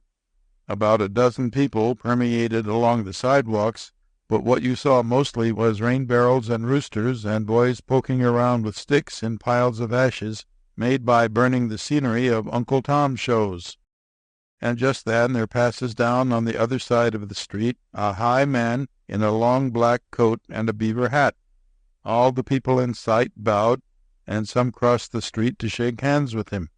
Folks came out of stores and houses to holler at him. Women leaned out of the windows and smiled, and all the kids stopped playing to look at him. Our landlord stepped out on the porch and bent himself double like a carpenter's rule and sung out, "Good morning, Colonel," when he was a dozen yards gone by. "And is that Alexander, Pa?" says Caligula to the landlord. "And why is he called great?" "That gentleman," says the landlord, "is no less than Colonel Jackson T. Rockingham, the president of the Sunrise and Edenville Tap Railroad, mayor of Mountain Valley, and chairman of the Perry County Board of Immigration and Public Improvements." "Been away a good many years, hasn't he?" I asked. "No, sir. Colonel Rockingham is going down to the post office for his mail. His fellow citizens take pleasure in greeting him thus every morning. The colonel is our most prominent citizen. Besides the height of the stock of the Sunrise and Edenville Tap Railroad, he owns 1,000 acres of that land across the creek. Mountain Valley delights, sir, to honor a citizen of such worth and public spirit." For an hour that afternoon Caligula sat on the back of his neck on the porch and studied a newspaper, which was unusual for a man who despised print. When he was through, he took me to the end of the porch, among the sunlight and drying dish-towels. I knew that Caligula had invented a new graft, for he chewed the ends of his mustache and ran the left catch of his suspenders up and down, which was his way. "What is it now?" I asks. "Just so it ain't floating mining stocks or raising Pennsylvania pinks, we'll talk it over." "Pennsylvania pinks? Oh, that refers to a coin-raising scheme of the Keystoners. They burn the soles of old women's feet to make them tell where their money's hid." Caligula's words in business was always few and bitter. "You see them mountains," he said, pointing. And you see that colonel man that owns railroads and cuts more ice when he goes to the post office than Roosevelt does when he cleans them out? What we're going to do is kidnap the latter into the former and inflict a ransom of $10,000. Illegality, says I, shaking my head. I knew you'd say that, says Caligula. At first sight it does seem to jar peace and dignity, but it don't. I got the idea out of that newspaper. Would you commit aspersions on an equitable graft that the United States itself has condoned and endorsed and ratified? Kidnapping, says I, as an immoral function in the derogatory list of the statutes. If the United States upholds it, it must be a recent enactment of ethics along with race suicide and rural delivery. Listen, says Caligula, and I'll explain the case down in the papers. Here was a Greek citizen named Burdick Harris, says he, captured for graft by Africans, and the United States sends 2 gunboats to the state of Tangiers and makes the King of Morocco give up $70,000 to Raisuli. Go slow, says I. That sounds too international to take in all at once. It's like Thimble who's got the naturalization papers. 'Twas press dispatches from Constantinople, says Caligula. You'll see, 6 months from now. They'll be confirmed by the monthly magazines, and then it won't be long till you'll notice them alongside the photos of the Mount Pelee eruption photos in the While You Get Your Haircut weeklies. It's all right, Pick. This African man, Raisuli, hides Burdick Harris up in the mountains and advertises his price to the governments of different nations. Now, wouldn't you think for a minute, goes on Caligula, that John Hay would have chipped in and helped this graft along if it wasn't a square game, would you? Why, no, says I. I've always stood right in with Bryan's policies. I couldn't consciously say a word against the Republican administration just now, but if Harris was a Greek, on what system of international protocols did Hay interfere? It ain't exactly set forth in the papers, says Caligula. I suppose it's a matter of sentiment. You know, he wrote this poem, Little Breeches, and them Greeks wear little or none. But anyhow, John Hay sends the Brooklyn and the Olympia over, and they cover Africa with 30-inch guns. And then John Hay cables after the health of the persona grata. And how are they this morning, he wires. Is Burdick Harris alive yet, or Mr. Raisuli dead? And the King of Morocco sends up $70,000, and they turn Burdick Harris loose. And there's not half the hard feelings among the nations about this little kidnapping matter as there was about the Peace Congress. And Burdick Harris says to the reporters in the Greek language that he's often heard about the United States, and he admires Roosevelt next to Raisuli, who is one of the whitest and most gentlemanly kidnappers that he ever worked alongside of. So you see, Pick, winds up Caligula, we've got the law of nations on our side. We'll cut this colonel man out of the herd and corral him in them little mountains and stick up his heirs and assigns for $10,000. Well, you seldom little red-headed territorial terror, I answers. You can't bluff your Uncle Tecumseh Pickens. I'll be your company in this graft, but I misdoubt if you've absorbed the inwardness of this Burdick Harris case, Calig. And if any morning we get a telegram from the Secretary of State asking about the health of the scheme, I propose to acquire the most propinquitous and celeritas mule in this section and gallop diplomatically over into the neighboring and peaceful nation of Alabama. Part 3. Me and Caligula spent the next 3 days investigating the bunch of mountains into which we proposed to kidnap Colonel Jackson T. Rockingham. We finally selected an upright slice of topography covered with bushes and trees that you could only reach by a secret path that we cut up the side of it, and the only way to reach the mountain was to follow up the bend of a branch that wound among the elevations. Then I took in hand an important subdivision of the proceedings. I went up to Atlanta on the train and laid in a $250 supply of the most gratifying and efficient lines of grub that money could buy. I was always an admirer of viands in their more palliative and revised stages. Hog and hominy were not only inartistic to my stomach, but they give indigestion to my moral sentiments. And I thought of Colonel Jackson T. Rockingham, president of the Sunrise and Edenville Tap Railroad, and how he would miss the luxury of his home fare, as is so famous among wealthy Southerners. So I sunk half of mine and Caligula's capital in as elegant a layout of fresh and canned provisions as Burdick Harris or any other professional kidnappee ever saw in a camp. I put another 100 in a couple of cases of Bordeaux, 2 quarts of cognac, 200 Havana regalias with gold bands, and a camp stove and stools and folding cots. I wanted Colonel Rockingham to be comfortable, and I hoped, after he gave up the $10,000, he would give me and Caligula as good a name for gentlemen and entertainers as the Greek man did the friend of his that made the United States his bill collector against Africa. When the goods came down from Atlanta, we hired a wagon, moved them up on the little mountain, and established a camp. And then we laid for the colonel. We caught him one morning about 2 miles out from Mountain Valley, on his way to look after some of his burnt umber farmland. He was an elegant old gentleman, as thin and tall as a trout rod, with frazzled shirt cuffs and specs on a black string. We explained to him, brief and easy, what we wanted, and Caligula showed him, careless, the handle of his .45 under his coat. "What," says Colonel Rockingham, "bandits in Perry County, Georgia? I shall see that the Board of Immigration and Public Improvements hears of this." "Be so unfoolhardy as to climb into that buggy," says Caligula, "by order of the Board of Perforation and Public Depravity. This is a business meeting, and we're anxious to adjourn. Sine qua non."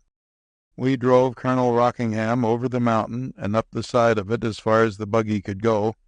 Then we tied the horse and took our prisoner on foot up to the camp. "Now, Colonel," I says to him, "we're after the ransom, me and my partner, and no harm will come to you if the King of if your friends send up the dust.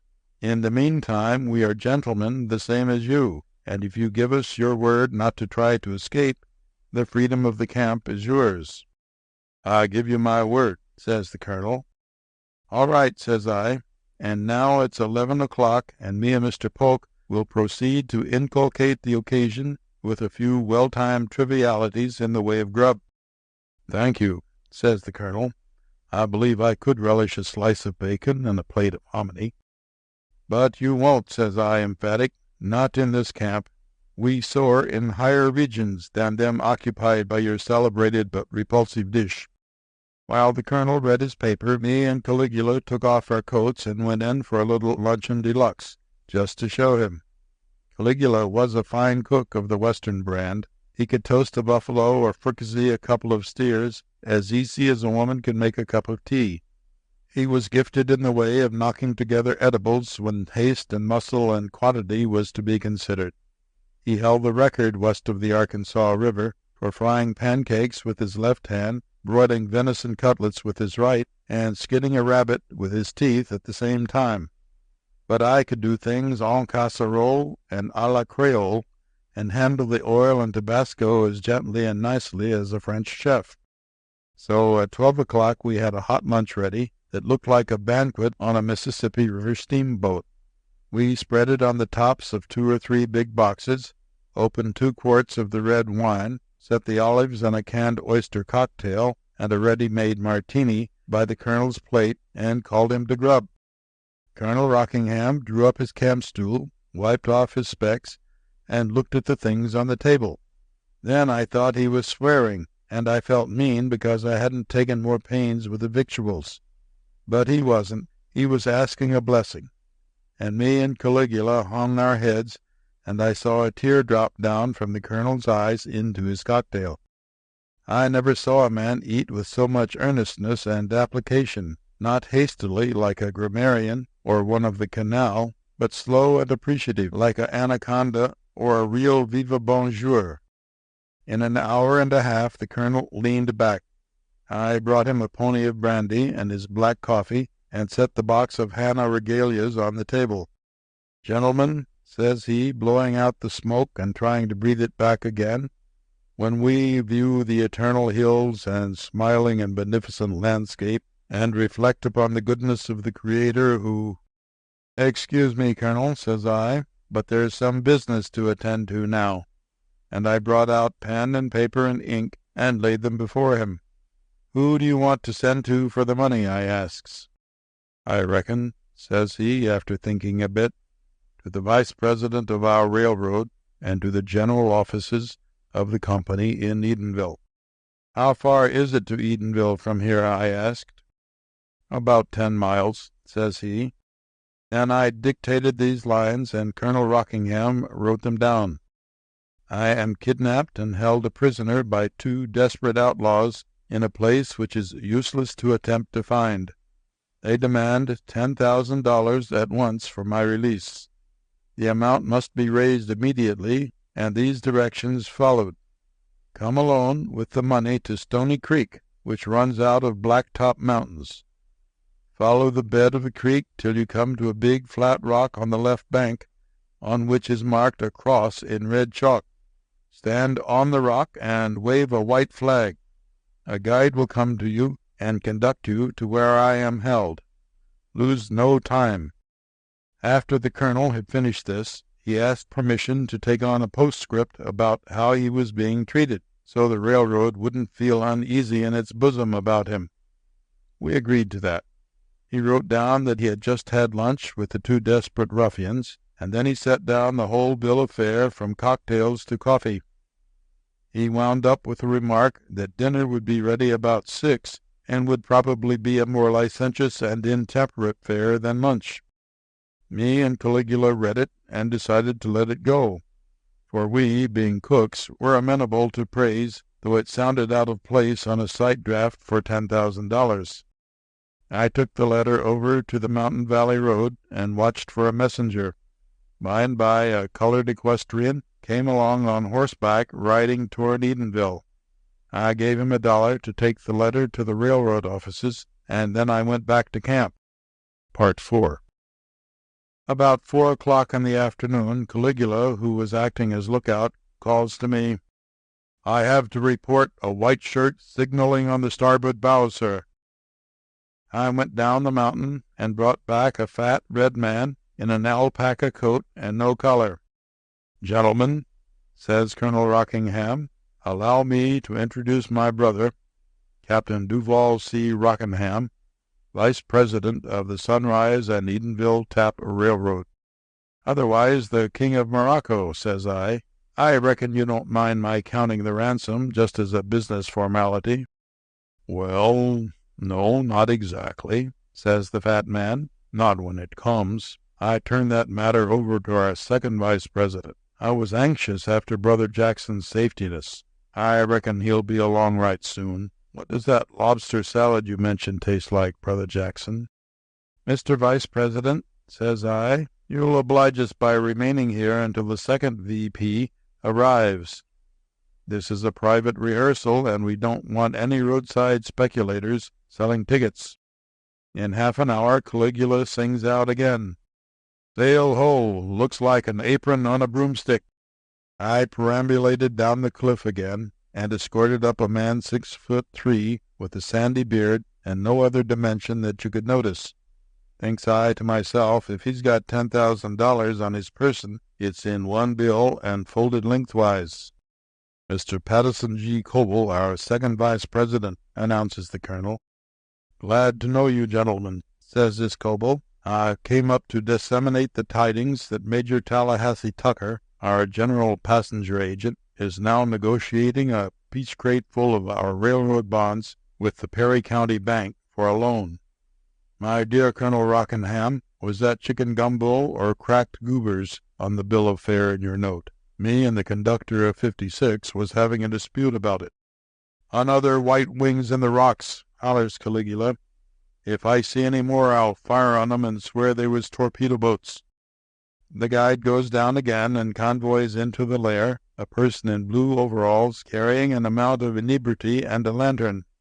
I am so sure that this is Major Tucker that I don't even ask him until we are up above, and then I discover that it is Uncle Timothy, the yard switchman at Edenville, who is sent ahead to flag our understandings with the gossip that Judge Pendergast, the railroad's attorney, is in the process of mortgaging Colonel Rockingham's farming lands to make up the ransom. While he is talking, 2 men crawl from under the bushes into the camp, and Caligula, with no white flag to disinter him from his plain duty, draws his gun.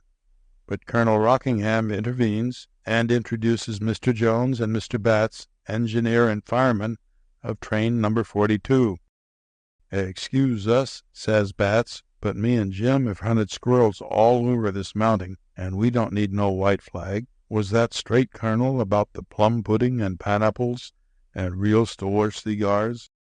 "Towel on a fishing pole in the offing," howls Caligula. "Suppose it's the firing line of the freight conductors and brakeman."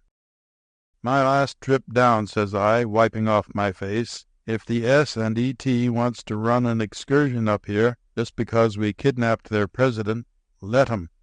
We'll put out our sign, 'The Kidnappers' Cafe and Trainman's Home.'"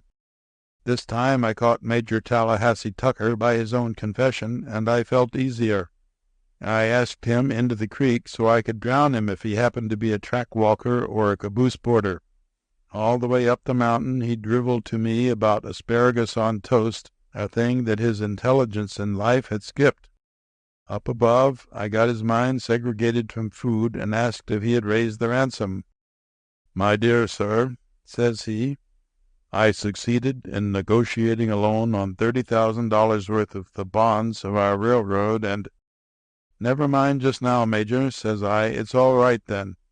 Wait till after dinner and we'll settle the business. All of you gentlemen," I continues to the crowd, "are invited to stay to dinner. We have mutually trusted one another, and the white flag is supposed to wave over the proceedings." "The correct idea," says Caligula, who was standing by me. "2 baggage masters and a ticket agent dropped out of a tree while you was below the last time. Did the major man bring the money?" "He says," I answered, "that he succeeded in negotiating the loan. If any cooks ever earned $10,000 in 12 hours, me and Caligula did that day. At 6 o'clock we spread the top of the mountain with as fine a dinner as the personnel of any railroad ever engulfed. We opened all the wine, and we conducted entrees and pièces de résistance, and stirred up little savory chef de cuisines, and organized a mass of grub such has been seldom instigated out of canned and bottled goods. The railroad gathered round it, and the wassail and diversions was intense. After the feast, me and Caligula, in the line of business, takes Major Tucker to one side and talks ransom. The major pulls out an agglomeration of currency about the size of the price of a town lot in the suburbs of Rabbitville, Arizona, and makes this outcry. "Gentlemen," says he, "the stock of the Sunrise and Edenville Railroad has depreciated some. The best I could do with $30,000 worth of bonds was to secure a loan of $87.50. On the farming lands of Colonel Rockingham, Judge Pendergast was able to obtain, on a 9th mortgage, the sum of $50. You will find the amount $137.50 correct." "A railroad president," said I, looking this Tucker in the eye, "and the owner of 1,000 acres of land, and yet—" "Gentlemen," says Tucker, "the railroad is 10 miles long. There don't any train run on it except when the crew goes out in the pines and gathers enough lightwood knots to get up steam. A long time ago, when times was good, the net earnings used to run as high as $18 a week. Colonel Rockingham's land has been sold for taxes 13 times. There hasn't been a peach crop in this part of Georgia for 2 years. The wet spring killed the watermelons.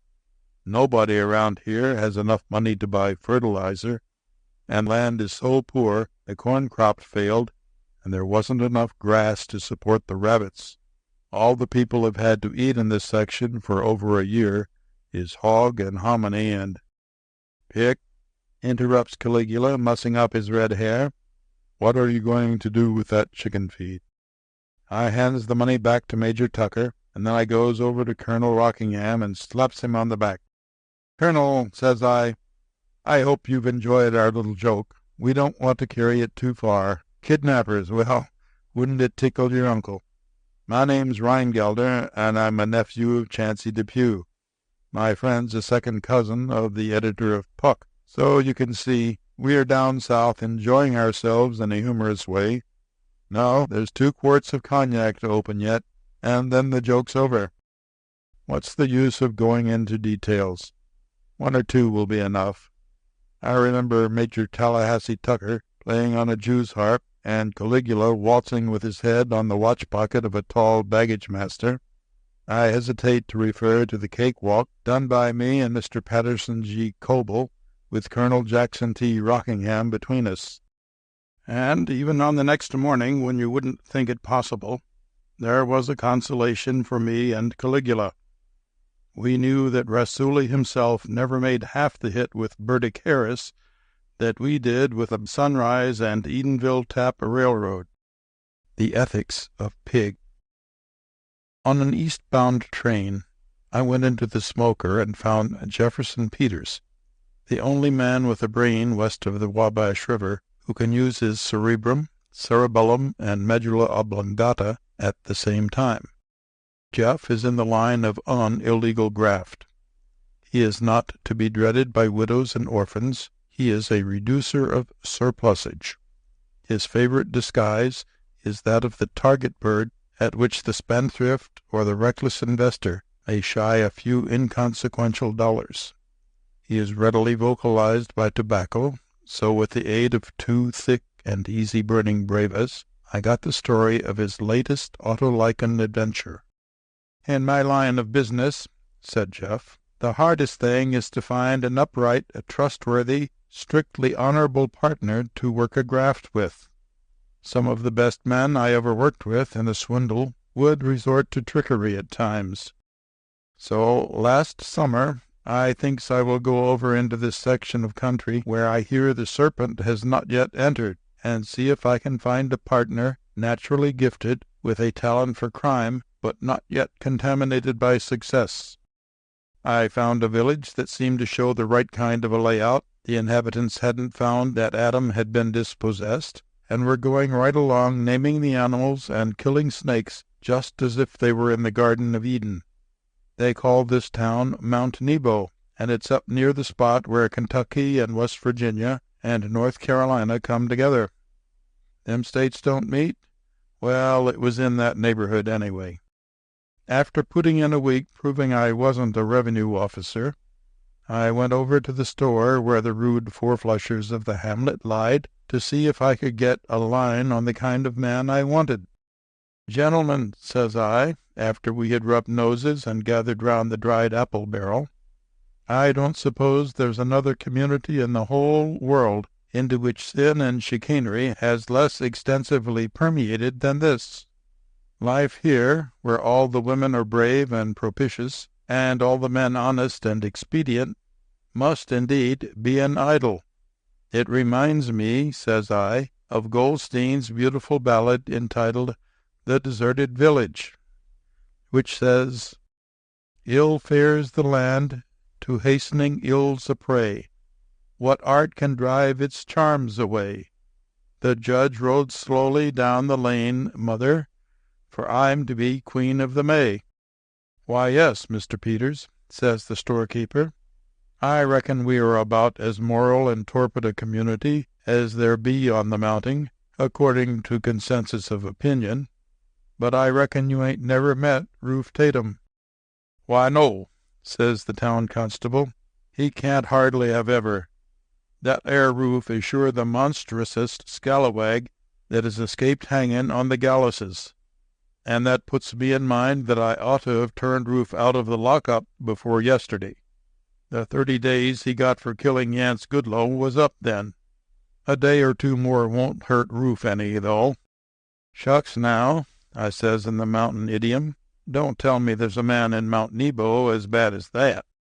"Worse," says the storekeeper. "He steals hogs." "I think I will look up this Mr. Tatum." So a day or 2 after the constable turned him out, I got acquainted with him and invited him out to the edge of town to sit on a log and talk business. What I wanted was a partner with a natural rural make-up to play a part in some one-act outrages that I was going to book with the Pitfall and Gin circuit in some of the western towns. This R. Tatum was born for the role, as sure as nature cast Fairbanks for the stuff that kept Eliza from sinking into the river. He was about the size of a first baseman, and he had ambiguous blue eyes like the china dog on the mantelpiece that Aunt Harriet used to play with when she was a child.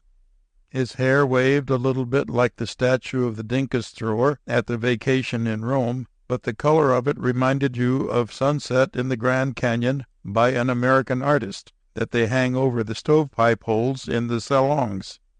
He was the Rube without needing a touch. You would have known him for one even if you seen him on the vaudeville stage with one cotton suspender and a straw over his ear.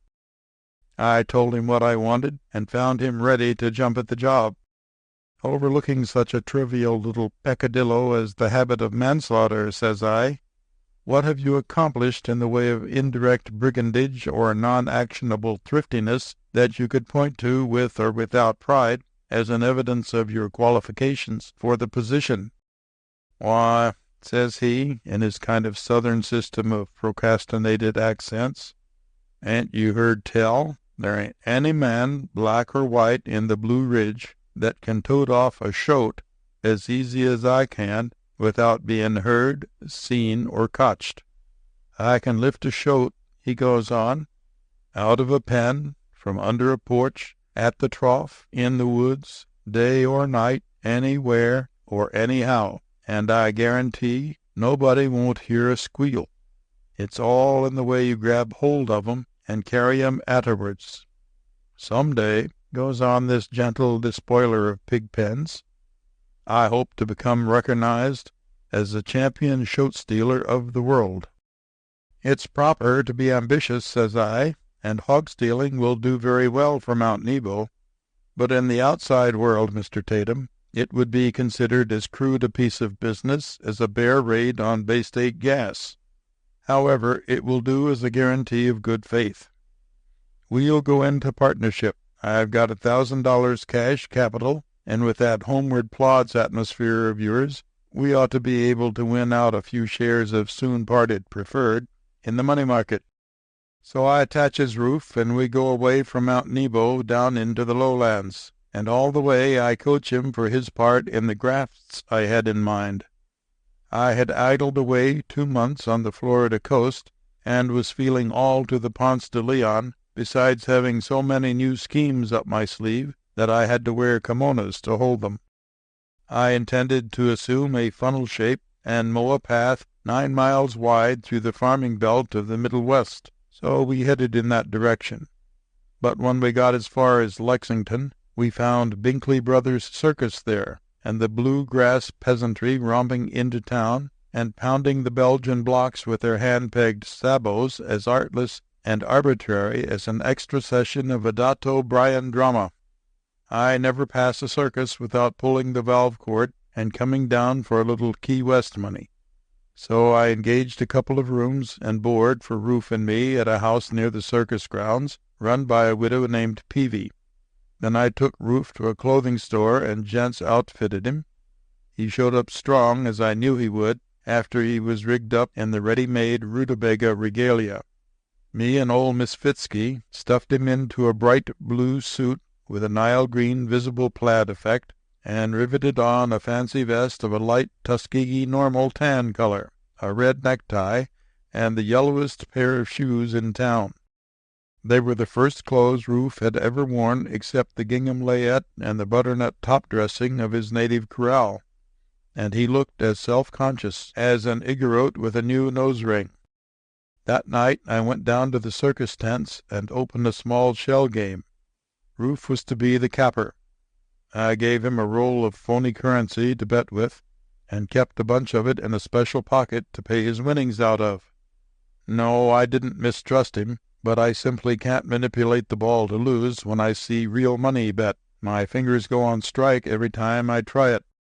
I set up my little table and began to show them how easy it was to guess which shell the little pea was under. The unlettered hinds gathered in a thick semicircle and began to nudge elbows and banter one another to bet.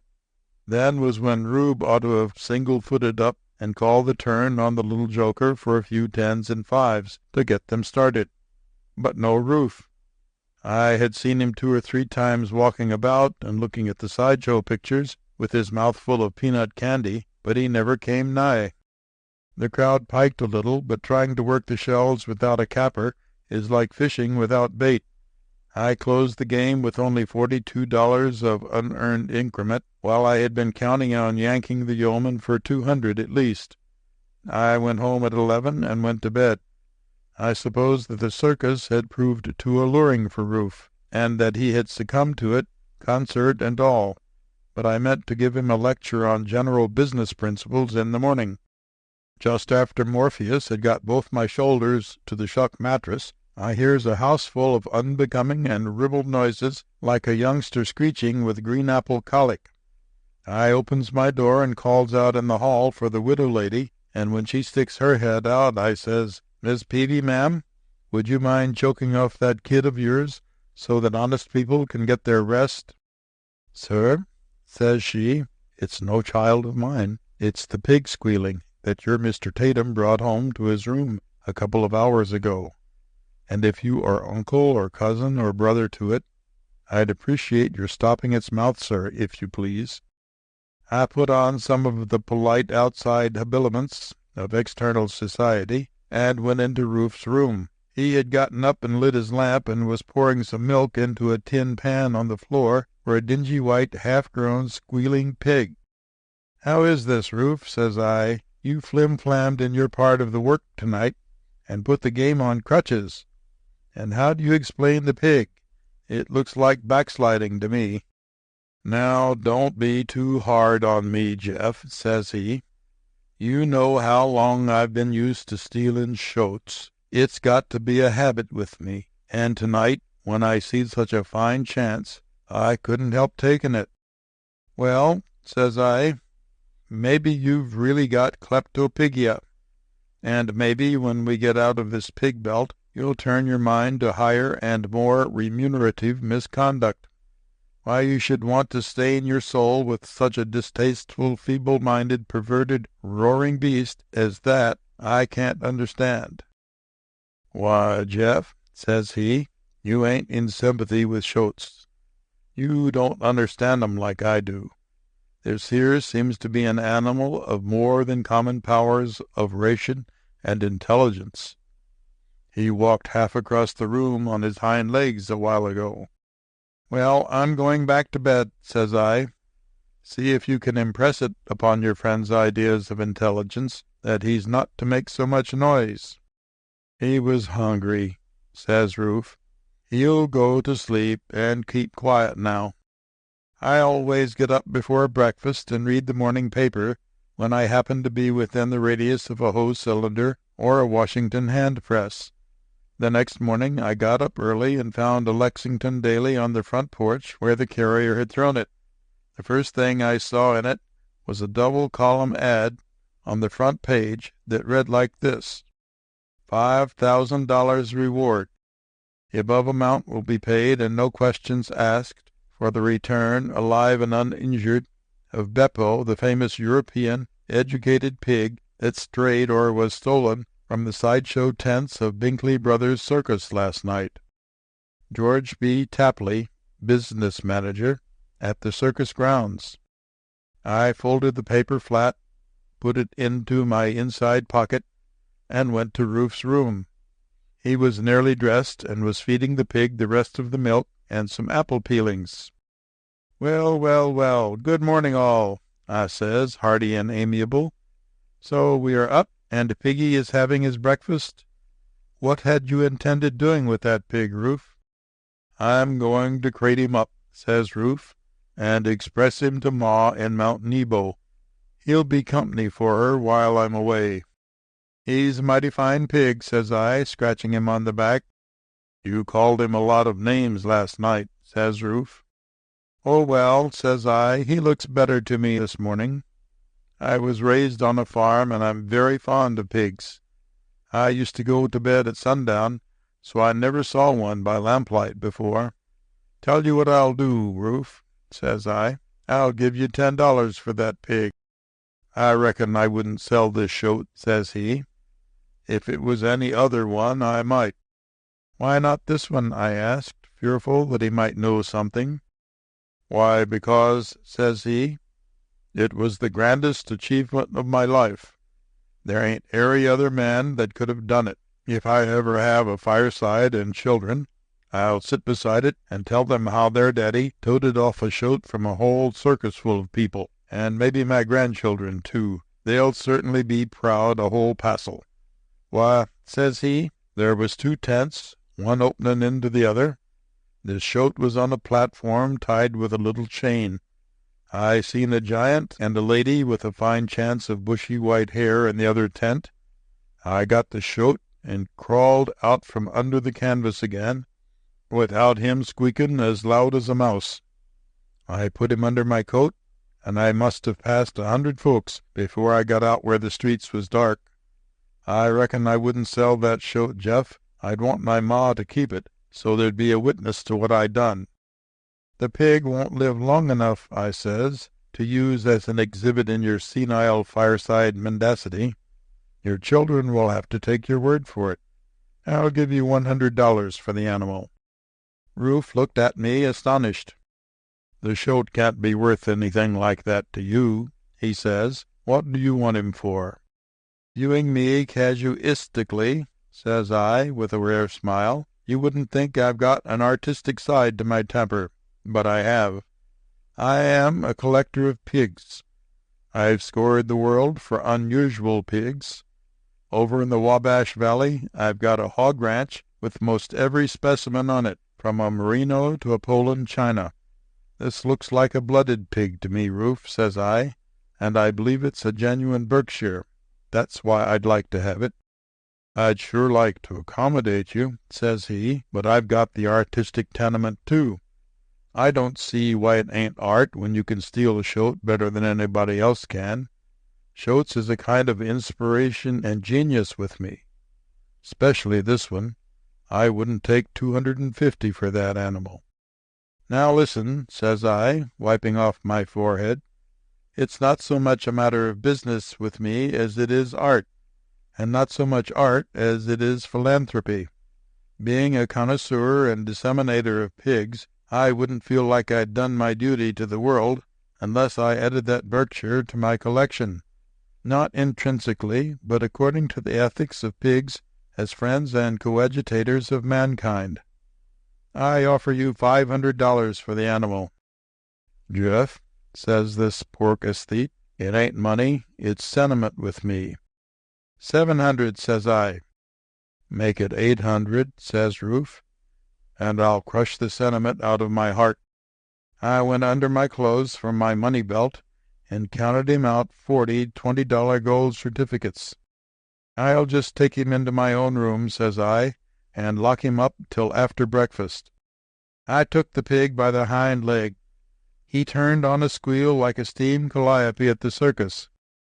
Let me tote him for you, says Rufe, and he picks up the beast under one arm, holding his snout with the other hand, and packs him into my room like a sleeping baby. After breakfast, Rufe, who had a chronic case of haberdashery ever since I got his trousseau, says he believes he will amble down to Miss Fitzky's and look over some royal purple socks. And then I got as busy as a one-armed man with nettle rash pasting on wallpaper. I found an old Negro man with an express wagon to hire, and we tied the pig in a sack and drove down to the circus grounds. I found George B. Tapley in a little tent with the window flap open. He was a fattish man with an immediate eye in a black skull-cap, with a 4-ounce diamond screwed into the bosom of his red sweater. "Are you George B. Tapley?" I asks. "I swear it," says he. "Well, I've got it," says I. "Designate," says he. "Are you the guinea pigs for the Asiatic python, or the alfalfa for the sacred buffalo?" "Neither," says I. "I've got Beppo, the educated pig, in a sack in that wagon. I found him rooting up the flowers in my front yard this morning. I'll take the $5,000 in large bills, if it's handy." George B. hustles out of his tent and asks me to follow. We went into one of the side shows. In there was a jet-black pig with a pink ribbon around his neck, lying on some hay and eating carrots that a man was feeding to him. "Hey, Mac," calls G.B., "nothing wrong with the Worldwide this morning, is there?" "Him? No," says the man. "He's got an appetite like a chorus girl at 1 a.m. "How'd you get this pipe?" asks Tapley to me. "Eating too many pork chops last night?" I pulls out the paper and shows him the ad. "Fake," says he. "Don't know anything about it. You've beheld with your own eyes the marvelous worldwide porcine wonder of the four-footed kingdom, eating with preternatural sagacity his matutinal meal, unstrayed and unstole. Good morning." I was beginning to see. I got in the wagon and told Uncle Ned to drive to the most adjacent orifice of the nearest alley. There I took out my pig, got the range carefully for the other opening, set his sights, and gave him such a kick that he went out by the other end of the alley 20 feet ahead of his squeal. Then I paid Uncle Ned his 50 cents and walked down to the newspaper office. I wanted to hear it in cold syllables. I got the advertising man to his window. "To decide a bet," says I, "wasn't the man who had this ad put in last night short and fat with long black whiskers and a club foot?" "He was not," says the man. "He would measure about 6 feet by 4½ inches, with silk hair and dressed like the pansies of the conservatory." At dinner time I went back to Mrs. Peavy's. "Shall I keep some soup hot for Mr. Tatum till he comes back?" she asks. "If you do, ma'am," says I, "you'll more than exhaust for firewood all the coal in the bosom of the earth and all the forests on the outside of it. So you see there," said Jeff Peters in conclusion, "how hard it is ever to find a fair-minded and honest business partner." "But," I began with the freedom of long acquaintance, "the rule should work both ways. If you had offered to divide the reward, you would not have lost—" Jeff's look of dignified reproach stopped me. "That don't involve the same principles at all," said he. "Mine was a legitimate and moral attempt at speculation. Buy low and sell high. Don't Wall Street endorse it? Bulls and bears and pigs, what's the difference? Why not bristles as well as horns and fur?